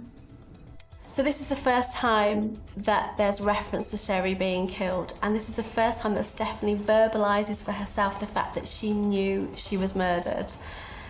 Now this must have been an incredible shock to her to actually have to verbalise this and say this out loud, and so this is a really pertinent point in the interview. I mean, if you guys are claiming that I'm a suspect, then, you know, I got a problem with, you know, with that. Okay. Okay? So, you know, if you're doing this as an interrogation, you're saying, hey, I'm a suspect. Well, now I got a problem with, you know, now you're accusing me of this? Okay. Now, what we'd like to do is, obviously you know about all the DNA stuff and things of the nature that, you know, gets done on cases nowadays. You know, if we asked you for a DNA swab, would you be willing to give us one? Maybe. Because now I'm thinking I probably need to talk to a lawyer. Okay. I mean, well, because I know how this stuff works, and now it almost sounds like you're trying to pin something on me. No, now I got that sense. Okay. All right. Well, thanks for giving me the courtesy. I wish I could record it. Thanks for your time. Yeah, thank you. All right, Stephanie, take care. Stephanie Lazarus got as far as the hallway of the LAPD precinct when she was formally arrested for the murder of Sherry Rasmussen. She would return to the interrogation room to be read her rights. This is absolutely crazy. Have a seat, Stephanie. This is insane. Okay. Stephanie, you know you have the right to remain silent. Do you understand? Yes. Anything you say may be used against you in court. Do you understand? Yes. But what can be learned from this killer copper almost getting away with murder? This is crazy. This is I'm like in shock. I'm totally in shock.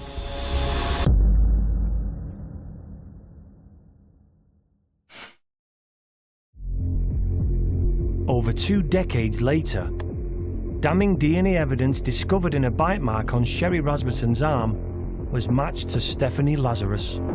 This led to a cat-and-mouse style interrogation of Lazarus, ending with her arrest. But what I want to know is why an upstanding police officer might commit murder. In your opinion, was there any evidence of a build-up leading up to this crime? I think there certainly was. John Rutten was her partner, so she dated him when she was in college. They dated for a few years, and what we know is that their relationship was kind of on and off at the time. And it was during kind of one of those periods that they were dating that John picked up another relationship with Sherry, and Lazarus found out about this relationship, but nothing really happened at that point on the surface. But I think that's really when things started to kind of bubble beneath the surface, really, in terms of her kind of desires for John and kind of wanting to keep him to herself. John Rutten would later disclose in court a shocking revelation about his on-off relationship with Lazarus, whilst he was engaged to Sherry Rasmussen. Lazarus went and actually asked John to not go ahead and marry Sherry, but also to sleep with her one last time, which John actually did.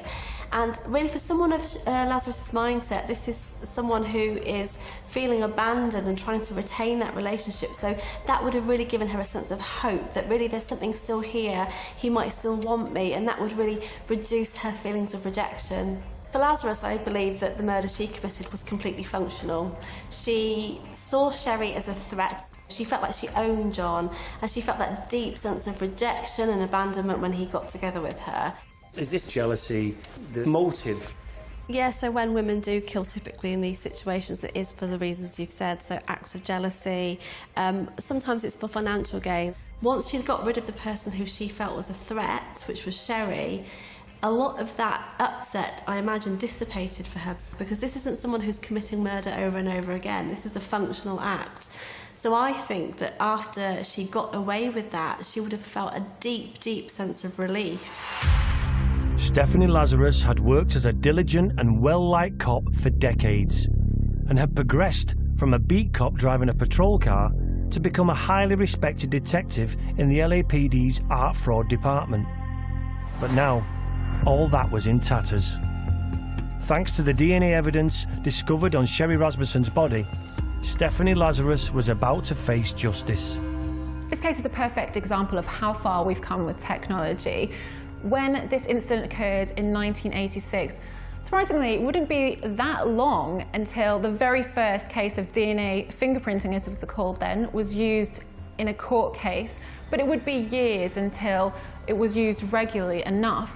Now, coming so far forward, we can exactly pinpoint the suspect with millions and quadrillions of chances that it could be someone else. And even though this piece of evidence was found in the freezer and it could have been deteriorating, we now know that that's not the case because of how far we've come with technology and science. All we need is the smallest drop of DNA that we can actually find the suspect. Stephanie Lazarus finally went on trial in March 2012, over a quarter of a century after she'd murdered Sherry Rasmussen. Despite the overwhelming case against her, she pled not guilty. So, what would her mental state have been living with the fact that she knew what she'd done?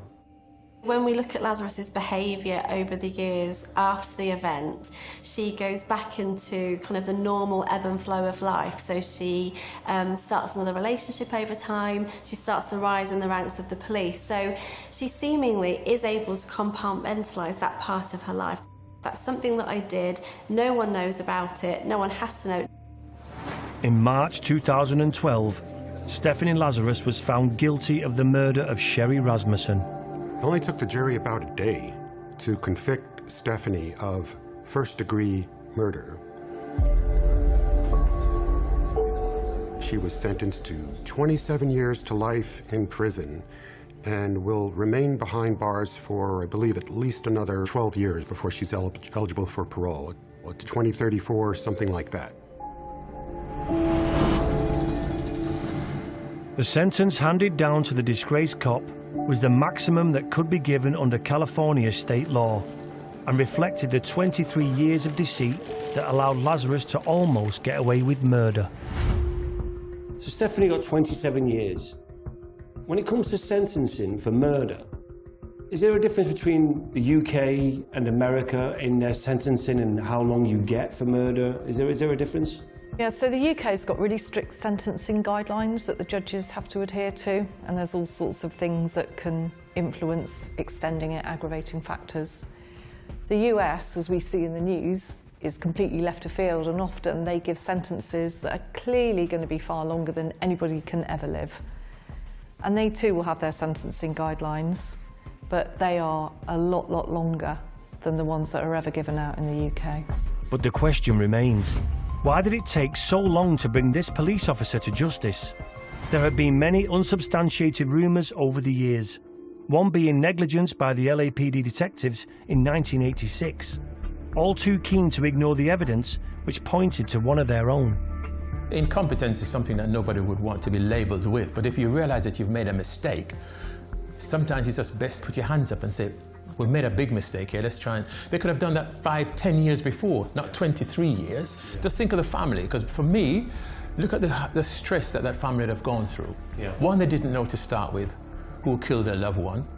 It would appear that the police were dragging their feet at different stages, didn't want to identify who they may have thought was a possible suspect. Imagine if you thought you knew who the suspect was, and that person was still doing their job, going about their daily life, and it's not till 23 years later that that person is the one who then gets charged and is in the box and gets convicted. What does that say for that organisation? What message does it send to the public at large? And the question has to be asked, was it because it was a police officer why it was not dealt with? It may not have been, but certainly it gives the view that that's probably what it was all about. So, you know, you can talk all about, well, the cops back in 1986 really bungled this, and it's a travesty that it wasn't solved back then. But, you know, maybe there's some serendipity there in that by the time they did try the case, they had the technology to convict that they didn't have back in the 1980s. It was reported that the LAPD carried out an internal inquiry into Sherry Rasmussen's murder case, but did not find any evidence of a cover-up. And now, Stephanie Lazarus goes down in infamy for being the female cop who, rejected by the man she loved, killed her rival and got away with murder for over a quarter of a century.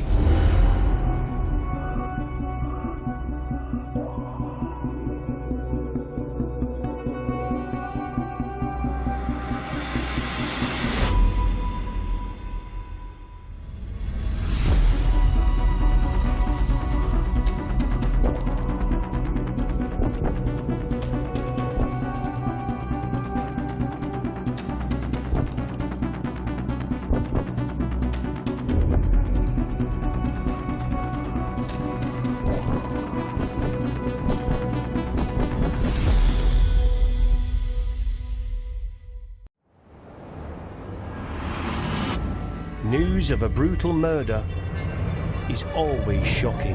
Cordon has gone up around the building. Police said their search was still going on. He was maybe surprised at the amount of blood that produced. We know that he's very manipulative and charming.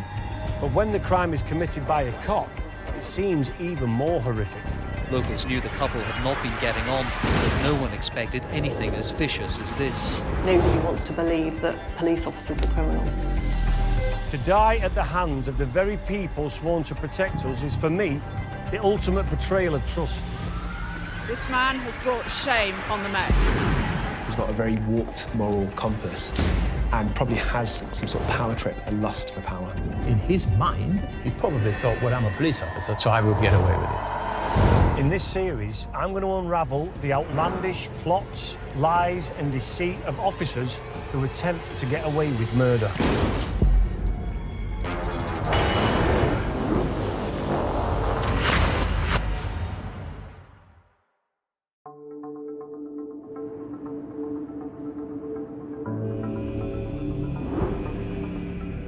When Carl Bluestone joined colleagues for post-work drinks on the 28th of August 2001,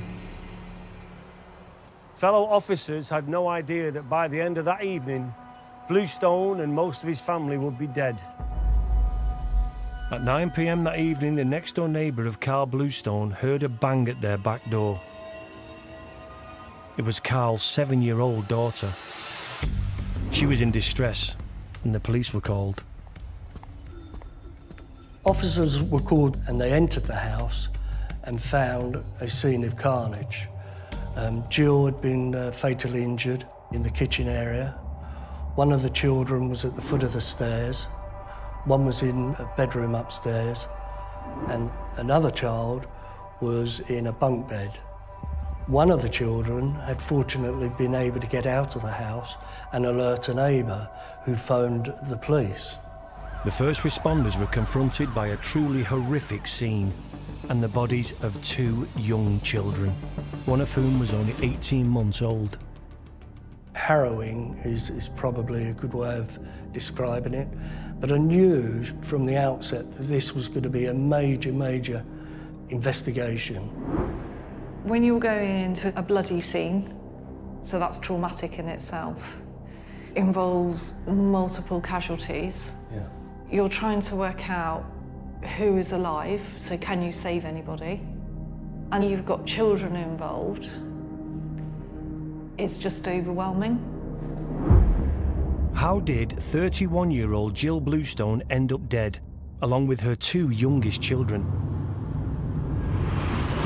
To help lead me through the investigation, I've brought together a crack team of experts who will help me unravel what happened in this case and how the killer cops' training enabled them to cover up their crimes. Former top anti-corruption cop Julie Mackay, Serena Simmons, a leading psychologist, and Met Detective Howard Groves, who helped solve over 50 murders. They are going to introduce me to some of the worst cases of killer coppers from around the world. Julie Mackay is a former detective superintendent that has spent a large part of her career dealing with bent coppers. And if anyone can help me understand how the mind of a bad apple works, it's her. This is one of those horrific crimes that nobody wants to think happens in their street, and they were a normal family living in a normal street. So in the house is Jill and the 4 children, completely defenceless. Jill was attacked in the kitchen with a hammer.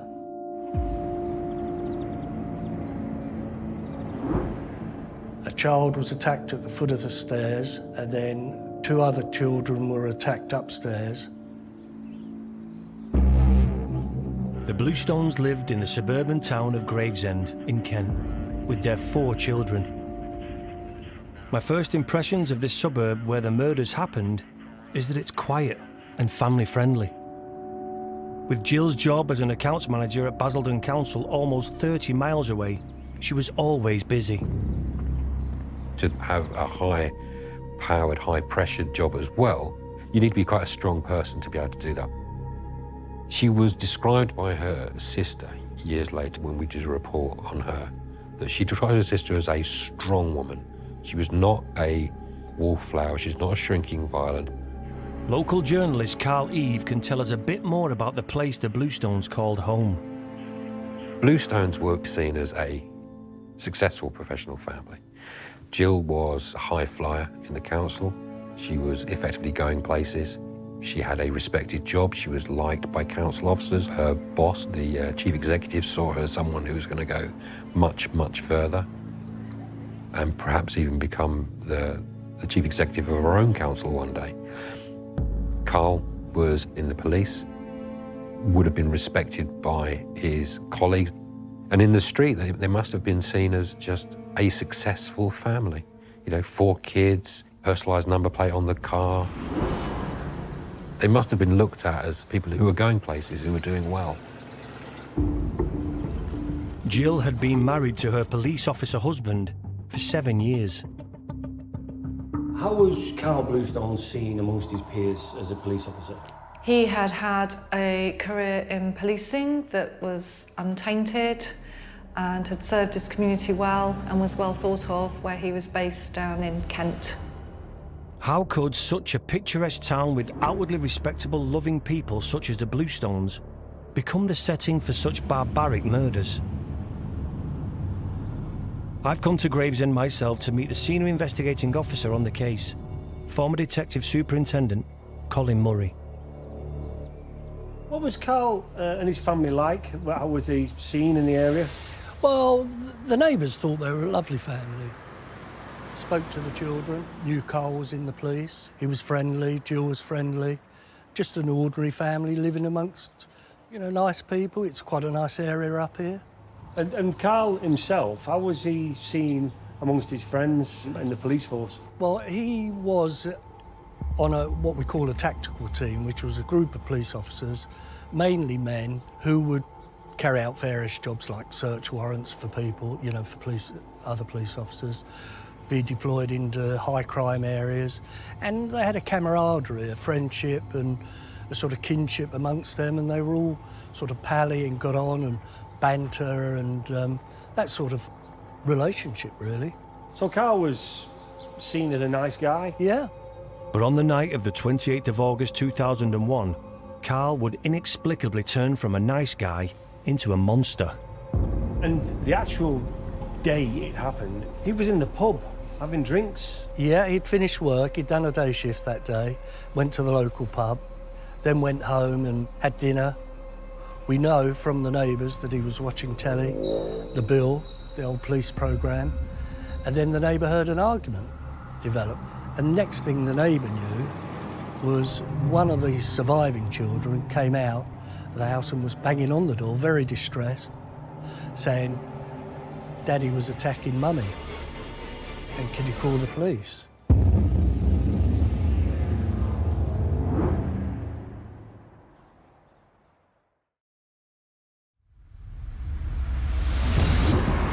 On the 28th of August 2001, in a quiet suburb of Gravesend, Kent, Detective Superintendent Colin Murray's police team arrived at the home of one of their police colleagues to find Jill Bluestone murdered, along with 2 of her children, another severely injured, and the 4th in emotional distress. I was on call at that time for major crime, and I received a telephone call that a police officer had killed a number of his family and had gone on the run. As Colin raced to the scene of this active investigation, information was changing minute by minute. One of the children escaped and knocked on the door and was telling the neighbours to phone the police. Is that correct? Yeah, that's correct. She'd heard, obviously, the row and the attack, and she saw her mum on the kitchen floor with blood. And as she later said, Daddy was hitting her. And he grabbed her. She banged her head against the floor, but fortunately she was able to wriggle free. And at that point, Jill had told her to run and get the police.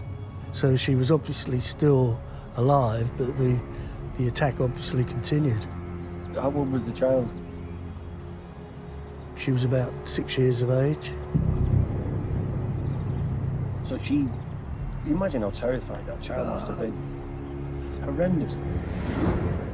The brutal and barbaric nature of this case is truly hard to comprehend. Former Met murder detective Howard Groves has agreed to help take me through the horrific details of what happened on that night. And it all started with PC Carl Bluestone arriving home from the pub and instigating an argument with his wife. He said something to Jill along the lines of, "I've heard about you today." Not quite sure what that was about. And then an argument ensues.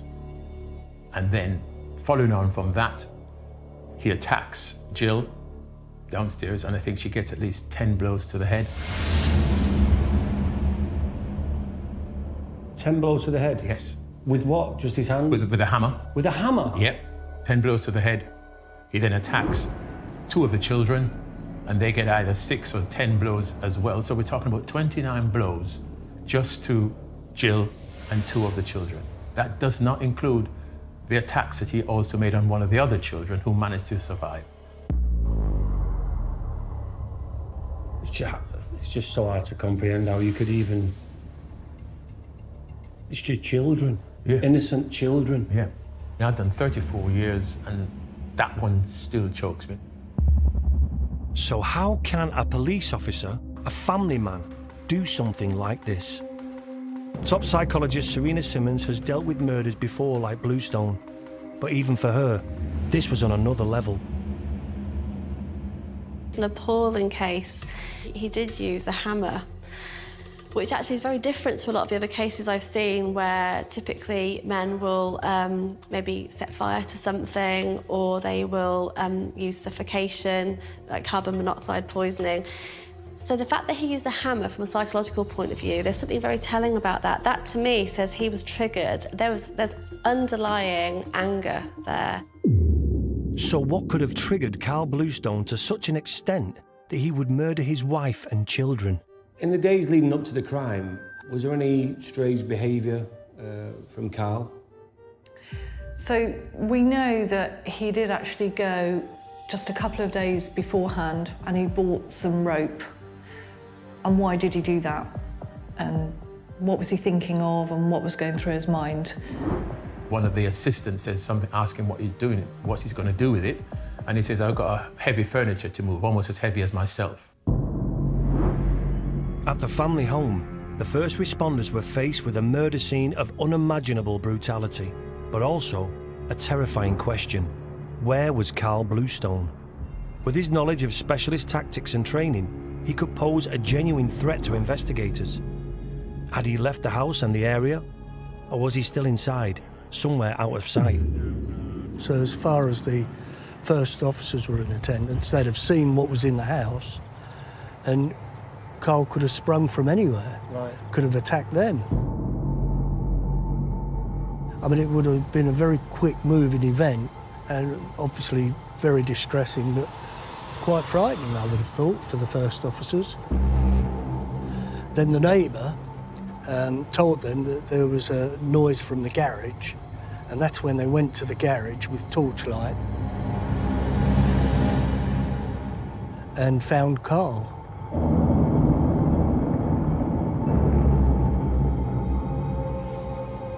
He'd taken his own life. Carl Bluestone used the rope he purchased just days earlier to hang himself in the garage of their family home. So he didn't even have, pardon the expression, the balls to deal with the circumstances of what he did. He took the quick way out, which was to kill himself. The sad fact is that because these men typically kill themselves, we can't ask them why. So a lot of research will actually kind of link it back to possessive nature, that power, that control. You know, if I can't live with this family, I'm going to take my life away. No one else is going to have my family when I go. Without Bluestone's testimony, it would be left to the police to try and piece together what could have led up to his murderous rage. What's interesting, though, is how do you investigate? You can see what's happened, and the person who's committed the crime is dead himself. The danger for an investigating officer is to make assumptions. Now, as bizarre as it may sound, on the face of it, you've got a man who's gone and attacked his wife and children, killed them, and then hung himself. But actually, look at it another way. Could this man have returned home and found his wife and children, and then to have taken his own life through distress? Okay, right. And I know that's unlikely, but it's not closing your mind off, because otherwise you build evidence and look for evidence to support my theory or the hypothesis of what's taken place. Now, very quickly we established that it was exactly as it seemed. Carl had killed his wife and family, Jill, and then taken his life. Jill Bluestone was 31. Their son Henry was just 3, and Chandler was only 18 months old. All bludgeoned to death by Carl with a claw hammer before he took his own life. But who was Carl Bluestone, and how did his violent personality spiral into murdering his wife, Jill? Carl and Jill's marriage wasn't a happy one. From what the reports that came out after her murder, that there had been previous incidents where police had been called to the house over issues of domestic violence. There were lots of red flags that were flashing right from day one from when they got married. Within weeks of them getting married, he attacks his wife. She was about 5 months pregnant. The police are called, he's arrested, but she decides that she doesn't want to take the case any further. That is not uncommon with a lot of domestic violence cases. Victims sometimes have to make that decision whether they go forward with it or not. In this case, nothing happened. I think there's always a difficulty when police are policing policemen. I don't know what an officer may have thought when he attended the domestic violence reports.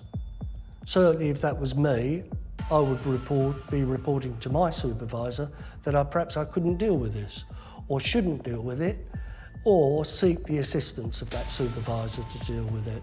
Because the allegation can always be made, whether true or otherwise, that a serving police officer received preferential treatment. For years, Carl Bluestone got away with domestic violence, as Jill dropped each complaint, allowing Carl to fall back on his outstanding police record and leaving nothing for superiors to pursue. Well, this is again part of the facade of someone who is committing domestic violence behind the scenes. They know to be the nice guy out in public, but they're often going home and taking out any anger, any frustration out on their partner. Is that quite common for people who are abusive to their partners? That they're in the outside world, they seem normal and nice people? Oh, yeah, very much so. Often you'll get a victim cover up for the perpetrator, for the husband. You know, police would attend a domestic incident where the wife's bleeding and say, no, I fell down the stairs. Very often, abusers are seen as Mr. Nice Guy in the local community, somebody to be looked up to. And I think that adds to the shock and horror when the truth is revealed. The fact that Bluestone was such a well-regarded copper and at the same time was someone who was clearly capable of such violence just adds to the trauma of this case for me. He was a monster hiding in plain sight. And for Jill, worse was to come. The next occasion, he threatens her with a meat cleaver. He tries to rape her. She makes an allegation to police. And yet again, she decides, I'm not going to take it any further, so that's the end of the matter. So there's 2 no's thus far. Those lights are still flashing. The next occasion, which is weeks later, he's at home, there's a disturbance, she gets into the car to get away, he smashes the car window, eventually he ends up back in the house, he's throwing things about the room, his daughter gets hit in the face with an object, police are called, he's arrested, and en route to the police station, for some reason, he takes a whole load of tablets and they have to rush him to the hospital to pump his stomach of what he's taken. The CPS then made a decision after he's charged that there's insufficient evidence for anything to happen. How is this man in the police force looked at? Well, to all intents and purposes, no one really had anything bad to say about him up until that point. But obviously, senior officers would have known, and some of his colleagues would have known what was happening, because he was being arrested on occasion. Police officers were turning up at the address. Those officers would have turned up at the address would have known him because they would have been his colleagues in some shape or form. When he got arrested, surely then his job would be in threat. Well, yet again, innocent until proven guilty. And if there are occasions where she decided that she did not want to substantiate the allegation, he would say, I've not done anything, she doesn't want to take it any further. The police senior officers' hands to a degree are tied. And that was 20 years ago. He was a man that, for whatever reason, resented his wife and would provoke arguments. And it was clear that Jill, in the days leading up to her murder, feared for her life. And I think she did report to somebody, not a police officer, but a friend, that she was really frightened of what Carl would do. And sadly, that came to fruition. I just can't understand how no one saw this coming and why the alarm wasn't raised earlier. After the tragedy, a statement was read out in Parliament. 4 incidents of domestic violence perpetrated by Carl Bluestone were brought to the attention of Kent County Constabulary, and all were recorded. The alleged victim in each of these incidents was Jill Bluestone. In 2 of the incidents described above, reference was made to the Crown Prosecution Service. who decided to take no further action. No disciplinary action was undertaken in relation to any of the incidents. This was a police officer who was supposed to uphold the law. So an inquiry was carried out by Kent Police to determine what could or should have been done in relation to him. But I mean, things are very difficult sometimes, especially then when it's within the family home. It's now clear to me that behind the veneer of respectability provided by his uniform, Carl Bluestone had a track record of domestic violence. But to really get to grips of how a police officer and a family man could have carried out such a brutal, premeditated attack, I feel I need to better understand the relationship he had with his wife.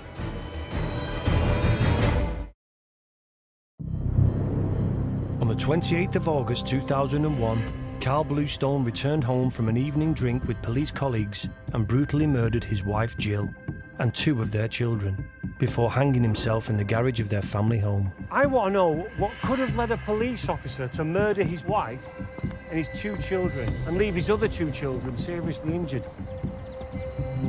To try and get inside the mind of this murderer and what caused him to turn on his own family, I've called in the experts. Forensic psychiatrist Dr. Shoham Daz and forensic psychologist Dr. Roberta Babb. When you look at somebody like Carl Bluestone, he has this fragile ego, he has a high degree of narcissism, and he has this huge sense of entitlement. And you've got to wonder where that comes from. It's usually due to childhood experiences. So, for example, if somebody is relentlessly bullied when they were younger, or if they had parents that didn't show them love, support, and attention. But this person is also feeling incredibly vulnerable, insecure, and potentially inadequate. So the idea of murdering their partner is also a way for them to discharge these feelings that leave them feeling vulnerable and potentially exposed. It was reported that Carl and Jill had problems from the very outset of their marriage. Problems associated with Jill's success as a working mother. Even with 4 children, Jill managed to carve out a successful career in Basildon Council. I think Carl was quite jealous of Jill's success at work. He thought she was having an affair, accused her of having an affair, and would end up arguing with her about that. Now, Carl had engaged in affairs in the past, but it was a volatile relationship at times. The ironic thing about all of that is he was actually blaming his wife, saying she was having an affair. So he was obviously trying to justify earlier on probably some of his actions. You know, you're having a relationship with someone at work, when in fact he was having a relationship. And at one Christmas, Jill felt that he wasn't around them. He'd spent that Christmas with his girlfriend. So he had a wife and kids, and he goes off and spends his Christmas with someone else, and he's having a go at her about she having a relationship. So you kind of look at those things and think, what a pathetic individual. The relationship between Carl and Jill continued to deteriorate, punctuated by incidents where Carl would physically lash out at Jill and then beg her for forgiveness, until things finally came to a head. In June 2001, just literally a couple of months before the crime actually takes place, he strangles her to the point of unconsciousness. And there's recently been changes in domestic abuse law around strangulation becoming a specific offence. It seems to be quite common in coercive and controlling relationships that the offender strangles their partner, and quite often during sex as well. And they say it's a consensual aspect of sexual activity, when of course it's not. Jill told a relative that moments before Carl strangled her, she had suggested they should get a divorce. There was a discussion, and he uses words to the effect, divorce is not an option, death is the only way out. The mindset of someone who would rather murder their partner than have them leave them is one that's characterised by anger, rage, and also a desire for control. Jill decided it would be safer for her and the children to try and make the relationship work. For someone to be capable of murdering their entire family It seems almost unbelievable for his police colleagues not to have spotted the signs. Either they chose to give him the benefit of the doubt, or Carl Bluestone was a master manipulator. Reading reports after the case, a lot of his colleagues spoke highly of him. What was that? Was he two different people, one at work, one at home? Yeah, I can understand those officers. I could easily be working somewhere. For instance, you're a police officer, you're a colleague of mine, and I know you will, and I know you stand for good, you're similar to me. You have morals, everything else. So unless I knew what was happening in your personal life, as far as I'm concerned, Will's a great geezer. He's a nice guy. So then hear what had happened, it's going to be a shock. You're going to be thinking, what? For days you may think, is this really the person I was around for months and weeks and years and visit barbecues together, we'll go and watch football, whatever. So it's not uncommon for officers to make such things and say, yeah, he was a nice guy, he was a good police officer. But there'll be some who probably knew that there were issues at home, but probably never expected that he would have gone that far to commit such a callous and heinous crime. This ability to mask the violent man he was at home also showed up in the investigation when police questioned his neighbours and close colleagues. As far as Carl's concerned, any of his friends see any red flags? Talking to police officers that he worked with after the event, said there was nothing. They said there was no warning signs, he wasn't distressed, he wasn't depressed. Colleagues spoke of him as being okay. They were obviously shocked about what had happened, but not one officer ever came to us and said, do you know what, I should have said something because of X, Y, and Z. Right. Perhaps they wouldn't have done if there was that indication, but we had nothing. So the picture we had was of a normal, average person going about his work, but for some reason, obviously, went and did what he did. Despite the apparent lack of warning signs, something clearly wasn't right with Bluestone's mental health. He'd had affairs, had rocked up quite considerable financial debt, and he also had a child from a previous marriage to think about. To gain further insight into his state of mind, I've come to meet leading psychologist Serena Simmons. Would you class him, from what you've read about him, as mentally unstable? When we look at people's mental state, it's not explaining away why they did something. And yet, I'm very mindful that the research tells us that often the men that do this, so this familicide, this annihilation of a family, often are suffering with some kind of mental health issues. They typically do show signs of depression, that psychological instability, irritability. So there's something going on there. It's not the excuse for what they've done, but it gives us more insight into kind of the why and their behaviour, essentially. It's part of the reason why Carl was doing what he was doing for control. He's trying to control her. Yeah, absolutely. It's a very controlling personality. Often these men want to control everything about the familial situation, so finances, the children, and any threat to that being taken away from them causes that trigger. This is mine. That possessiveness kind of kicks in. Is there a certain type of person that people like Carl prey on? Jill's not uncommon, as she was a good mother, and I think a lot of people who are attracted to someone in those early years sees the best in them. They're a different person to start with, but once they're embedded in that family unit, they've now got a family, your world is tied up together. So it's really hard for her to sense a world outside of that, to want to pull herself away. And these men are very manipulative. So we don't know what was said behind the scenes, but he may well have been nice to her in between or kind of grooming her. So the idea then for her is, well, I'll stay because it could get better, or it might be better for the kids if I stay. So often it takes a lot, it's brave to want to move and to leave that situation. The arguments between the couple continued to rage until, on the 25th of August 2001, 3 days before their deaths, Jill told Carl she wanted out.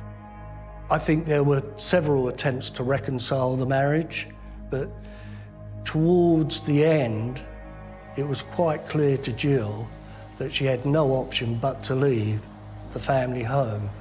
It was up for sale. Previously, it had been up for sale, then taken down. with an attempt to reconcile the marriage. Finally, I think there was a realisation that the marriage was finished and Jill was going to leave. She says, look, I've had enough. I'm going to divorce you. Property's up for sale. I'm going to take my proportion of it, put it in my bank account. I'm going to take the kids and we're going to move to Basildon. Carl Bluestone was a ticking time bomb, primed to explode. And it appears that Jill's decision to leave may have lit the fuse. Carl Bluestone may have actually seen the idea of divorce as a reflection of his own inability to manage or control the situation. He may have seen it as a slight on his sense of masculinity and his potency, but also it could be something about his own sense of inadequacy or inability to fully provide and be there for his family. Dealing with mentally disordered offenders, I sometimes see people who present with a range of mental issues. Sometimes it can be paranoia, it can be agitation, they might have relationship breakdowns. If it's caught early enough and if the individual is open to treatment, then there might be ways of helping him. So for example, if he was to have something like a mental illness, he could be treated with specific antipsychotic medication. If not, and his suspicions are based in reality, then there are other options. So for example, there could be family therapy or marriage counselling, or alternatively, there could be a healthy way to try and detach from that relationship. But Bluestone didn't do any of those things. He took matters into his own hands.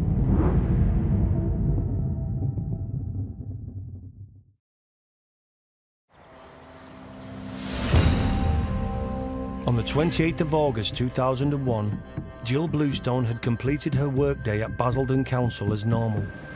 Her police officer husband, Carl Bluestone, had finished his shift at the local station.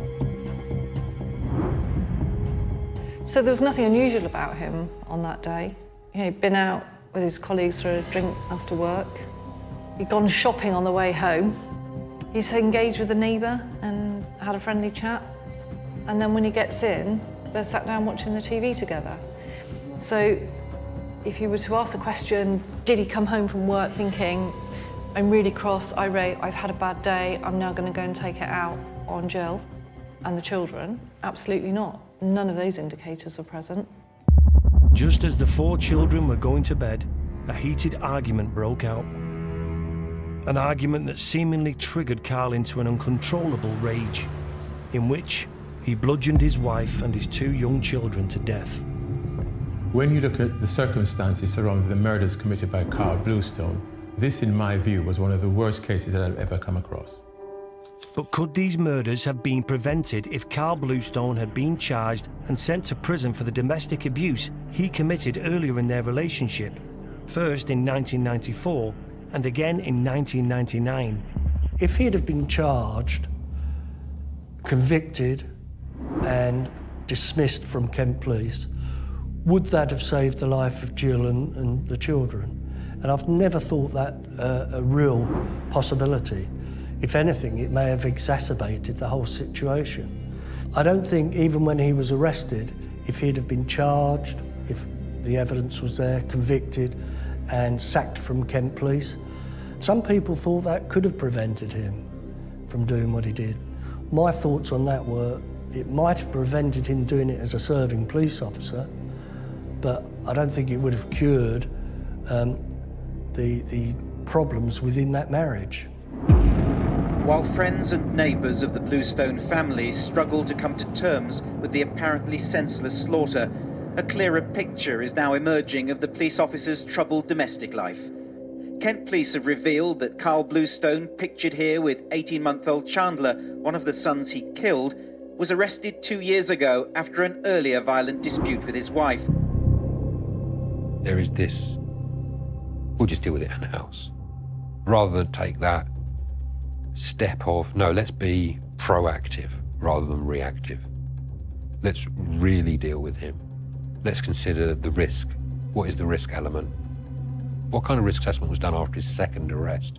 Historically, the evidence shows that a woman can suffer domestic abuse and assault up to like 35 times before she will even phone the police. So for Jill or for somebody to have phoned the police led to Carl's first arrest. This doesn't come out of the blue. This would have been building for a period of time. 2 arrests means that this has continued. Home Office stats are 2 women every week in England and Wales are murdered by someone they love. And those figures have hardly changed in 30 years. So when a police officer is arrested twice for domestic violence, at what point does a senior officer go, right, we need to take action? Not because he's a police officer, but because there is an inevitability about this. Unless he changes radically, there's going to be another arrest. There's going to be another assault. But in 2001, with Jill seemingly unwilling or unable to testify against her abusive husband, the police's hands were tied. Bring that situation into the current day process. There may have been things that we as a service and perhaps other agencies could have helped Jill and the family. Nowadays, if we'd have charged him, we could have removed Jill and the family to a safe environment. And then you enter the sort of theatre, if you like, of what happens when he's released on bail, or what happens when he's released from any custodial sentence.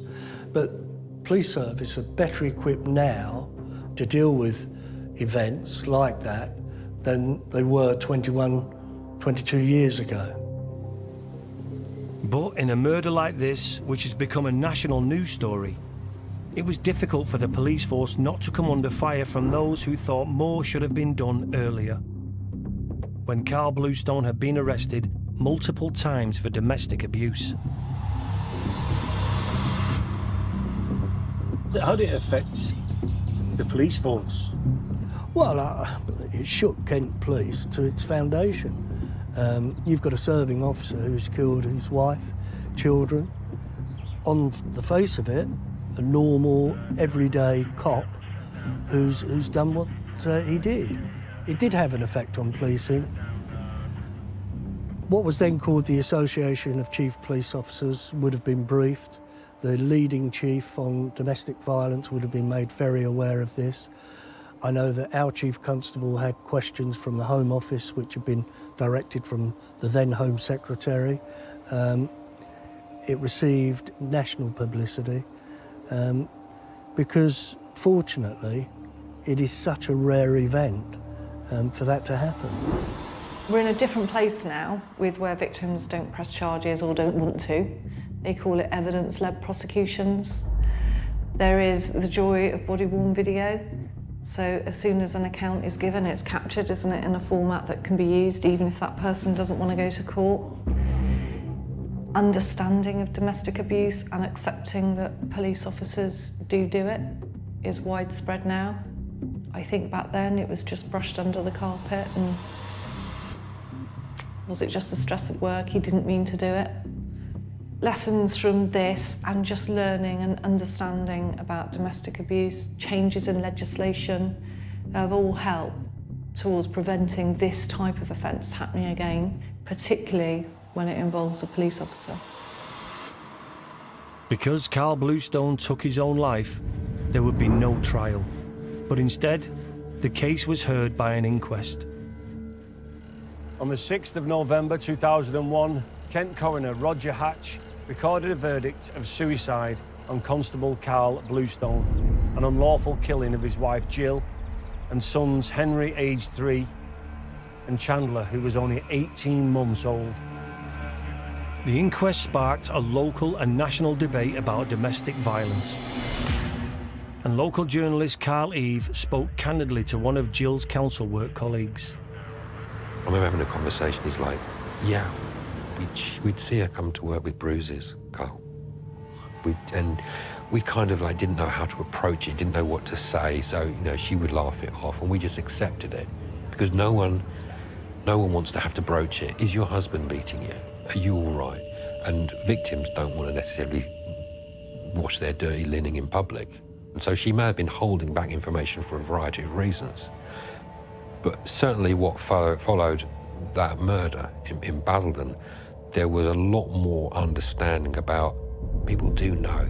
There are ways you can make them realise, look, you don't have to live like this. And the local refuge, Basildon Women's Aid, became pretty instrumental in the whole county for being able to educate people. They were accepted very soon afterwards to go into the council and train council officers and staff. This is what domestic violence is. This is how you can approach it. And a lot of that came off the back of the murder of Jill Bluestone, because there was that real understanding that actually we probably saw this coming. We just didn't know what to say, so we said nothing. And although the UK justice system has moved forward to help victims of domestic abuse, there will always be more that we can do. This is a crime we'll all struggle to comprehend. I mean, will we ever understand what drove Carl Bluestone to do what he did? Perhaps not. Maybe we should spend less time thinking about him and more about the family and friends left behind.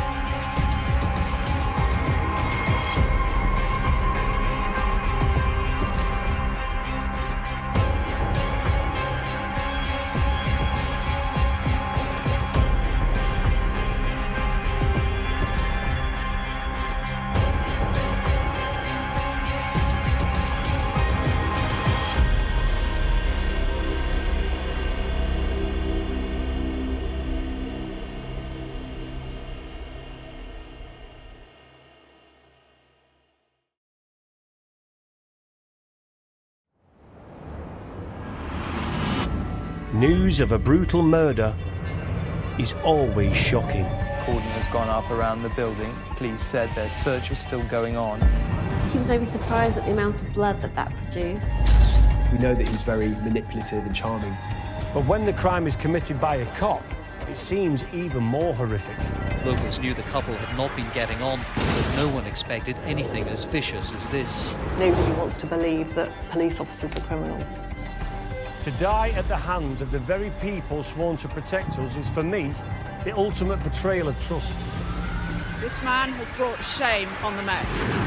He's got a very warped moral compass and probably has some sort of power trip and lust for power. In his mind, he probably thought, well, I'm a police officer, so I will get away with it. In this series, I'm going to unravel the outlandish plots, lies and deceit of officers who attempt to get away with murder.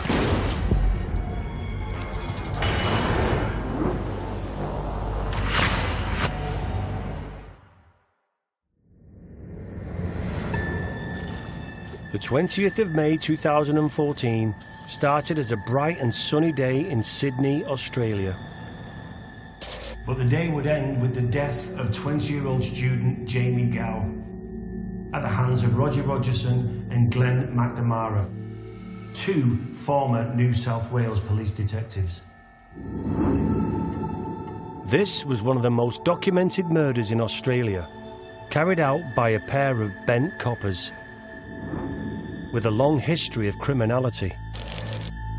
They used decades of police experience and a network of criminal contacts to evade capture, until a critical mistake finally saw them brought to justice.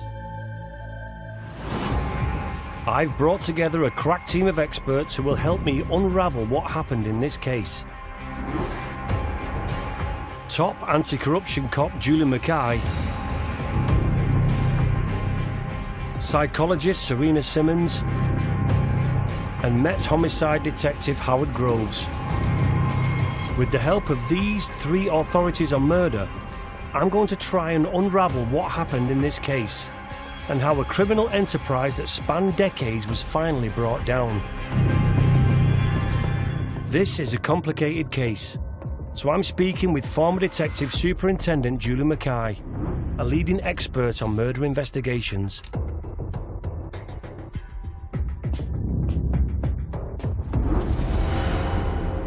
So we know that on the 20th of May 2014, Jamie Gow goes to a lockup. Student Jamie Gow thought he was meeting with his friend and business associate, Glenn McNamara. And he's seen going in there. He's seen walking in alive. But he's never seen coming out again.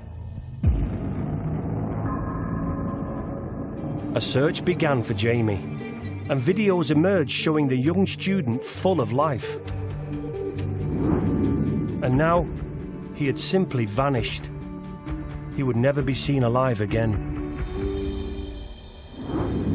What do we know about Jamie Gow? So Jamie was a student. He's only 20 years old, and he's here already, involved in dealing quite significant amounts of drugs, involved with these older men. But Jamie saw his future as a drug dealer and a gangster. His eyes were set on making big money, and that was the route that he was going down. It's just unfortunate for him, he came across Rogerson. Roger Rogerson was once a celebrated New South Wales cop with a dark side. Now, he was intent on using his criminal contacts to top up his pension. Journalist Duncan McNabb is explaining how, as Jamie's drug dealing escalated, his world was about to collide with Rogerson's, with deadly consequences. Jamie wants to be a gangster, and he's got this stupid notion in his head, but he's got connections. So Jamie gets himself into a bit of trouble. Through a network of underworld contacts, Jamie developed a friendship with another former cop turned crook, Glenn McNamara. Glenn was just a complete and utter bloody liar and a fantasist, and he got away with it. And he was eking out a reasonable living in Sydney as a private investigator with his reputation for integrity and honesty. But what the truth was, is apart from the fact that he was deeply involved running the scam, he had also idolised Rogerson. And then he and Rogerson had become mates. But tragically for Jamie, Glenn's reasons behind the friendship weren't entirely innocent. Because he had realised there was serious money to be made. Glenn and Jamie keep meeting each other. They actually develop a friendship. It's almost like call me dad, I think, in Glenn's case. Glenn's a bit of a mentor, and it becomes obvious that Jamie purportedly has connections as well. So they put together a drug deal. The pair agreed that Jamie would supply $3 million worth of methamphetamine, known as ice, to McNamara. It was a lot for Jamie to get hold of, but with his alleged connections with powerful Chinese triad gangs operating in the area, they could be willing to sponsor the deal for a sizable chunk of the profits. The plan is coming together slowly for this one day, the day the drugs are delivered and the money's handed over. The storage unit is in place. They've checked where the CCTV is around the place so they won't get pinged. They've done their research. It's on paper, it's a good plan.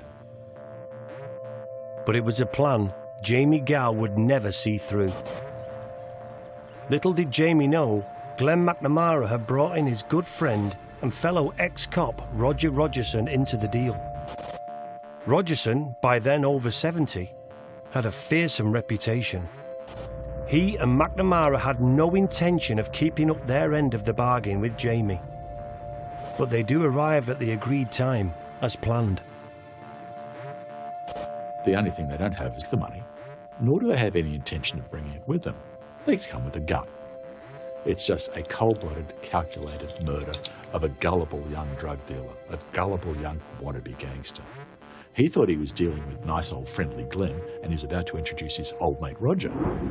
Jamie had obviously turned up at the venue thinking he was just going to be handing over drugs. He wasn't expecting to be ambushed. So they were waiting for him, knowing that he had drugs, and Jamie was thinking it's a drug deal.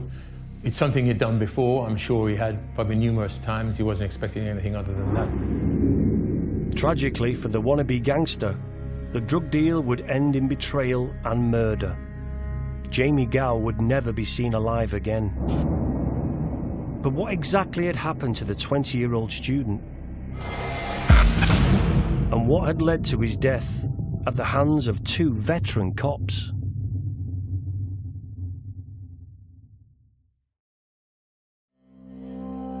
"20-year-old student Jamie Gow had dreams of getting rich quick, but sadly, he chose a life of drug dealing to make his millions. It was a decision that would cost him his life." On the 20th of May 2014, Jamie went to a storage lockup in the Sydney suburbs to meet with a friend, Glenn McNamara, to complete a huge drug deal. Unfortunately, Glenn had brought along someone else, a notorious ex-cop turned bad called Roger Rogerson. Jamie was never seen alive again. I want to know more about Rogerson to understand how his presence may have decided Jamie's fate that day in May 2014. And journalist Duncan McNabb has some surprising information. This is a case that has its roots over half a century earlier. Roger Rogerson was born in 1941 out and grew up in Sydney's western suburbs around Bankstown. Honourable parents, hard-working, good working stock. Roger, mid-teens, decided that he might want to join the New South Wales Police Force. In those days, you could start at the end of your school career and become a cadet. So he was pretty much institutionalised in the New South Wales Police Force from about the age of 16 or 17. And by the mid-60s, Roger was training to be a detective. Duncan was on the New South Wales Police Force around the time Rogerson was made detective. He recalls there was something about Roger that made him stand out from the other cops, making him a hero on the force. Roger Rogerson was pretty much the gold standard detective. He's a showman. When he gives evidence in a courtroom in his heyday, he's the sort of man that will make you feel like you're the only person he's talking to. Put him on stage. And that was the Roger magic. He always got convictions.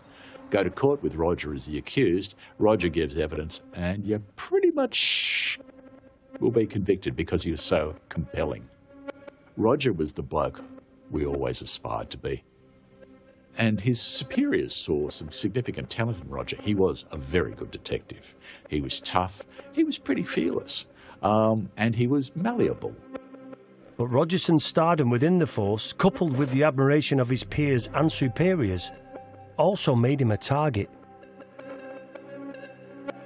There were some seriously bent coppers running the show, and these were Roger's mentors. And people like that saw talent in Roger, and Roger slid across to the dark side.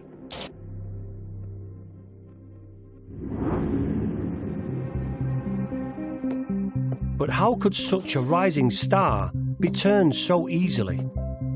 I'm back with Julian Mackay to try and understand how a highly regarded police officer could end up a notorious criminal, mixed up in the murder of Jamie Gow. So Roger Rogerson's an interesting character. He was in the Australian police and joined in the 1950s.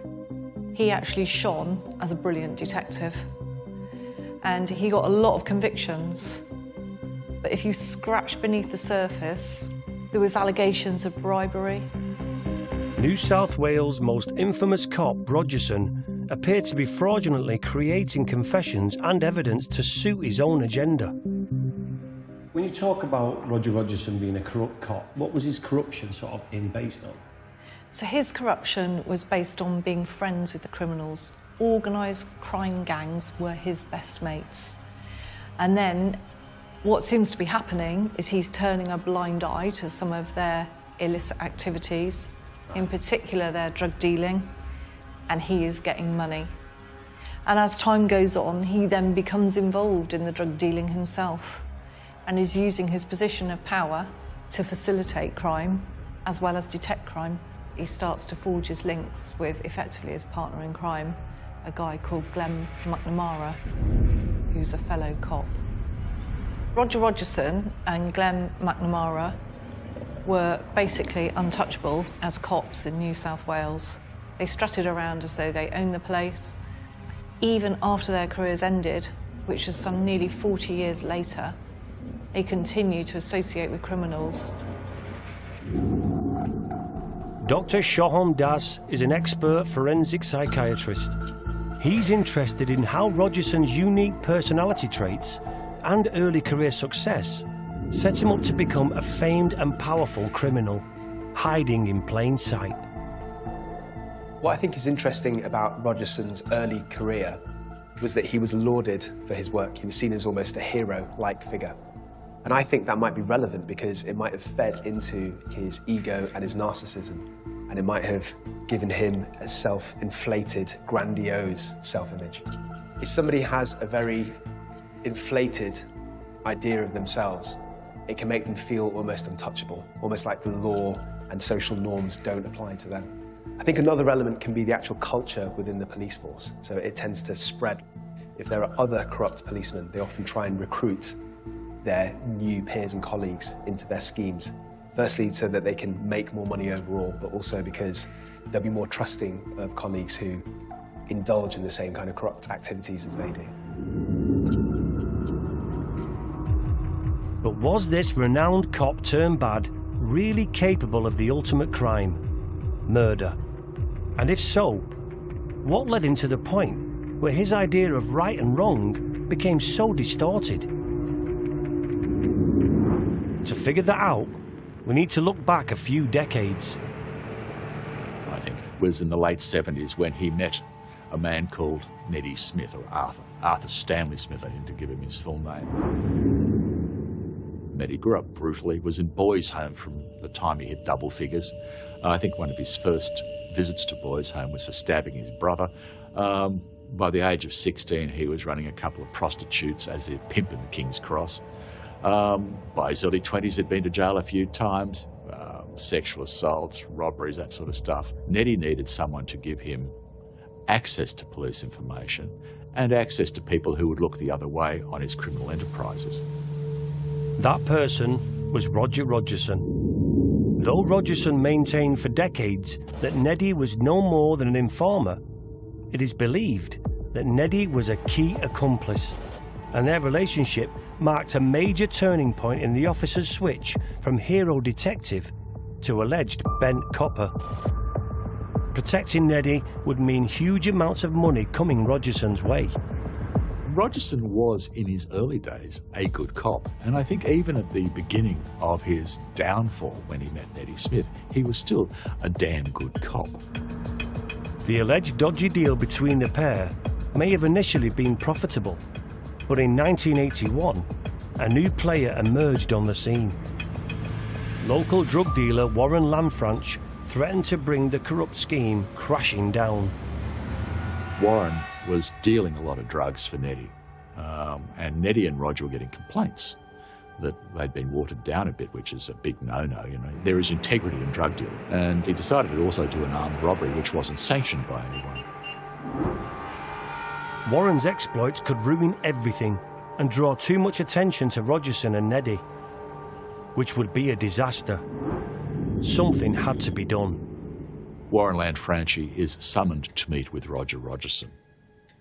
Neddy Smith is a go-between. Warren expresses his enormous misgivings about going to the meeting, but knows he has to go because if he doesn't, business is over. On the 27th of June 1981, Warren met with renowned police officer Roger Rogerson. Just a few hours later, police are called to the scene. Warren was found with bullet wounds to his chest, indicating he had been shot multiple times at close range.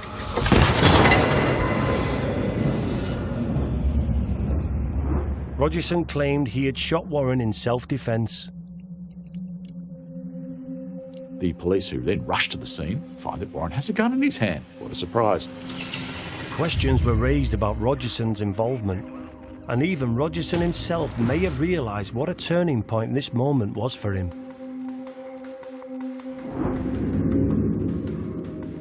He wasn't as clean-cut then as perhaps he thought he was. And I think for him, that was really probably the beginning of the end. Now, the floodgates opened, and it wouldn't be long before there would be another casualty of Rogerson's seemingly growing power and influence across both the police force and the criminal underworld. During the investigation into Warren's death, someone had dared to challenge Rogerson's recollection of events. Lynn Woodward had started giving compelling and damaging evidence.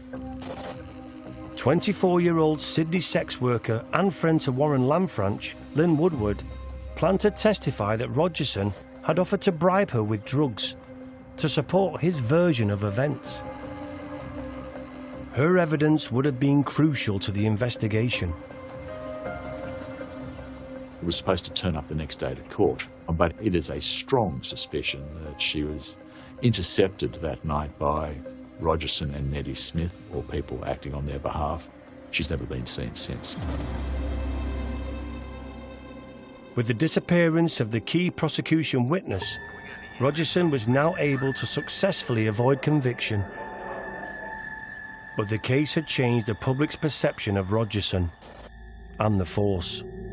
The media were becoming a little bit more alert and starting to ask questions about what the New South Wales Police Force were up to. And so the police didn't want their star recruit suddenly becoming a guy that looked like he might be really, really on the outer.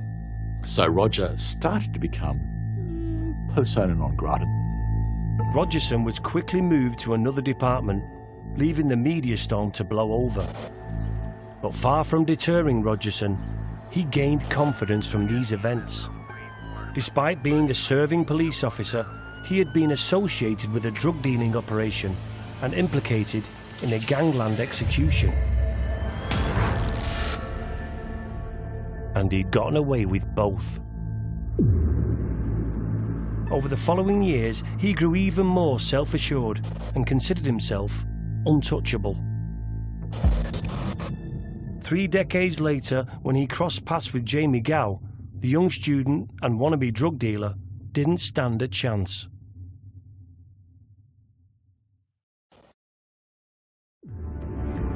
Roger Rogerson became a decorated detective police sergeant and rose to fame by taking on some of the biggest criminal cases in Australia.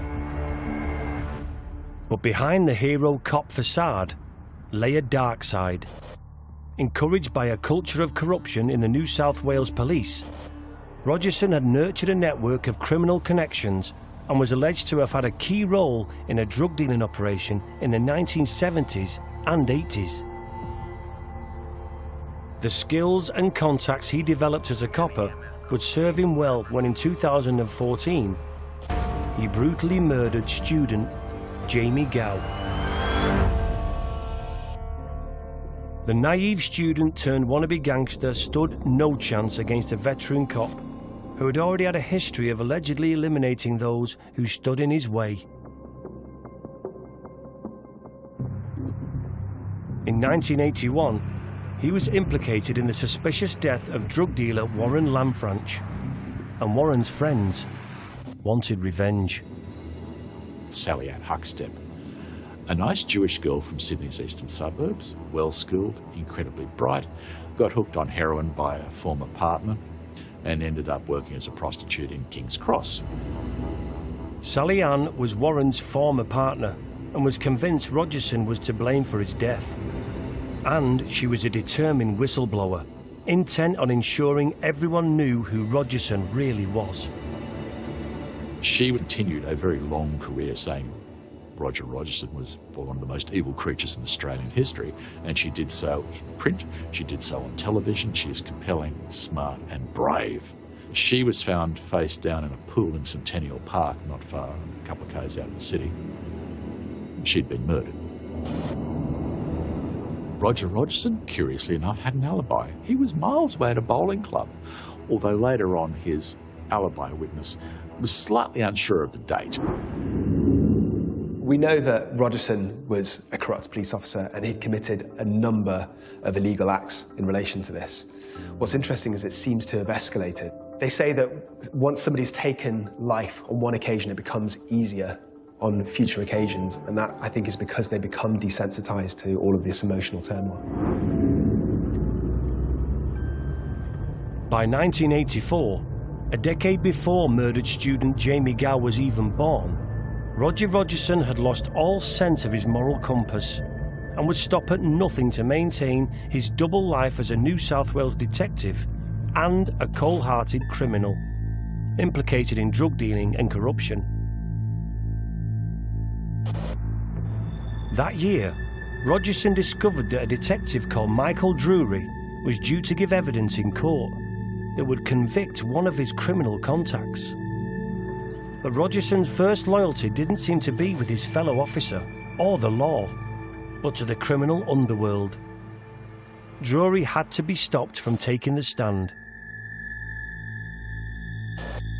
When an alleged bribe didn't work, it's believed that Rogerson and his contacts resorted to an old solution that had worked in the past. They decide that the most effective way to deal with Michael Drury, this pesky police officer, is to shoot him cold-blooded, which Roger knows is on the outer anyway, so I suspect, this is the transition. The job was given to a drug dealer named Christopher Flannery. But Flannery did not have the skill or the nerve that veteran cop Rogerson possessed, and things didn't go according to plan. In 1984, Mick Drury is at his kitchen window doing his washing up after dinner, and he's shot by Flannery and survives. Flannery goes into hiding for a few days. Rogerson has an alibi. That's not a bad alibi. But detectives investigating the crime began to identify links between Rogerson, the shooter, and the intended victim. Rogerson was charged with conspiracy to murder, and it finally seemed that justice was about to catch up with the disgraced copper.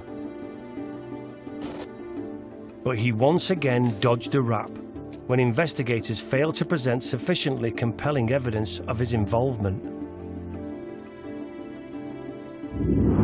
Despite his implication in another shooting, Rogerson had managed to walk free, and he now set about trying to tidy up loose ends, starting with the inept hitman, Christopher Flannery.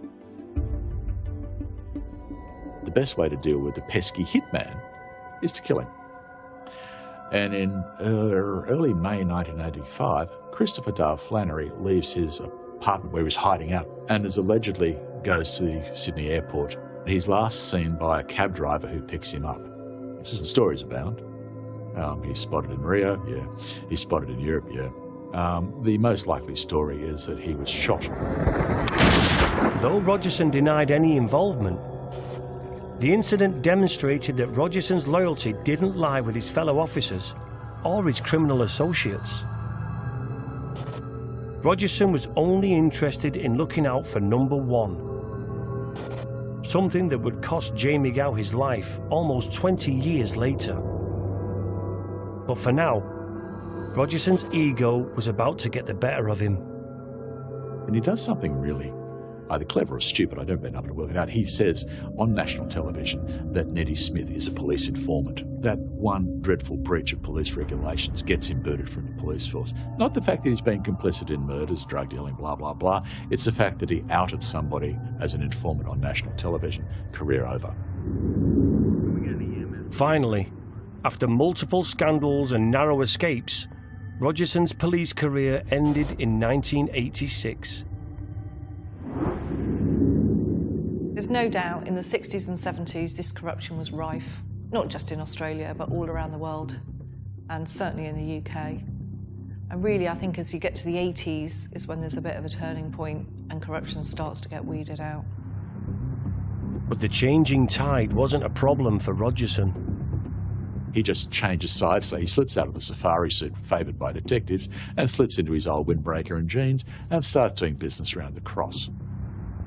After decades as a serving police officer, Rogerson would finally be able to exploit his vast criminal network. Free from the restrictions of actually being on the force, but while still exploiting his contacts. And Glenn McNamara would be his all-too-willing accomplice. They did all sorts of gigs around town. They would do the criminal defence stuff on behalf of solicitors and Crims Direct. They would do debt recovery together, all sorts of businesses around town. And that's how Roger comes into the Jamie Gow case. Fast forward almost 20 years, and thanks to his alleged links with the Chinese triad gangs and their illicit narcotics trade, young Jamie Gow was now in the same orbit as notorious ex-copper Roger Rogerson. The 20-year-old student was naively entering into a drug deal with a ruthless career criminal. I've asked Duncan to visit the storage lockup where 20-year-old Jamie Gow lost his life, to piece together his last moments. Both Rogerson and McNamara knew that this place was well covered with CCTV, which you can see it's quite conspicuous. But it was their belief that no one would know they'd actually been here, that the CCTV here on site would be irrelevant because no one would know that they'd actually lured Jamie Gow here. But despite at least 2 months planning and years of police experience, the pair had made a vital mistake. This is where the great failing of their plan. They omitted to note that when they met Jamie Gow 900 metres down the road, that meeting had actually been recorded. So police were then able to track their progress camera by camera by camera till they finally got to here, and all the police had to do was come in, speak to the management and get a hold of the footage for that particular day, which showed McNamara and Rogerson outside this storage unit. Former forensic investigator Alex Izzard has studied the footage used by investigators to find out what happened once Jamie Gow arrived at the storage lockup on the 20th of May 2014. We see Gow getting into a car with McNamara. We also see McNamara coming to the storage unit. You see Gow, who was in the back seat, coming out of the car straight into the storage unit. Jamie's got the bag. Glenn allegedly has the money stashed in the storage unit. Then Roger motors back up the street and comes into shot. Now, Roger has what the police describe very politely as a very distinctive gait. He goes in. A couple of minutes later, I think they come out. No sign of Gow. Within minutes of Roger Rogerson turning up, Jamie Gow had been executed. This isn't the first time Roger had executed a criminal because they were in his way. Warren Lane Franchi was the first. Jamie Gow was the second. Just a cold-blooded removal of a problem. Despite their initial mistake with the CCTV, when it came to disposing of the body, the pair knew they needed a good cover story. McNamara goes to his vehicle, takes out a silver surfboard cover, goes back into the storage unit. The next thing we see is somebody pulling up the boot of the car in front, and then if you look very, very closely, there's something being dragged along and put into that boot. And then the car boot gets closed, and then they both drive off. The plan is to dump Jamie Gow at sea. Cameras at Glenn's apartment in Cronulla caught the two men with fishing rods, ostensibly going out in the boat for a day's angling.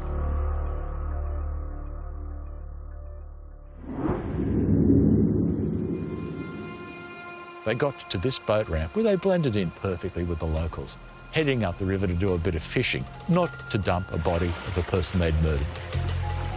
Rogerson was acting on his years of experience as a cop. It's not unreasonable that Roger, thinking that the most dangerous thing in a murder inquiry was to have a body, was to get rid of the body somewhere no one would ever find it. At sea is the perfect location. Glenn and McNamara said that the mood on board the boat that morning, as Jamie Gow slipped briefly below the waves, was one of elation. We know that Rogerson and his colleague planned this murder, then committed it, and yet hours later they were out socialising, they were drinking with their friends or in the pub. To me, this shows a huge lack of fear. They weren't nervous about being caught. They seem to have almost convinced themselves that they'd gotten away with it.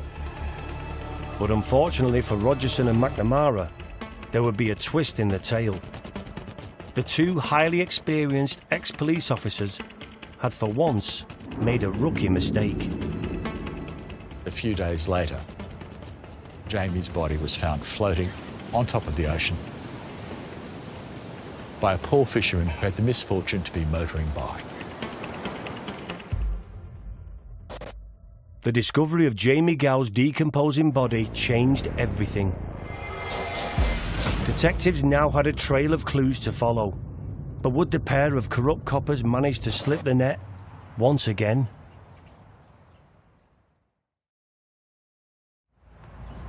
On the 20th of May 2014, 20-year-old Jamie Gow was brutally killed during a botched drug deal in a deserted industrial estate just outside Sydney. Chief suspects in the killing were corrupt former police officers Roger Rogerson and Glenn McNamara. Thanks to their police knowledge and connections, the pair virtually ruled the criminal underworld of Sydney with impunity. What I think is unbelievable here is that Rogerson was seen as a hero for decades, despite serious allegations that surrounded him. For the first time, Rogerson was charged with murder. A colossal fall from grace for the cop once hailed as a hero, who had now brought shame to the New South Wales police. Julie Mackay reveals how a new generation of detectives were determined to finally convict the disgraced ex-police officers. During the investigation into Gow's disappearance and murder, police reviewed a lot of the CCTV, and in particular the CCTV that was centred around the lockup, where he'd obviously gone to meet Rogerson and McNamara. And they could see Rogerson pull up in a car. He had bought himself a Falcon station wagon in the weeks before the murder, and he'd used a false name to get it. So he obviously didn't want it to be linked to him in any way. The reason they knew it was him was because he had such a distinctive gait. Police used Rogerson's fraudulently obtained car as proof that whatever had happened to Gow was premeditated. He had used a false name in order to cover his tracks, well aware of the crime he was about to commit. But why would a now 73-year-old Rogerson take a gamble on this deal?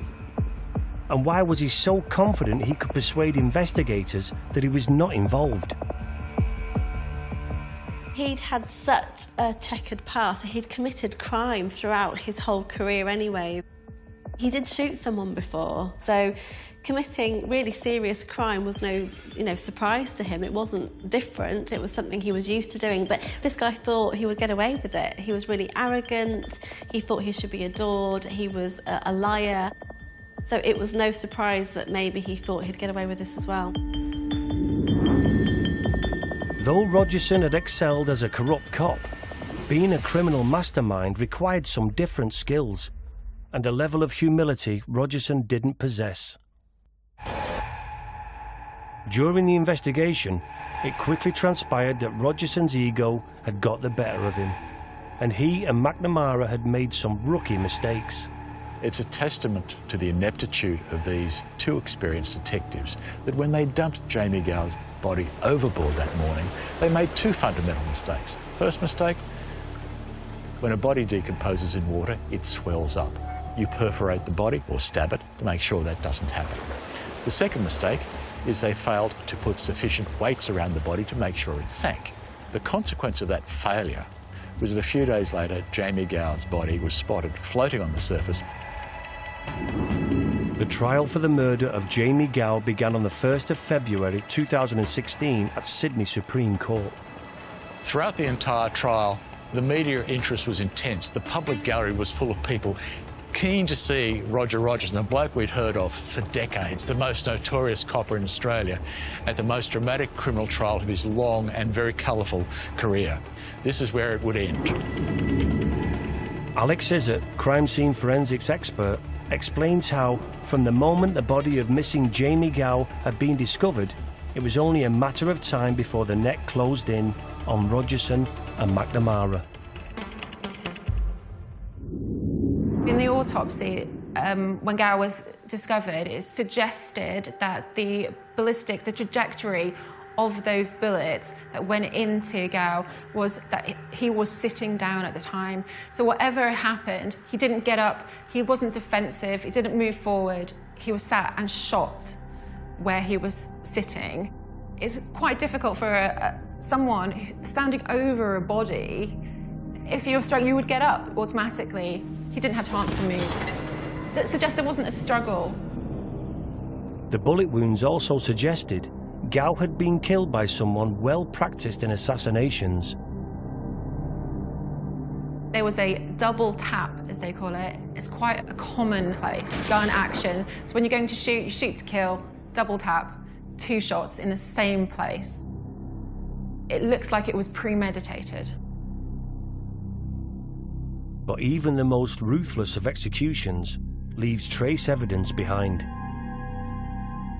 When you shoot a gun, you are using explosives within the gun to push out the bullet. So when that bullet is pushed out of the barrel of a gun, it comes with it. That residue isn't easy to get rid of, even if you wash your hands a few times, because it's actually occasionally burnt into your hand. And if you put it into your pockets, it's obviously going to still be on the barrel of the gun. So that residue can be put wherever the gun's put. When Rogerson's clothing was examined, the police found evidence of residue from the gun in his pants pocket. The evidence was mounting, and the court would continue to hear how Rogerson and McNamara had left behind a trail of evidence for investigators to follow. Rogerson being a police officer, you'd have thought that they would have covered the tracks, but they recovered a large quantity of evidence. There was also text messages and telephone call data between McNamara, between the victim, that was also recovered. So quite a lot of evidence, which you'd have thought under normal circumstances, Rogerson would have tried to avoid those things being found. For a police investigation to recover that many items is not normal. You may get one, you may get the text message, they may get the phone calls, and that's it. You don't then recover the drugs, you don't recover the car, and then you don't also recover, containers for when they were clearing up the scene. Those things just point to one thing, that this was planned, it was premeditated. Maybe he just thought they won't even try and look for me. Arrogance, he thinks he knew it all. Investigators could then be sure that Jamie had been shot, and then McNamara and Rogerson had stolen the drugs that they had originally agreed to pay him for. Rogerson's defense crumbled. McNamara continued to claim that he had been under the vicious influence and control of the older man. But the jury of 12 found Rogerson and McNamara both guilty of murder. On the 2nd of September 2016, they were sentenced to life imprisonment for their roles in Jamie Gao's death. When the guilty verdict was handed down, the courtroom was dead quiet. You could literally have heard a pin drop. After decades of criminality, justice was finally served. This is the first time Rogerson was convicted of murder after all these years. We know so much about Roger and his exploits, but this coalesced in this one courtroom. We heard everything we needed to know about Roger.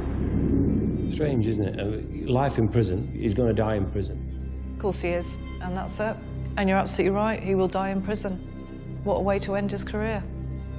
He's literally gone from the peaks of being this well-revered and award-winning police sergeant to dying in prison. But along the way, probably one of the most corrupt officers New South Wales Police has ever had. It was a car crash waiting to happen with Rogerson. He just couldn't stop himself. He was just a criminal who happened to get into the police, I think. Rogerson is still charming, still charismatic, he still has it. You always get that glimpse of darkness. The Gao case will always resonate, I think, because it is one of those extraordinary crimes. You can't get it out of your head. Roger has been part of the Australian landscape for the best part of 50 years. Rogerson is one of those characters that will always be with us.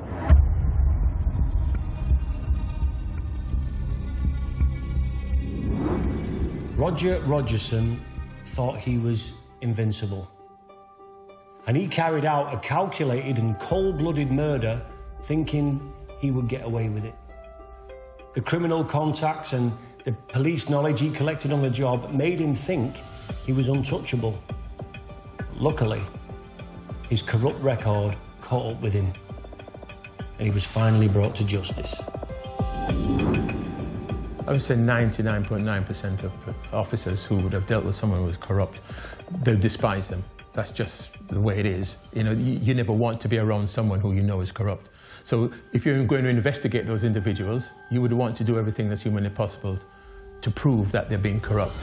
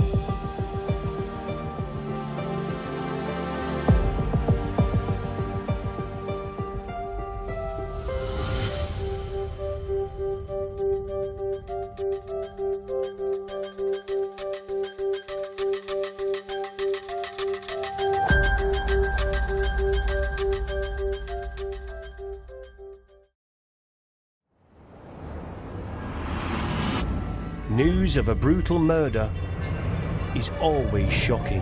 Cordon has gone up around the building. Police said their search was still going on. He was maybe surprised at the amount of blood that produced. We know that he's very manipulative and charming. But when the crime is committed by a cop, it seems even more horrific.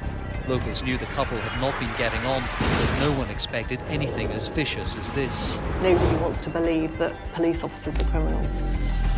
To die at the hands of the very people sworn to protect us is, for me, the ultimate betrayal of trust. This man has brought shame on the Met. He's got a very warped moral compass and probably has some sort of power trip, a lust for power.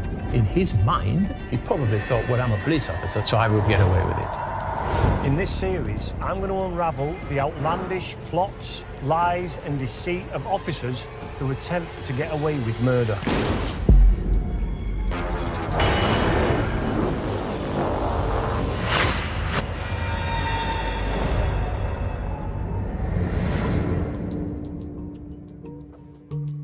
Bobby Cutts Jr. was a charismatic, well-liked police officer in Canton, Ohio, in America's Midwest. Celebrated as the birthplace of America's National Football League, Canton, Ohio would soon become famous for an altogether more sinister reason. In June 2007, Bobby Cutts Jr.'s 26-year-old girlfriend, Jessie Davis, heavily pregnant with their child, disappeared, seemingly without a trace. The disappearance sparked a massive statewide search, which became national news. 10 days later, her lifeless body was found dumped in a state park in northeastern Ohio. I've brought together a crack team of experts who will help me unravel what happened in this disturbing case.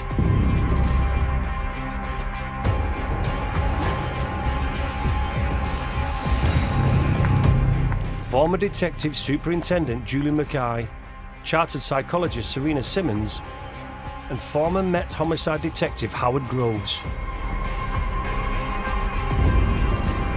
With the help of these experts, I'm going to try and piece together what happened to Jessie Davis. The first person I need to speak to is former Detective Superintendent Julie Mackay, to find out a bit more about Bobby Cutts Jr. and Jessie Davis's relationship. Bobby Cutts Jr. was a serving officer in Ohio, and he was really well regarded, good at his job, liked by everybody. He was in a relationship with Jessie, and they already had a son together, little Blake, who was 2 years old. And at the time, Jessie was 9 months pregnant with their second child. And she knew it was going to be a girl, and she referred to her as Chloe. But for all intents and purposes, good guy, liked, good at his job. So what happened in 2007? Why would a heavily pregnant Jessie suddenly disappear, leaving behind devastated boyfriend Bobby and her beloved 2-year-old son Blake? We know that it was the 13th of June in 2007. Her mum was really close to her and had been trying to get hold of her during the course of the afternoon, and late at night rang again, but there was no reply to the phone call.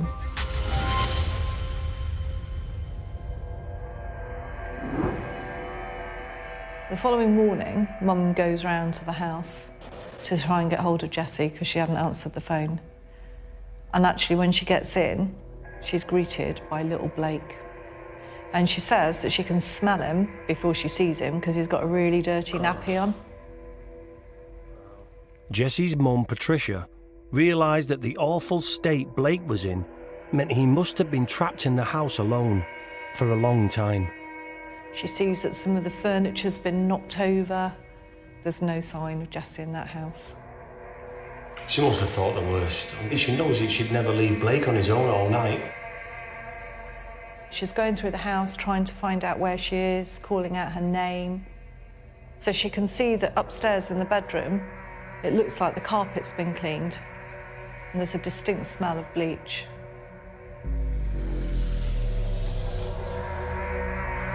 The place looked ransacked. Local journalist Laura Johnston grew up in this area. She was reporting on the case at the time and remembers how Jessie's mum Patricia's intuition meant she just knew something was very, very wrong. And I believe she said at the time that her daughter was meticulous and that the house was always in really good order, that it was clean and neat, and it wasn't when she went over there. Jessie was a responsible insurance worker who showed up every day. Her colleagues said if she was a few minutes late, they were worried about her. Also, she was 9 months pregnant. Like, women don't just disappear when they're about to have a baby. So it was very mysterious, and it had deeply unsettling implications.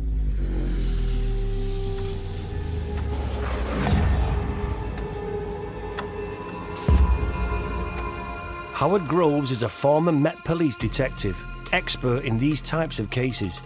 I want to know at what point this went from a worried mother's intuition to a police investigation. Jessie's mother got into the premises and found Blake, who was about 2 years of age at the time. He was in a distressed state. As soon as kids are involved, it just kills me. Don't mess with innocence. That would have set alarm bells ringing, so she contacted the police, and that is the point when the investigation started. Sheriff Swanson, Baptist Stone, can I help you? I don't know what's happened. He's gone in my... Hello? Yes. Can I help you? Yes, we need help.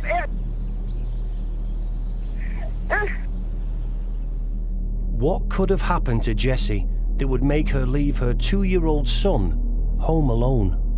She's gone. Her car's here. Who's gone? My daughter. It would be a missing person inquiry, so they would be looking to identify where she was. Was it somebody unknown to Jessie that turned up at the address and had attacked her? Devastated and frantic, Jessie's mum Patricia was still trying to make sense of the situation. But then, as she started to clean up her distressed little grandson, he started talking. He was mumbling, saying, Mummy crying. He makes mention that Mum was crying, so why was she crying? Blake's toddler explanation wasn't clear, but he tried to tell his grandmother more details. Mummy broke table. What does that mean? Does it mean she fell on the table and the table broke? And finally, Mummy in rug.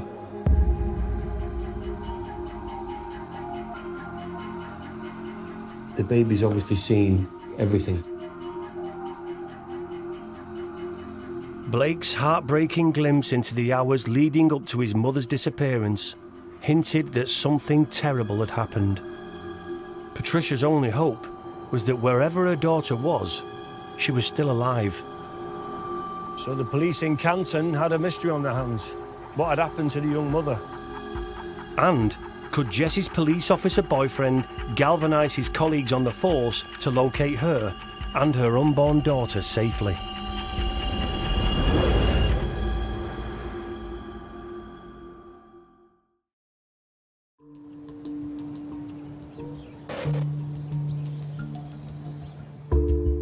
On the 15th of June 2007, heavily pregnant Jessie Davis was reported missing in the small city of Canton, Ohio. Her mother Patricia had realised something was wrong when she hadn't heard from Jessie at all the day before. When she arrived at her daughter's home, she discovered her 2-year-old grandson Blake home alone. Investigators at the scene noticed a strong smell of bleach in the house and signs of a struggle. Jessie's police officer boyfriend, Bobby Cutts Jr., was distraught, and there had been no trace of the missing woman in hours. Police's only clue of her last whereabouts came from CCTV showing Jessie out shopping with her son Blake on the 14th of June, the day before her mother reported her missing. Investigators were desperate to find their colleague's missing girlfriend and needed to piece together what had happened in the hours since she was last seen.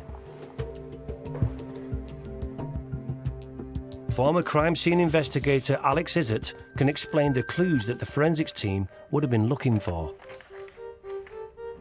I think of any incident where someone is missing or there's something that's not quite right in the scenario, and you go to a house and you smell bleach or any strong cleaning products, straight away there's going to be something that goes in the back of your mind, like, what's happened here? Why have you been using these products? What's going on? Even when a crime scene has been bleached, forensic teams can find vital evidence for the investigation, and in this case, there was one particularly ominous clue.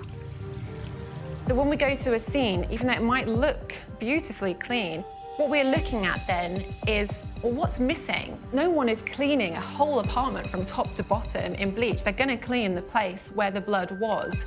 So then we're looking at, what's missing here? We can assume that something was here, something isn't here anymore. So what was it?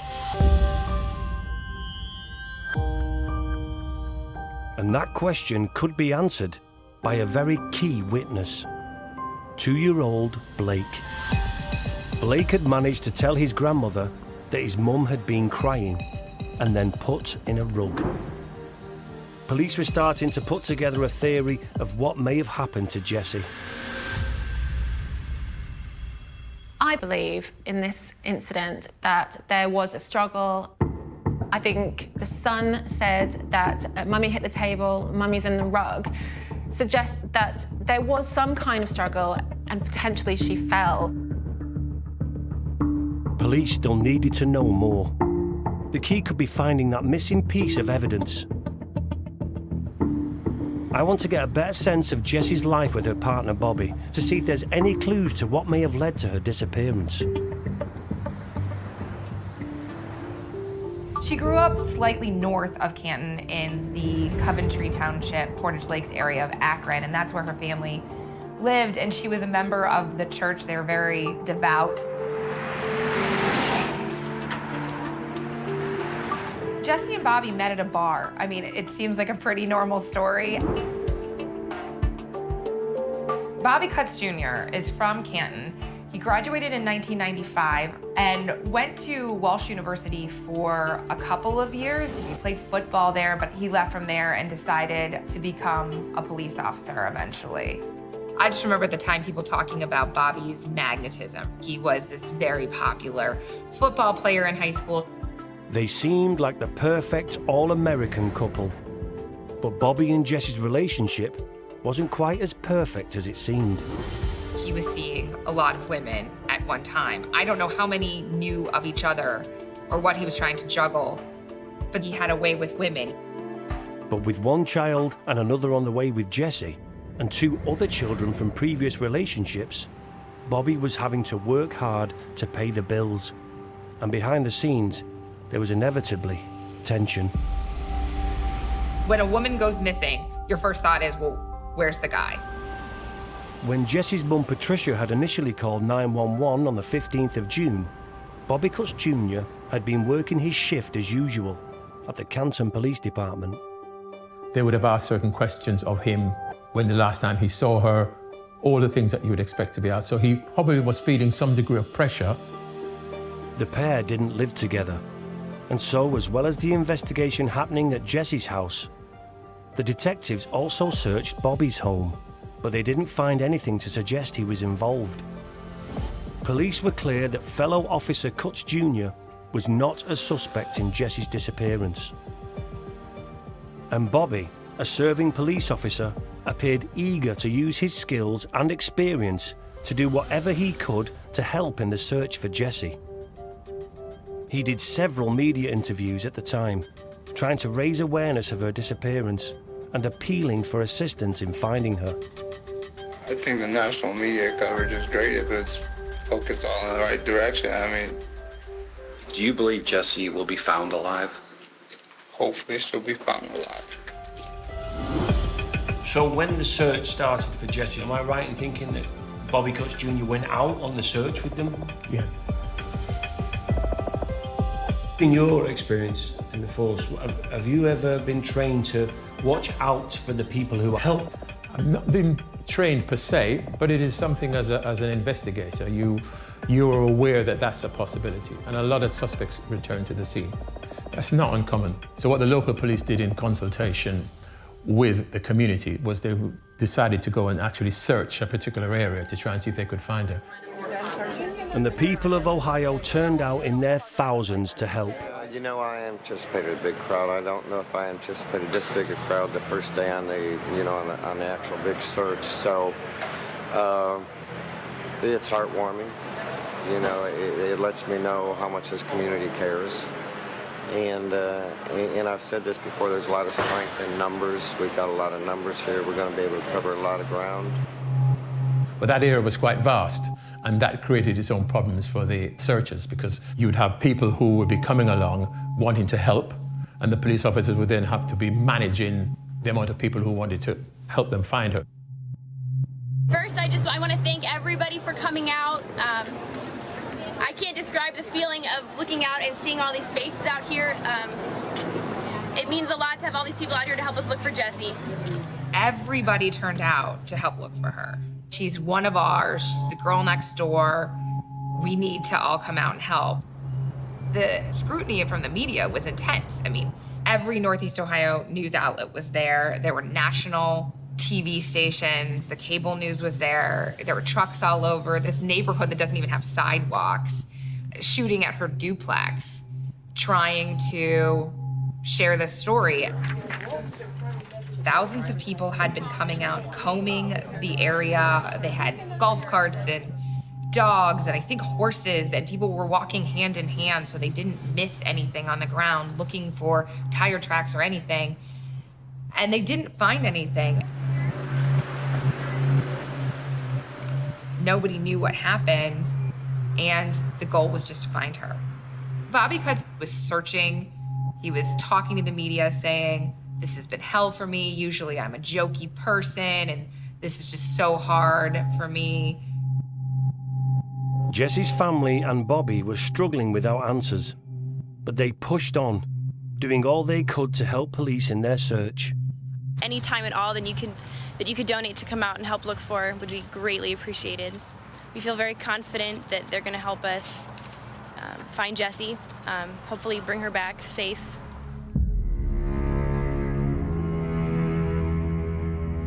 But after 9 full days of searching by Bobby, Jessie's family, and thousands of volunteers, there was still no sign of the heavily pregnant Jessie.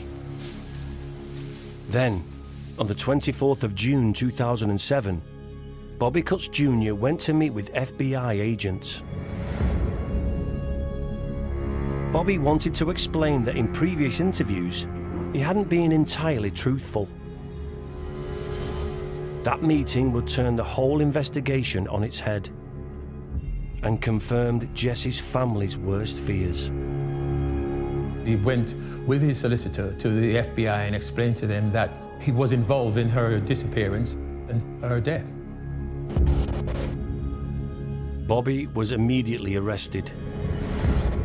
His act of devoted boyfriend and upstanding police officer had fooled the media and the local community. But it had all been a lie.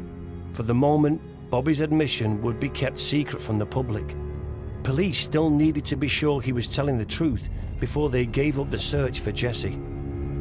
And for that, they needed to know more details. Would Bobby Cutts Jr. now tell the truth and give investigators and Jessie's devastated family the answers they needed?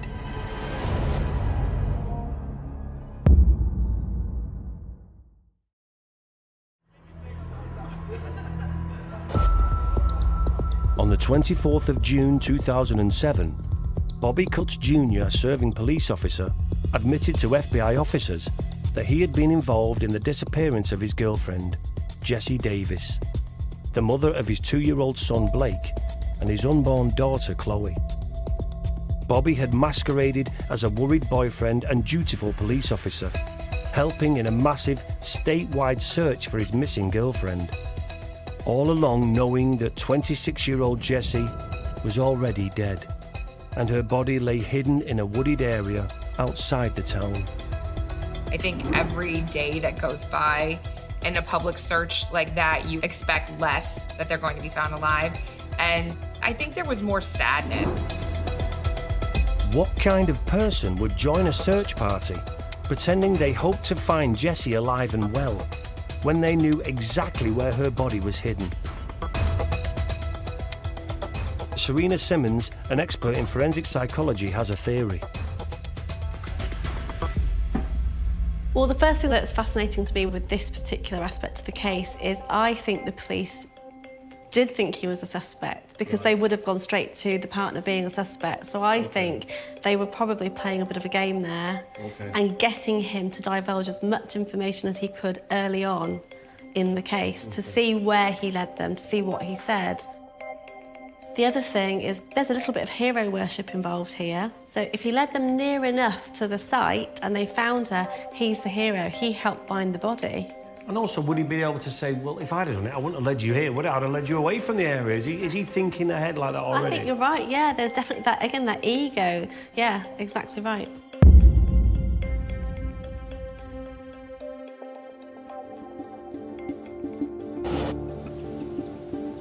Ultimately, although Bobby's disclosure did mean that investigators were one step closer to finding Jessie's body, some would later question whether its timing wasn't just a bit too calculated and convenient. There was always a possibility because he probably was privy to some of the inquiries that the police were doing and people that the investigating officers may have spoken to. So he may have felt, even though he wasn't a suspect per se, that there was things that were happening in the background that would ultimately lead back to him. I think he probably took the view, if I say, I'll take you to where it is, but it was an accident, there was every chance that he probably would have gotten off at that point. 9 days after she goes missing, Bobby Cutts led investigators to Hampton Hills Metro Park. It's part of the Summit County Metro Park system, and it's within the Cuyahoga Valley National Park, which is not a park with playgrounds and picnic areas. This is a wild, natural park. Northeast Ohio in June is usually pretty sunny and hot or warm, cool in the 60s at night, up to 90 during the day. We have a lot of humidity. It's your typical like American summer. Like this is warm weather season.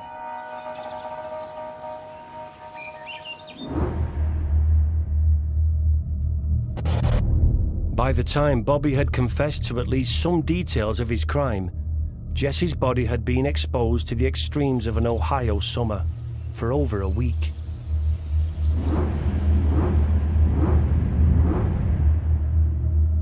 Was Bobby using his experience of forensics to manipulate the investigation into Jessie's death?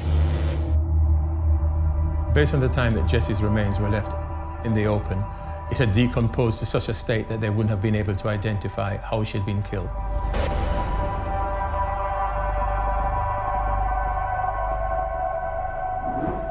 But when the officers recovered Jesse's remains, they did find that little Blake had been right. His mother's lifeless body had been wrapped in a rug, a missing comforter from the bedroom in her home. If you just imagine for a child that's 2 years of age to have experienced that, that would have been so distressing. Unbelievable. A police officer, someone who's trusted, someone who's expected to work to certain standards. Despite admitting to being responsible for Jesse Davis's death and hiding the body, Bobby Cutts Jr. claimed he hadn't intended to kill her. He claimed they had a heated argument where she flew at him and they'd struggled, during which he had accidentally struck her in the throat, killing her outright. He had then panicked and hidden her body in the heavily wooded state park, whilst he tried desperately to work out what to do next. That tends to be the modus operandi that a lot of people will go by. It's when they're involved in cases like that is, I didn't mean to do whatever, it was an accident. And then I panicked and I disposed of the remains. That is normally the tack that is taken. But police officers are very much aware of these excuses that are sometimes used. I can't comprehend how, even if he says it was an accident, why is he putting his hands on a heavily pregnant woman? It's just unforgivable for me. Sometimes you have to ask yourself that question, what drives people to do those things? Is it a fit of pique? You can't excuse that type of behavior, whichever way you want to cut it.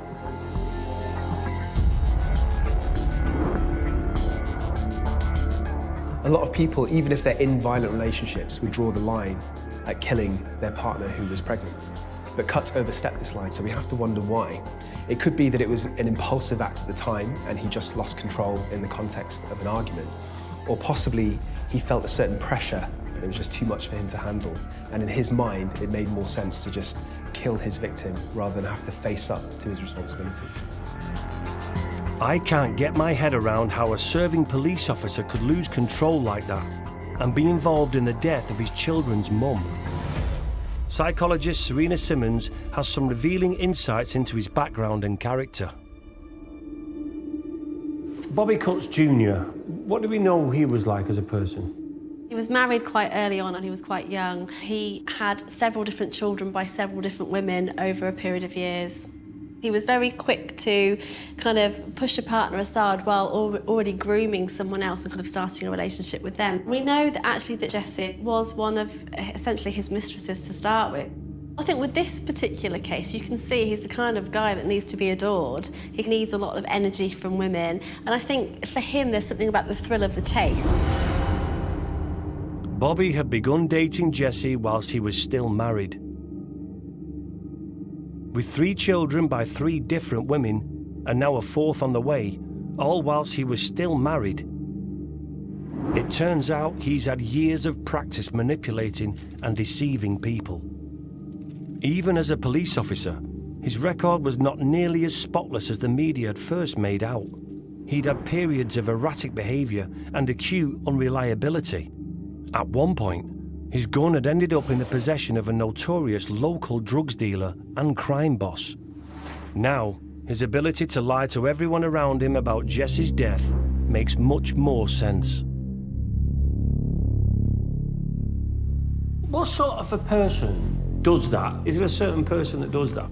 There was never any sense that you get from his history that he wanted to settle down in any way. I don't think he wanted to have children, because that would mean being potentially more committed or embedded in that relationship, and he clearly didn't want that.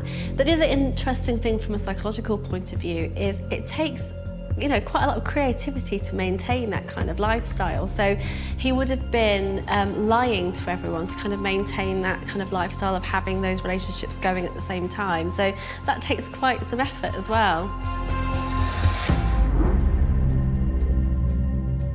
And as the lies and deception mounted, Cutts Jr.'s behaviour became ever darker and more unpredictable.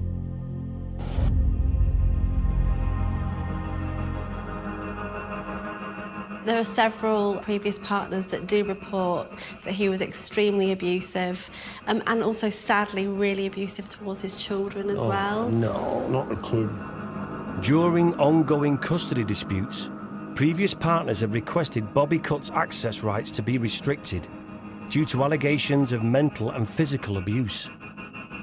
After the act of murdering Jessie, he left the child alone all night. I mean, that in itself is a different mindset, because if whatever happens, he just left the child alone for over 24 hours.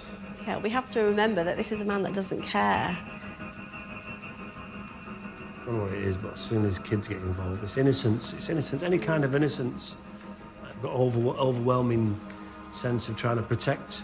And I suppose as a police officer, that's what you're supposed to do, is protect people, especially children.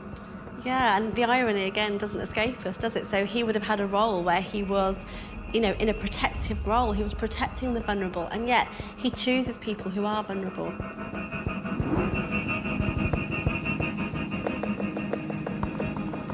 This is really grim stuff, an absolute tragedy. But the mystery was about to get deeper. Not only was Cutt now charged with murder, but the police were realising that someone else was involved. They needed to understand if his confession was the truth or not.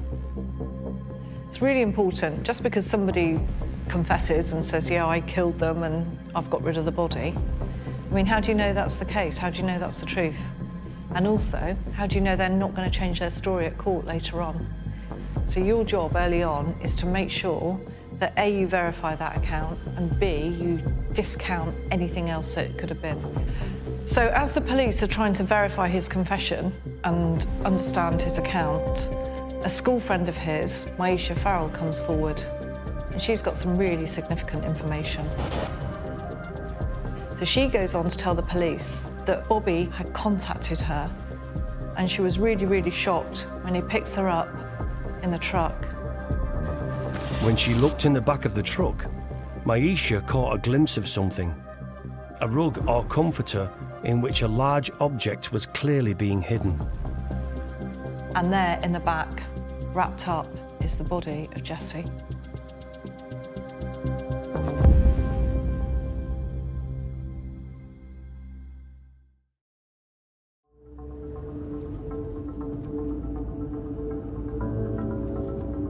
Bobby Cutts Jr., a serving officer in Canton, Ohio Police Force, had joined the massive search for his missing girlfriend, 26-year-old Jessie Davis, who was heavily pregnant with the couple's second child at the time of her disappearance. After 9 days of searching, however, Bobby came clean. He took the police to a wooded area of Hampton Hills Park, in the neighbouring county, where he had hidden Jessie's body and confessed to his involvement in her death, claiming it had been an accident, and then he'd panicked. But why would a police officer entrusted with public protection murder the mother of his own children? This is not an ideal situation for anyone involved. There are multiple children of Bobby Cutts with different women. He was under financial stress to try to provide for those kids, and there'd been complaints of domestic violence in the past with previous girlfriends. So none of his relationships seemed storybook. Clearly, he's under a lot of pressure. He's got these multiple relationships. He has to keep them secret from his various partners. So I imagine this must have been playing on his mind to a degree in the background. But what's quite interesting is he seemed very adept at being able to push it all away and continue with his immoral behaviour.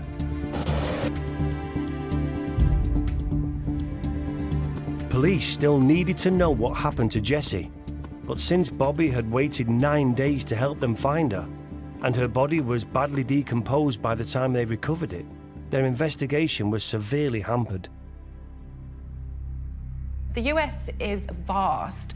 There's huge areas where people just don't go, and they wouldn't go there.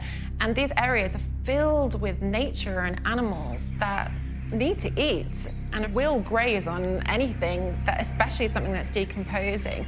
So I would assume that not necessarily that you're putting a body out to potentially get found, you're putting a body out to quickly take the interest of nature and possibly decompose faster and possibly get eaten.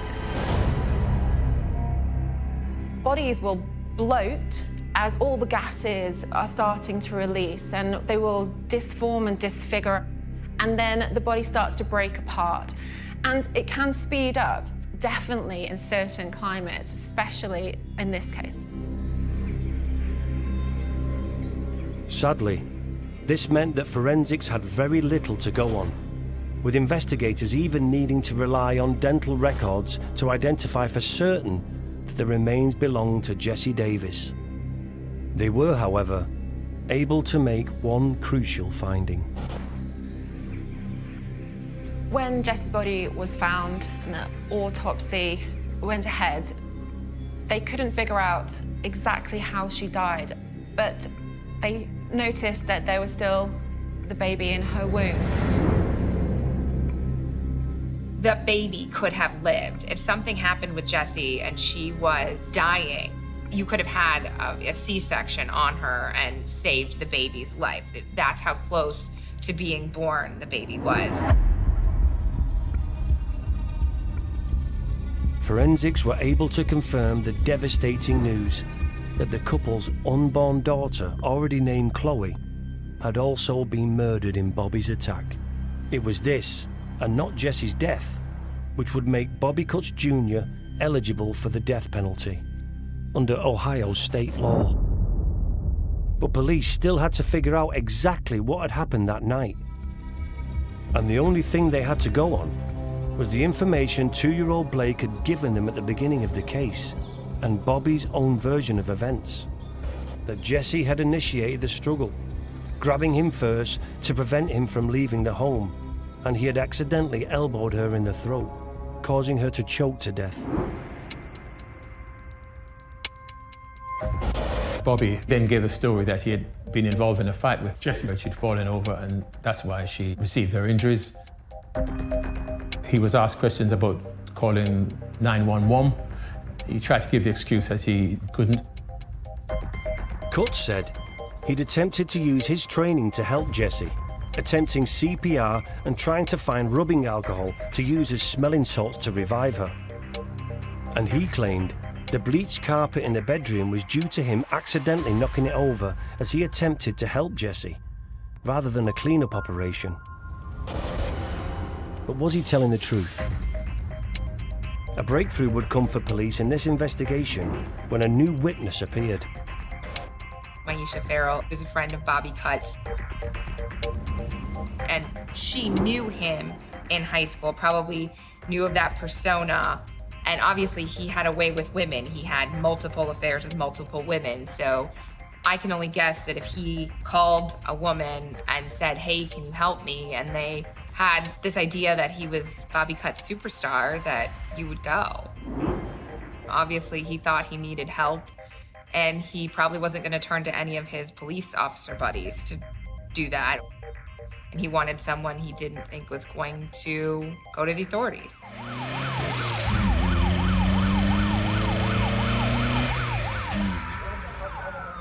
30-year-old Myisha Farrell, an old school friend of Bobby's, said she had been surprised when Bobby arrived at her home on the night of the 14th of June 2007, as he usually would call ahead. But she was even more surprised when Bobby revealed to her the events of that night. And her evidence would assist the prosecution in their case against Bobby.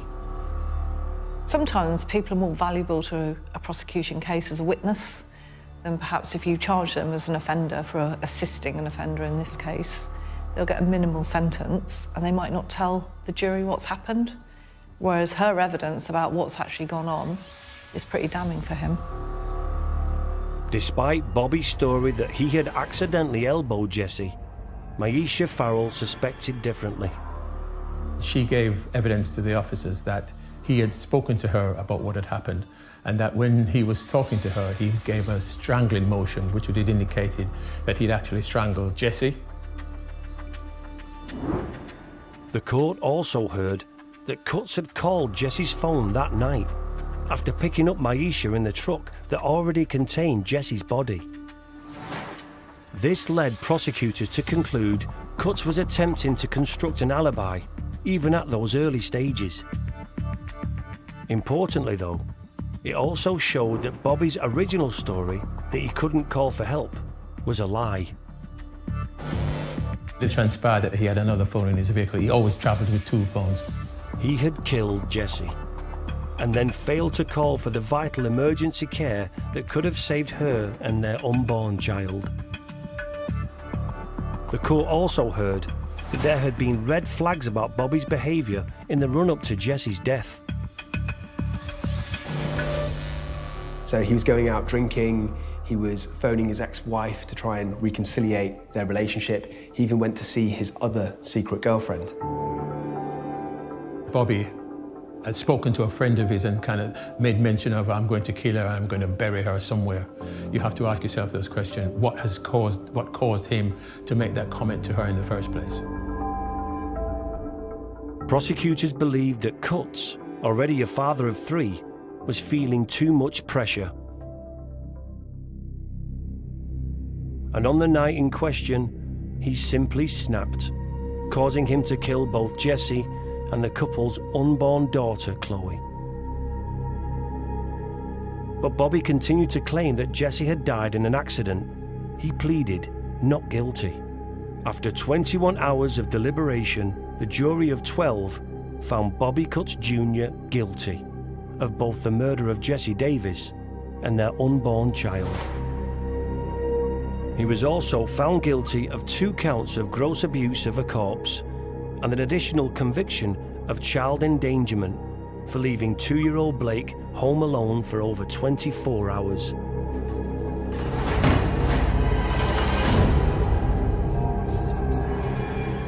I think he was lucky, to be honest. He gets sentenced to 57 years in prison. 57 years. Even though Maisha Farrell became a star witness, she had still played a part in the disposal of Jessie Davis's body. She was convicted of obstructing justice and complicity to gross abuse of a corpse, and was sentenced to 2 years in prison. I think the prosecutors never probably felt like she was a threat. I think she was a pawn in this scheme. Justice had been served, but for Jessie's family, life would never be the same again. I think the community really felt for Blake. He was this poor 2-year-old who had been subjected to horrible trauma, and now he didn't have his mom. He should be graduating from high school. Now, obviously, his dad is still in prison, so he's had to grow up without a mother and a father. He's been raised by his grandmother. You have to imagine that this trauma it's changed his life. For Bobby Cutts Jr., overwhelmed by a pressure to provide, he had made the worst possible decision. But as a police officer, used to making decisions under pressure, on that night in 2007, he betrayed his oath to protect people and took what he thought was the easy way out, killing his girlfriend. He made a decision to get rid of Jessie, get rid of her body. He knew that he needed to ring the police. He's killed somebody. He could have rung her family and perhaps got them to come and get some help from them. He certainly shouldn't have left little Blake on his own all night. That was terrible. Horrendous. Really terrible. And then, of course, he's got somebody else involved, hasn't he? He's got Maisha to come and give him a hand to help him get rid of the body as well. So he would have known that every single one of those actions was wrong, and yet he still did them. The fact that he is a police officer who is sworn to uphold the law, and then he's the one who killed her, I mean, that just makes it worse. Obviously, so much worse. This really is a sad story. I mean, despite the guilty verdict, this case is still shrouded in mystery. Only one person knows why Jesse Davis died that night in 2007, and he's serving 57 years in prison for murder. Maybe one day Bobby Cutts Jr. will tell the truth. Who knows?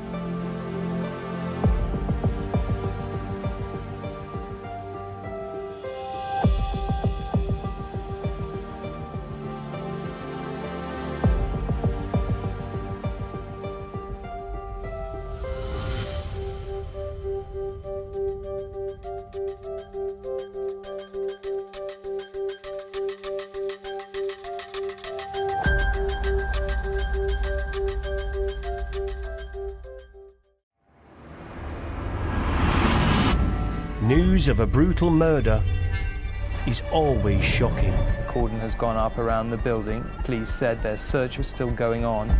He was maybe surprised at the amount of blood that produced. We know that he was very manipulative and charming. But when the crime is committed by a cop, it seems even more horrific. Locals knew the couple had not been getting on, but no one expected anything as vicious as this. Nobody wants to believe that police officers are criminals. To die at the hands of the very people sworn to protect us is, for me, the ultimate betrayal of trust. This man has brought shame on the Met. He's got a very warped moral compass and probably has some sort of power trip, a lust for power. In his mind, he probably thought, well, I'm a police officer, so I will get away with it. In this series, I'm going to unravel the outlandish plots, lies and deceit of officers who attempt to get away with murder.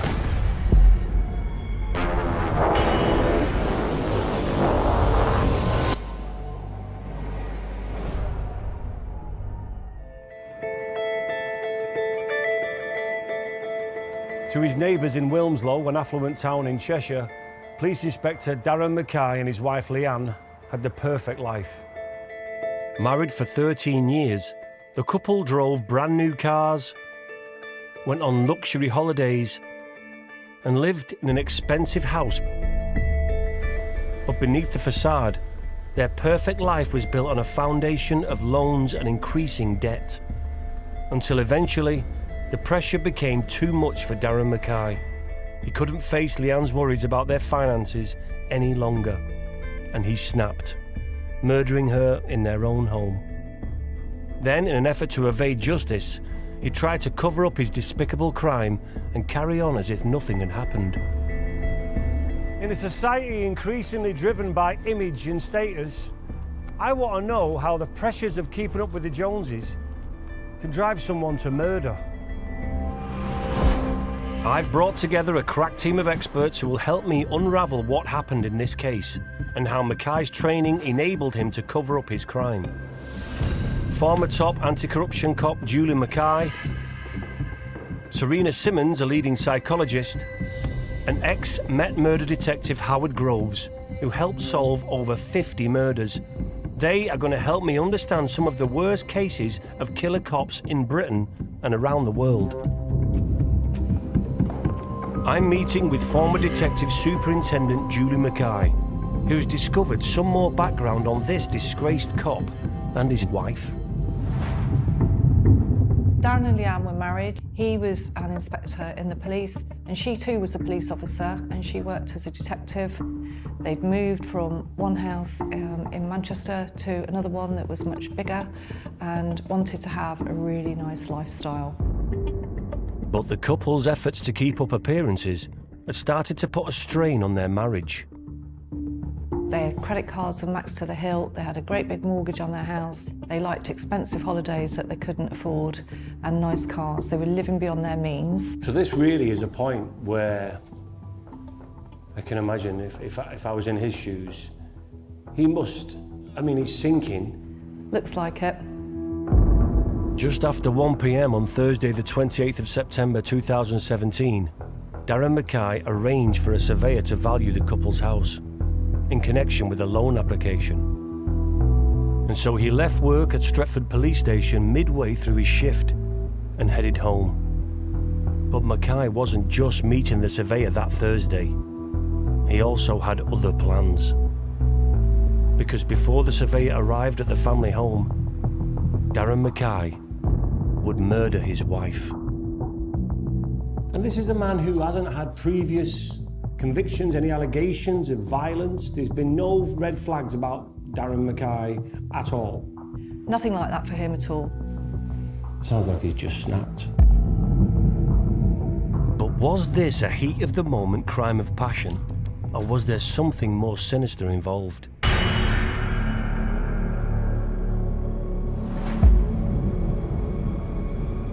I'm meeting up with local journalist Mike McCarthy near the couple's home in Cheshire. I'm hoping he can tell me a bit more about this case. I want to know more about what Leanne and Darren were really like as cops and as a couple. What was Darren like as a copper? What was he like amongst his colleagues and friends? He was respected. He was certainly well regarded. He'd risen to the position of inspector. I think the best phrase to describe him was a safe pair of hands. What do we know about Leanne? Because she was in the force as well, wasn't she? Leanne was in the force as well. She was described in court as a lovely, generous, caring person. And certainly that was supported by the neighbours. She was someone who they really liked, who was trusted and was welcomed into the community in which she'd moved. Where do you think the crack started to happen here with Darren Mackay and his relationship with Leanne? When you look back at the history of this couple and their relationship, the skeletons started to stack up in the cupboard right from the word go. It was assessed. Every month they were spending £1,500 above what they could afford. Darren Mackay could be very manipulative, and he told her over and over again that it was all being sorted out. That was in control now. But it was always something that worried her. I mean, at one point in the marriage, the couple's families had to bail them out to the tune of £91,000. Wow, really serious. There must have been a point for Leanne where things had got to a head. Absolutely. In the month before her death, she discovered that Darren had tried to take out a £10,000 loan.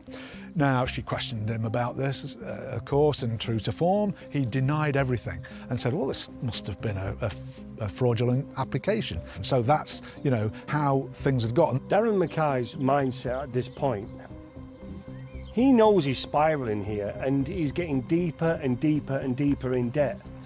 But he's burying his head in the sands. He's not facing his problems. And Leanne didn't realise that things were about to get much worse.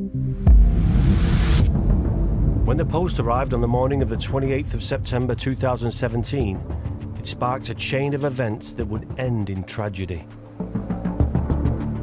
Leanne received the package on the day of her death. She opened the package, she signed for it, it was recorded delivery. She opened it, inside was her passport, which she didn't know had been sent away. There was one of her pay slips that Darren Mackay had managed to get her username and her password, and using police computers in police time, that's a crime in itself, managed to fraudulently download one of her pay slips and sign it. He forged his own wife's signature, and that, for Leanne, was the final straw. Darren had abused his position as a police officer. He'd lied to his wife and had fraudulently applied for a £54,000 loan, which would plunge them even further into debt. It was too much for Leanne to take, and she sent Darren a text while he was at work. This text was to prove absolutely pivotal in what Darren Mackay did next. That is the text that she sent. It says, "You liar, just got back a loan application with my passport and my name. WTF." Tragically, that text was, she basically signed her own death warrant with it, because Darren Mackay, this cool, calm, collected man, must have been incredibly angry, boiling with anger at that point. He left the station, he was on his way home to confront Leanne for the last time. So this text really is the point. This was the start of the end of her life.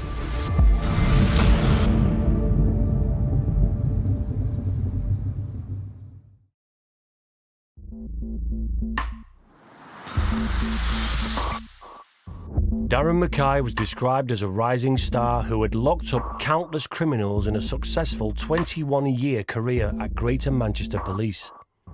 Away from work, however, he was being crushed under a mountain of debt to keep up a lifestyle he couldn't afford. By September 2017, he had reached breaking point. Psychologist Serena Simmons has studied this case and is going to give me an insight into Mackay's state of mind. So I just want to talk to you about Darren Mackay. What do you know about him? He was a very respectable police officer. He'd climbed the ranks, was doing incredibly well. Pillar of his community, people looked up to him. So he was married to a beautiful wife, friends and family just really put them on a bit of a pedestal from what I hear. When you see a case like this, and it's a policeman obviously, you look for reasons why they would do something like this. And what did we see when you looked at Darren Mackay? He seems like the kind of person who needed everything to be in its place. Everything was controlled and he was in the driver's seat. They had to look a certain way. They had to have a particular house in a particular area. They wanted very specific cars. They were keeping a facade of a family essentially who were doing well, but actually behind the scenes living well beyond their means. We do know that. Do you think Darren kept how much debt and secrets from his wife? I think his wife knew they were in debt. It would have been really hard for her to function in that relationship with the kind of house they had, the cars they had, the holidays they wanted to go on. She would have known about the debt that they were in as a couple, but I do believe he kept a large portion of that very secret from her. His wife found out that he was applying for loans without her knowledge. But at the same time, I do think that he was trying to keep that sense of control across the board. On the salary he was on, he couldn't afford to live the life he was living. Why would he want that pressure to do that? That's a really good question. I think so many people do get into debt for really, really unfortunate reasons. So something could happen to you or me one day and suddenly we find ourselves in a very different set of circumstances. The difference here is that this particular couple seemed to have deliberately, over an extended period of time, continuously lived beyond their means. In your opinion, would you think that leading up to the day that he committed this horrible crime, that was it like just a ticking time bomb of if you don't face up to the reality, it will come all crashing down on you one day? Yeah, I really get a sense that he was holding it all together. And I think he felt that if he could control it, if he had the control over it, that it would all be okay. He wasn't the kind of character that dealt well with challenge. So I think his wife challenging what she did on that particular day and being angry that he'd held this secret from her, that tipped him over the edge.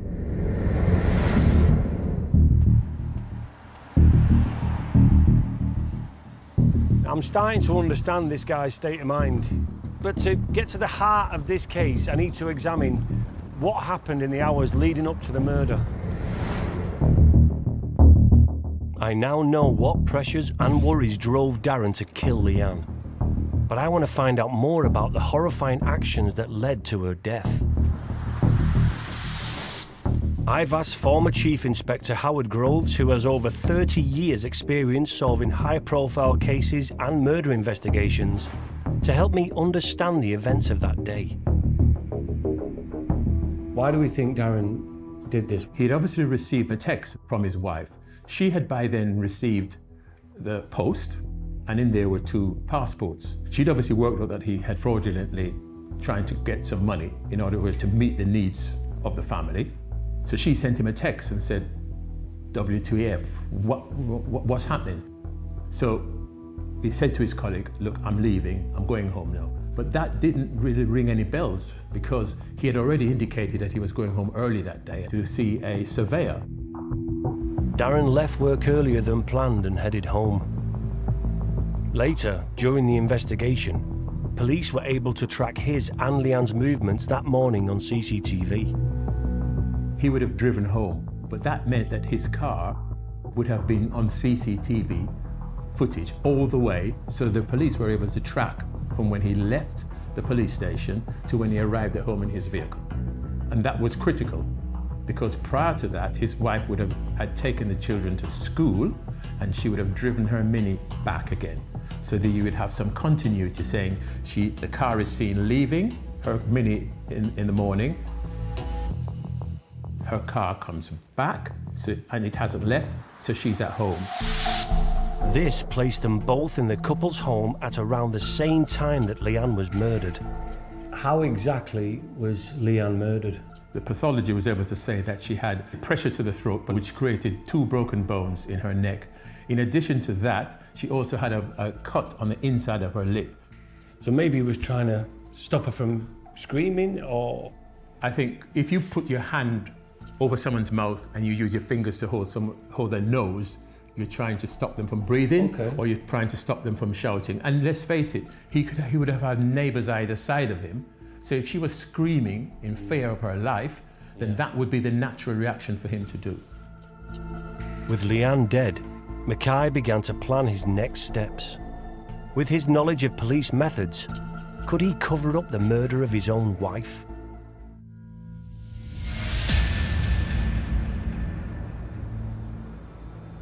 Ex-Detective Superintendent Julian Mackay is talking me through the rogue copper's movements following Leanne's death. Darren knows that the surveyor is coming at 1:30.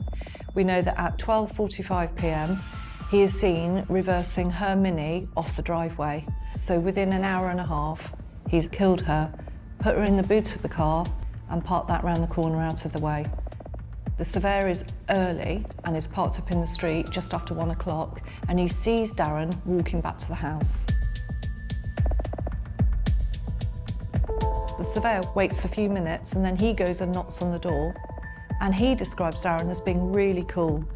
There was nothing to indicate that he had just committed a crime, and has a perfectly normal conversation with him for the next 40 minutes. I wonder if Darren could potentially use a surveyor as an alibi to say, well, I couldn't have done anything. I was with this alibi. I've got this alibi. I was with the surveyor in my house, and he saw there was nothing untoward. Exactly. Another thing makes me think, I wonder if that's why he put the body in the car and drove it out of the house, because he knew someone was coming to the house and potentially would have to look around the house because it's a surveyor, and would have maybe found the body. Yes, I think you're quite right about that. He would definitely have had to move the body out of the house, knowing that somebody was coming. And moving the car around the corner just gets it out of eyes view, doesn't it? Was there anything else that he did to try and cover his tracks to give himself another alibi? Yeah, so he then starts to send some text messages to her, just checking, is she all right, where is she? He's now thinking, the police will look at my phone. He works in intelligence, remember, he'll know about all this stuff. And so he's starting to set up his story and support his alibi going forward, this early on in the day. The series of texts ended with the final message to his wife. He then goes to the school in the afternoon, where he picks up his children and speaks to other parents at the school gates. Chatting away is again giving him another alibi to go, well, he was in a lovely mood, he couldn't have done anything. Exactly. How can you be so calm and collected? You've just murdered your wife. He certainly appeared to be really detached and very calm, having done such a terrible thing. I think that having killed his wife, he has then gone into almost like a policing mode, where police are really good in a crisis and can be very, very calm. He's definitely used his job to think about what he's going to do to cover his tracks and get him out of trouble. So his job really has given him an advantage on, I know how I can try and get away with this. Darren Mackay's calmness and ability to go about the rest of his day acting normally has really shocked me. I want to talk to psychologist Serena Simmons again to see if she can explain how Mackay could appear so relaxed. I suppose what I can't really get my head around with this is, even though murdering his wife is horrendous, it's how he reacted afterwards. It wasn't as if it was an accident, if you know what I mean. He reacted like very calm, and it was calculated, wasn't he? What's interesting is he slips into a particular mode of functioning as soon as he's done it. Arguably, there'd be some people who would call the police. Exactly, that's but my he didn't point. do it. Then, again, that controlling nature came into play. I'm not going to lose my family, I'm not going to lose my house. I can sort the money out, get rid of this, get rid of the evidence. And obviously with his knowledge of how police investigations work, again, tapping into that emotional intelligence, I know how I should behave in this particular situation, he was able to switch that on and off. So in your opinion, Darren Mackay had an ability to just switch his brain into another mode to go, this has happened, deal with it.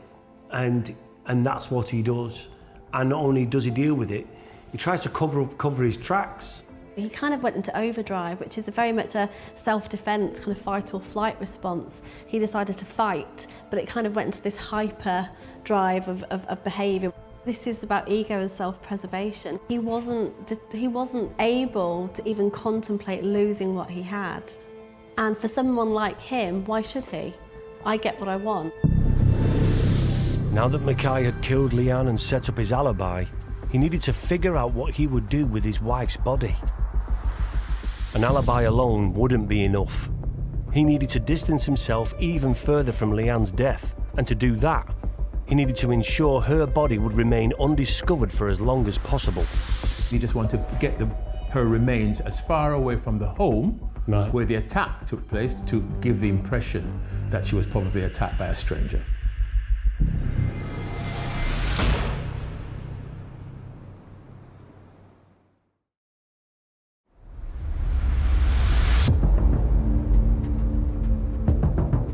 Darren Mackay and his wife Leanne seemed to have it all. A happy marriage and an affluent lifestyle. In reality, however, their perfect life was a sham, covering up a mountain of debt and spending that was spiralling out of control. On the morning of her death, Leanne discovered that her police inspector husband had forged a loan application in her name. It was the final straw. After she confronted him, Darren Mackay snapped and killed Leanne by strangling her to death. Mackay's behaviour doesn't make any sense to me. Aside from their money worries, Leanne and Darren seemed to have a happy relationship, and I can't figure out how he's been driven so suddenly to murder. Clinical psychologist Roberta Bapp, who specialises in forensic psychology, is going to help me get some insight into what could have pushed Darren to commit such a horrendous crime. In most instances, when a partner is murdered, there is some prior history of domestic violence. What's interesting about the case of Darren Mackay was there's no reports of previous domestic violence, and so the incident when he murdered his wife felt very uncharacteristic of their relationship and very much out of the blue. It may lead us to think about whether Darren Mackay meant to kill his wife in that moment, or whether he was acting out something that he couldn't verbally articulate. Roberta thinks that rather than premeditated murder, Mackay's explosion of violence could have been him snapping under the pressures of the couple's financial problems. The stress and distress of being in debt can have a huge impact on someone's mental health. And all of these emotions come together in a really unhelpful way. The stress is going to leak out in other places. It becomes an overwhelming and all-encompassing experience. Money is intrinsically tied to our survival, and that can be threatened in cases of debt. But although Mackay was in a cold fury, the manner he chose to express his violence is also revealing. Strangulation is a very intense and intentional way to end someone's life. When a person is strangled, the person who's strangling has a real sense of power and control. That person's life is in their hands. So strangulation is such a powerful method of ending someone's life. It has real psychological connotations because it tells you a lot about the offender's state of mind and their relationship to the victim at that time. With years in the force, Mackay knew that police would begin to connect the dots, and he would become the prime suspect in Leanne's murder. He knew he had to dispose of the police's biggest potential clue, his wife's body. Local journalist Mike McCarthy is meeting me not far from the couple's home to talk me through Mackay's movements in the hours following the murder and after Darren had calmly shown the surveyor around their house, with Leanne already dead. So after Darren Mackay had committed the murder, what did he do next? He didn't show any signs of anything was wrong? I think that from the moment he realised that Leanne was dead, everything just about that he did from that point on was from the point of view of a police officer. He'd killed his wife, then carried on pretty much as normal. To all intents and purposes, this was the everyday Darren Mackay that everybody knew. He then went out in Leanne's car. At 10:30 p.m, Darren left the family home, collected Leanne's red Mini and headed to Paddock Hill Farm, not far from the couple's home in Wilmslow. Police believe that when he arrived, he realised the water wasn't deep enough for him to leave Leanne's body there. He'd seen a sign in the past, it's believed, that suggested that there was deep water in a pond. When he got there was no water. With his plan starting to fall apart, Mackay had to come up with an alternative. He left Leanne's phone at Paddock Hill Farm to throw detectives off the scent, before heading back towards another possible site to dump his wife's body, the nearby lake. He no doubt thought as a police inspector that he'd committed the perfect crime and covered up his tracks as well as anybody could have done. But just hours later, as he headed home from dumping Leanne's body, cracks started to appear in Darren's master plan. At 1:30 in the morning, he was seen by a police patrol on a road near his home, and they stopped to talk to him. Nothing too suspicious as far as the police were concerned, kind of thing that they're dealing with every day of the week. He's walking home, what's the problem sort of thing. He told officers he was fine and almost home. Mackay refused to give police his name or any other information about himself. As he was not breaking the law, they let him go. He must have thought that when the police sent him on his way, that was it. Yeah. You know, job achieved. Yeah. But it wouldn't be that simple later on. In the early hours of the morning, around 2 a.m, police spotted Darren again, still out walking, but this time with a significant difference. An hour later, they came across him again. This time it was different. They noticed that he wasn't wearing any shoes. Of course, I mean, the fact is they've stopped him once and he didn't give him his name. Second time now, he's not got shoes on. So this is obviously raising suspicion, like what's going on with this guy? There's something wrong here. Alarm bells going off, far more to this story. Yeah. So the police insisted on taking him home. They, at that stage, must have thought there's something more that we need to investigate.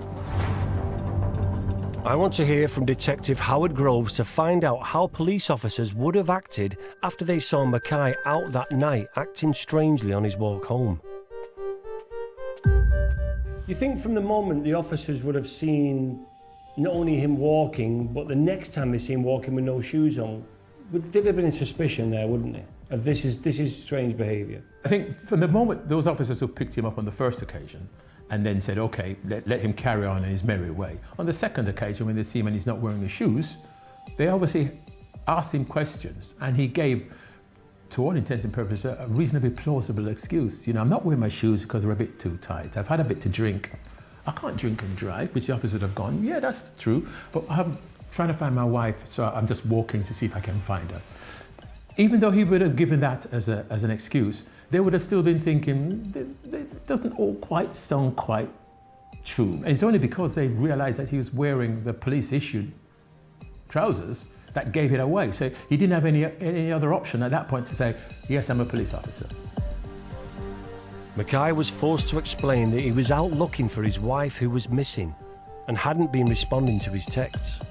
That's when they would have thought, OK, he's probably had a bit to drink. We don't know what's happening domestically. We'll get him home. Officers decided to take Darren home. And he shows no emotion whatsoever. And the officers are thinking, oh, what's happening? Well, he was cold as ice, and he wasn't showing any empathy. So they might have looked to him like, oh, everything's fine, but they're probably thinking, when we get outside... Yes, let's see.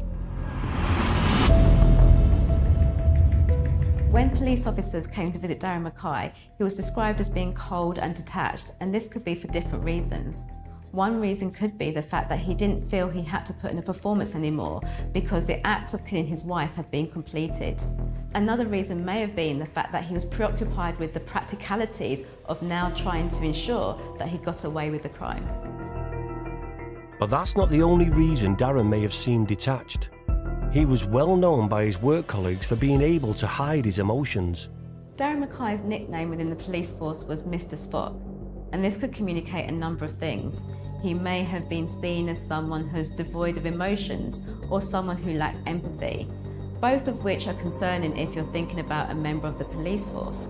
Police now believe Leanne, a fellow officer, to be missing. Unbeknown to them, Leanne had now been dead for around 14 hours. Would Mackay, famed for his inability to show emotion, be able to play the role of a concerned husband convincingly enough to deceive his colleagues? Darren Mackay, a rising star in Greater Manchester Police, murdered his wife Leanne when the pressure of the pair's mounting debts became too much for him to bear. From the moment of her death, sometime between 12 and 1 p.m. on Thursday the 28th of September 2017, Mackay used his knowledge of policing to cover up his wife's murder. But despite his best efforts, he had been spotted by police acting suspiciously in the early hours of the following morning as he was making his way home from dumping Leanne's body. The priority for the cops was now to locate the missing woman. Their first task was to try and find her mobile phone. The police returned to Mackay's home around 4 a.m. to ask for his help. The police, they've gone to him and said, we need to know where her phone is. So he can't get away with not looking because they're standing there over him. Yeah. That comes up as being at a place called Paddock Hill Lane, which they take the screenshots of the location and they send it through to the control room. Is that where he's thrown the phone into water? They send the police to go out there and have a look for the exact location, and they discover the phone, and next to it is a sign that says, beware deep water. But it hasn't actually gone in any water at all. So now the police have recovered her phone, and it's not damaged, and they can get that back and get the data off it. The phone would be a major lead in solving the case. But where was Leanne? That question would be answered just a few hours later.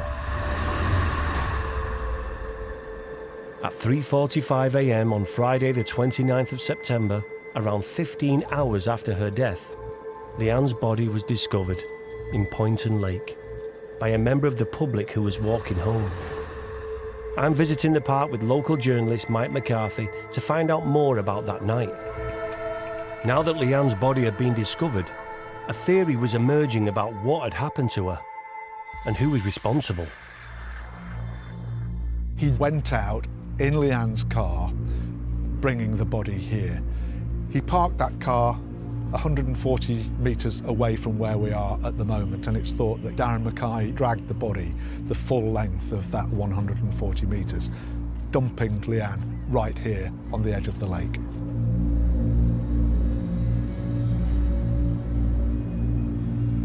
It's mad being here. Just because I spent so much time here as a kid. Fishing there, just over there I was fishing and innocent, and there's been a body dumped just here. An innocent woman been killed. Very strange being in and around the environment, because it's a beautiful place and it's got great memories for me, but obviously not for Leanne's family. We've just walked that just to get to this position, and it's a walk, you know, but imagine not only you dragging a body, but not only a body, that's your wife. Who knows what was going through his mind at that point, given the other things that he did, given his behaviour the rest of that day, to have been so careless, if you like, as to dump the body in that kind of way. But he knew that later he would say that she must have been killed by somebody else. Right. And that in a way it was a bit of a decoy, certainly from someone who knew how the law worked, knew how policing worked, knew what kind of clues the police would be looking for. Despite his police knowledge and his attempts to stage a fake crime scene, once Leanne's body was found and identified, Mackay was immediately arrested. When police arrived at his house, they had noticed his washing machine still running in the middle of the night, as Mackay desperately tried to rid his clothes of trace evidence. Forensic investigator Jim Fraser says this is quite common in cases such as this. As a police officer, Darren would be aware that many homicide investigations are solved quite quickly by immediately finding what can be quite obvious evidence. It's not uncommon for people who have been involved in crime that involves blood being shed to try and wash it out of their clothing. Placing clothing with body fluids on it in a washing machine doesn't necessarily completely destroy the evidence. So stopping the machine as quickly as possible would minimise the possibility that evidence was going to be lost. With vital forensic evidence recovered from the family home and Mackay himself now in custody, the police weren't looking for any other suspects. It was just 17 hours since Leanne had been murdered. So after he's been arrested, they obviously have to interview him. What did he say? When a suspect's interviewed for murder like this, they tend to do it in stages. So the first interview is always, tell us what you know. And then he has an opportunity to say the truth at that stage, if that's what he wants to say. And inevitably in this case he doesn't. He says, I don't know anything. So he starts off with his interview by denying all knowledge of her death and how it's happened. So then they disclose a bit more of the evidence to him about what they know. And he continues to say, I don't know anything, it's not me, I don't know how she died, I'm not responsible. But Darren did eventually change his story. He actually says, yes, Leanne drove her Mini and I was with her and we went somewhere, but she didn't want to get involved in the whole financial thing that I'm sorting out. So I then let her carry on and I then walked back home. So yes, it gives some credence to what he was trying to create, was an alibi that we're driven away, because obviously he may have thought maybe there may be CCTV showing the car driving away. Darren claimed he never saw Leanne again after she drove off. And so with him maintaining his innocence, it was down to the officers to put together the missing pieces of this case. And a major breakthrough would come when the data on Leanne's phone was recovered. Police could see on the day of the murder, Leanne and Darren's phones had been travelling together. Most damningly, they found that the phones had been together at 2:40 p.m. that day, after Darren had already messaged Leanne asking where she was. Not only that, but the phones were together at the very location, Paddock Hill Farm, where Leanne's phone was later discovered. So he's travelling with her and her phone is in the car, so you can see that. So he's messaging saying, where are you? I don't know where you are, but at the same time, the phones are close by together. Exactly. They're together, and not only are they together or near the house, they're then together at this other location, and you can see that the way they go, the way they travel together, and then they come back. So the mistake he made was he should have destroyed the phone. He really is a bad criminal. I mean, he's banged to rights now. What would he be trying to say, what has happened to her? What was he trying to make it look like? And he could use the fact that they've got these money worries, couldn't he, to say that she was upset. And then he would try and suggest that somebody else had killed her. It had been a stranger attack. So while she was out walking, she's gone for a walk around the lake at night, as you do, and been attacked by a stranger and been killed. That's what he was trying to get away with. But Mackay's story that his wife had driven off in a fury only to be murdered later by a stranger didn't add up. And, crucially, he was unable to explain why his and his wife's phone were in close proximity when he was texting to ask where she was. Despite Mackay's best efforts to commit the perfect murder, his plan was falling apart piece by piece. If she wasn't found for a few days or even weeks, the forensic evidence then would diminish, wouldn't it? Yeah. And he probably would have been in quite a good place, to be honest. When police found his missing shoes from that night dumped in a nearby bin, Mackay must have known the game was up. When the police recovered the trainers, it would have been obvious to them that there was blood and body fluids on them. The first thing they would want to do is establish whose blood that was. The process of doing that is they would be sent to a forensic science lab. When the results of the tests came back, they pointed to only one conclusion. The trainers were almost overwhelmingly damning. Firstly, they have body fluids on them that match his dead wife. Secondly, there is DNA inside them that establishes that he was wearing them and that by inference that he owned them. And thirdly, there is this very odd set of circumstances where he was seen by two police officers wearing the trainers, later seen by the same two police officers not wearing trainers, and gave them an explanation that simply wasn't credible about why he wasn't wearing them. Forensic officers could now confidently tie Darren Mackay to Leanne's death. It's quite clear that his experience as a police officer was a significant factor in this case. If he'd managed to put the body somewhere where it couldn't be found, or could not be found for many weeks, it would do two things. He wouldn't come under immediate suspicion, and the longer the body is missing, particularly if it's in water, the more chance that they wouldn't be able to identify the cause of death. It makes it difficult to build a case against somebody, but of course he encountered two police officers in the process of this on two occasions, and they were plainly suspicious about his explanations. Mackay's trial started at Chester Crown Court on the 5th of March 2018. He initially pled not guilty, sticking to the claim that a stranger must have murdered Leanne. But just 9 days into the hearing, with the evidence stacking up against him, he realised he had no choice but to change his story. Once he realised the evidence given by the prosecution was building up and it was all working against him, he then tried to say, look, I want to plead to a lesser offence. And the judge quite rightly says, no, can do, it ain't happening. And once he was then convicted, the jury made the decision. The jury found Darren Mackay guilty of the murder of his wife Leanne by a majority of 11-1. The judge then said, okay, you were a police officer. You had sufficient knowledge and experience of being an officer. So no, I'm going to make sure, instead of you getting 15 years, which is what I was going to give you, I'm going to give you some more on top of that. Because you did everything to evade being caught. So you're going to get another 4 years on top. So you got 19 years. With Darren Mackay receiving 19 years in prison, there would be at least some justice for Leanne's friends and family. This tragic pair had tried so hard to keep up appearances and had lost everything due to a police officer who turned out to be a cold-blooded killer.